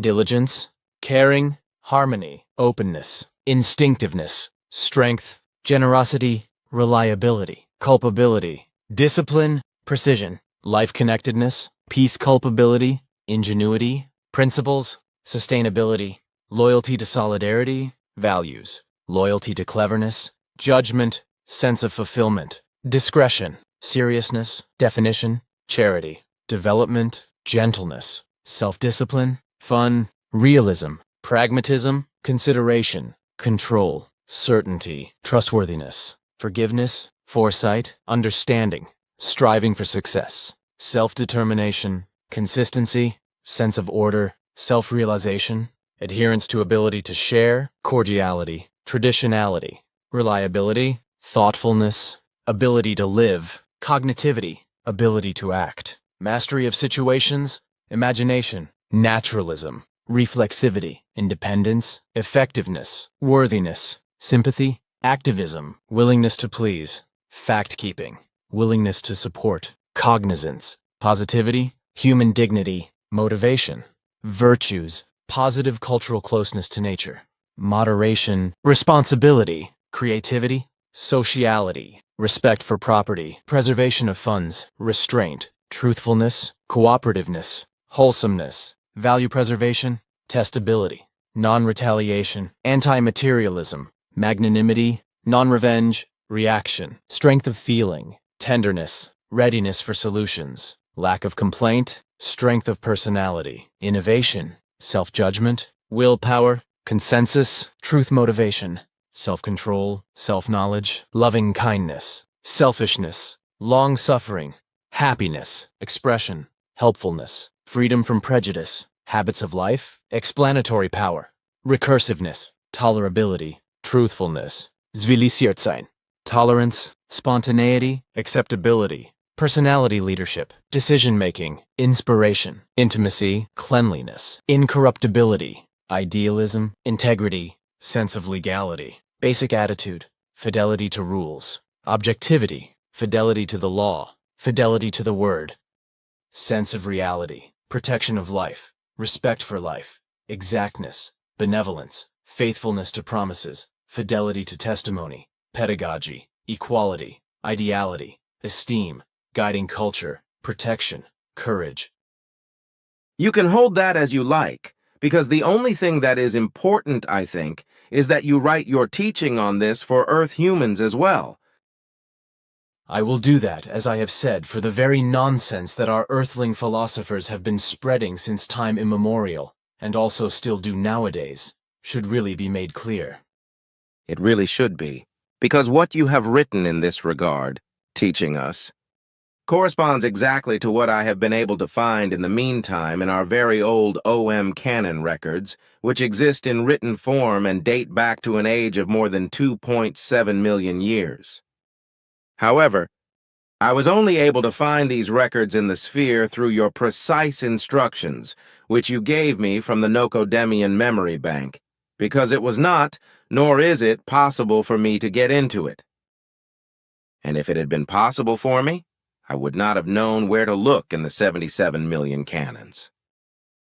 I knew that, you will find the ancient OM records in the big metal sphere structure, which is effectively a big ancient library. And these OM records must be complete down to the last canon, as I've been orienting myself from the memory bank. But do you think it is correct for us to talk about this now in our official conversation?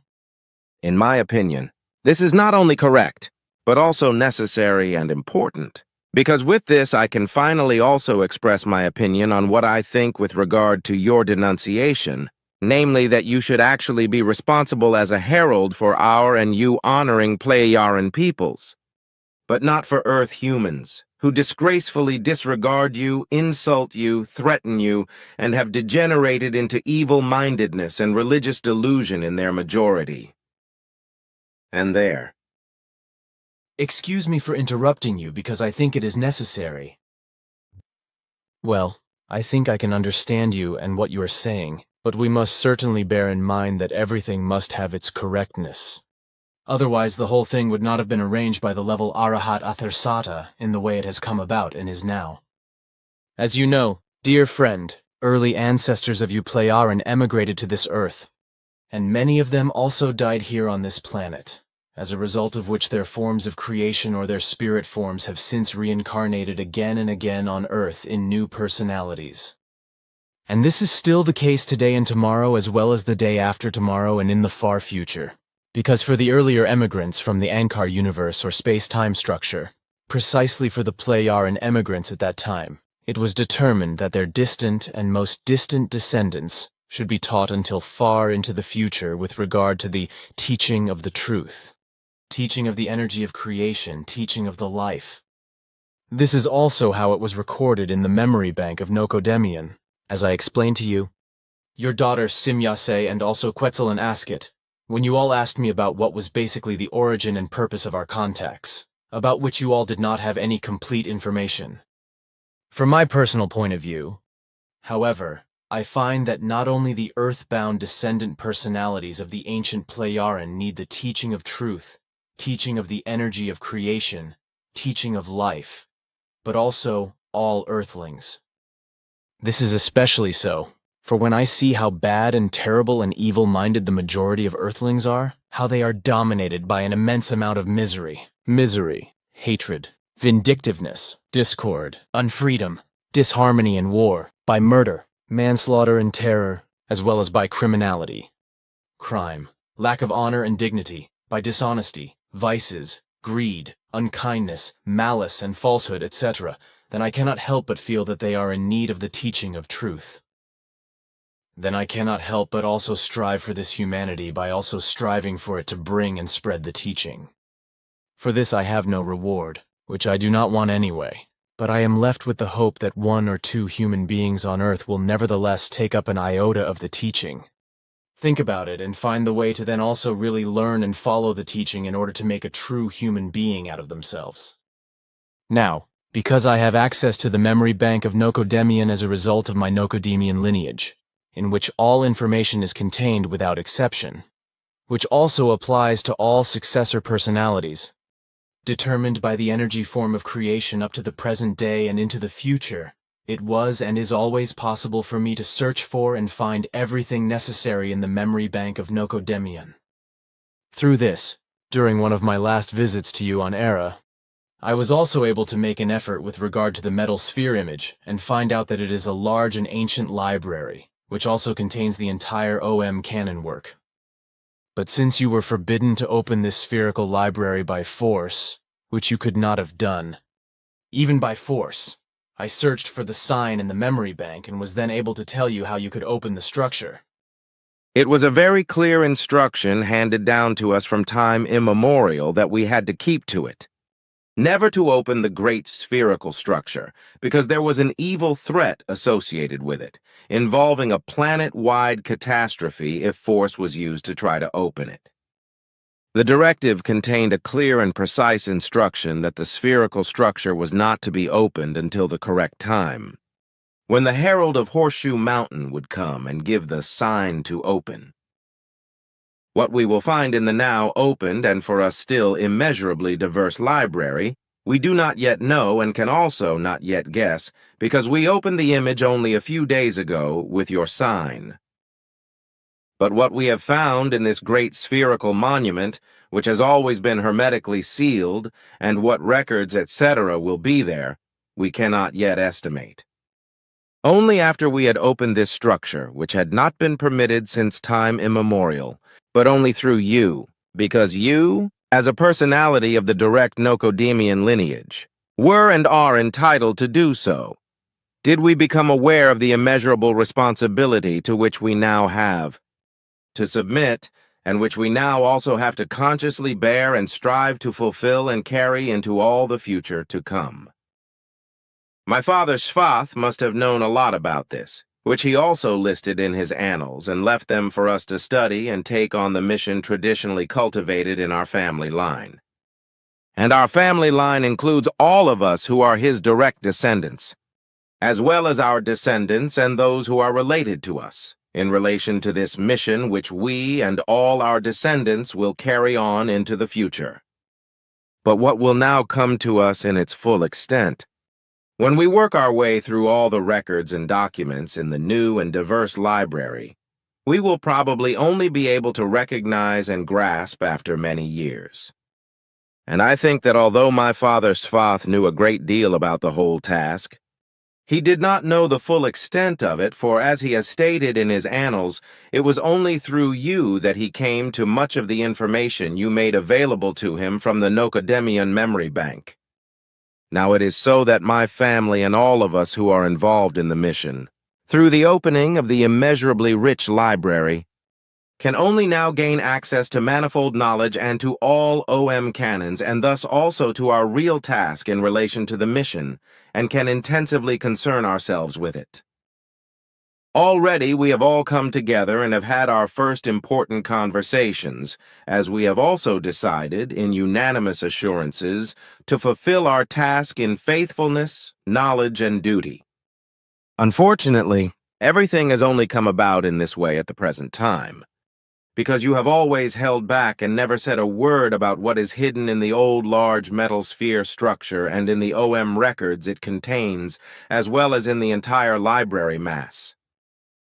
You must have known about it, yet you never spoke about it, but why not?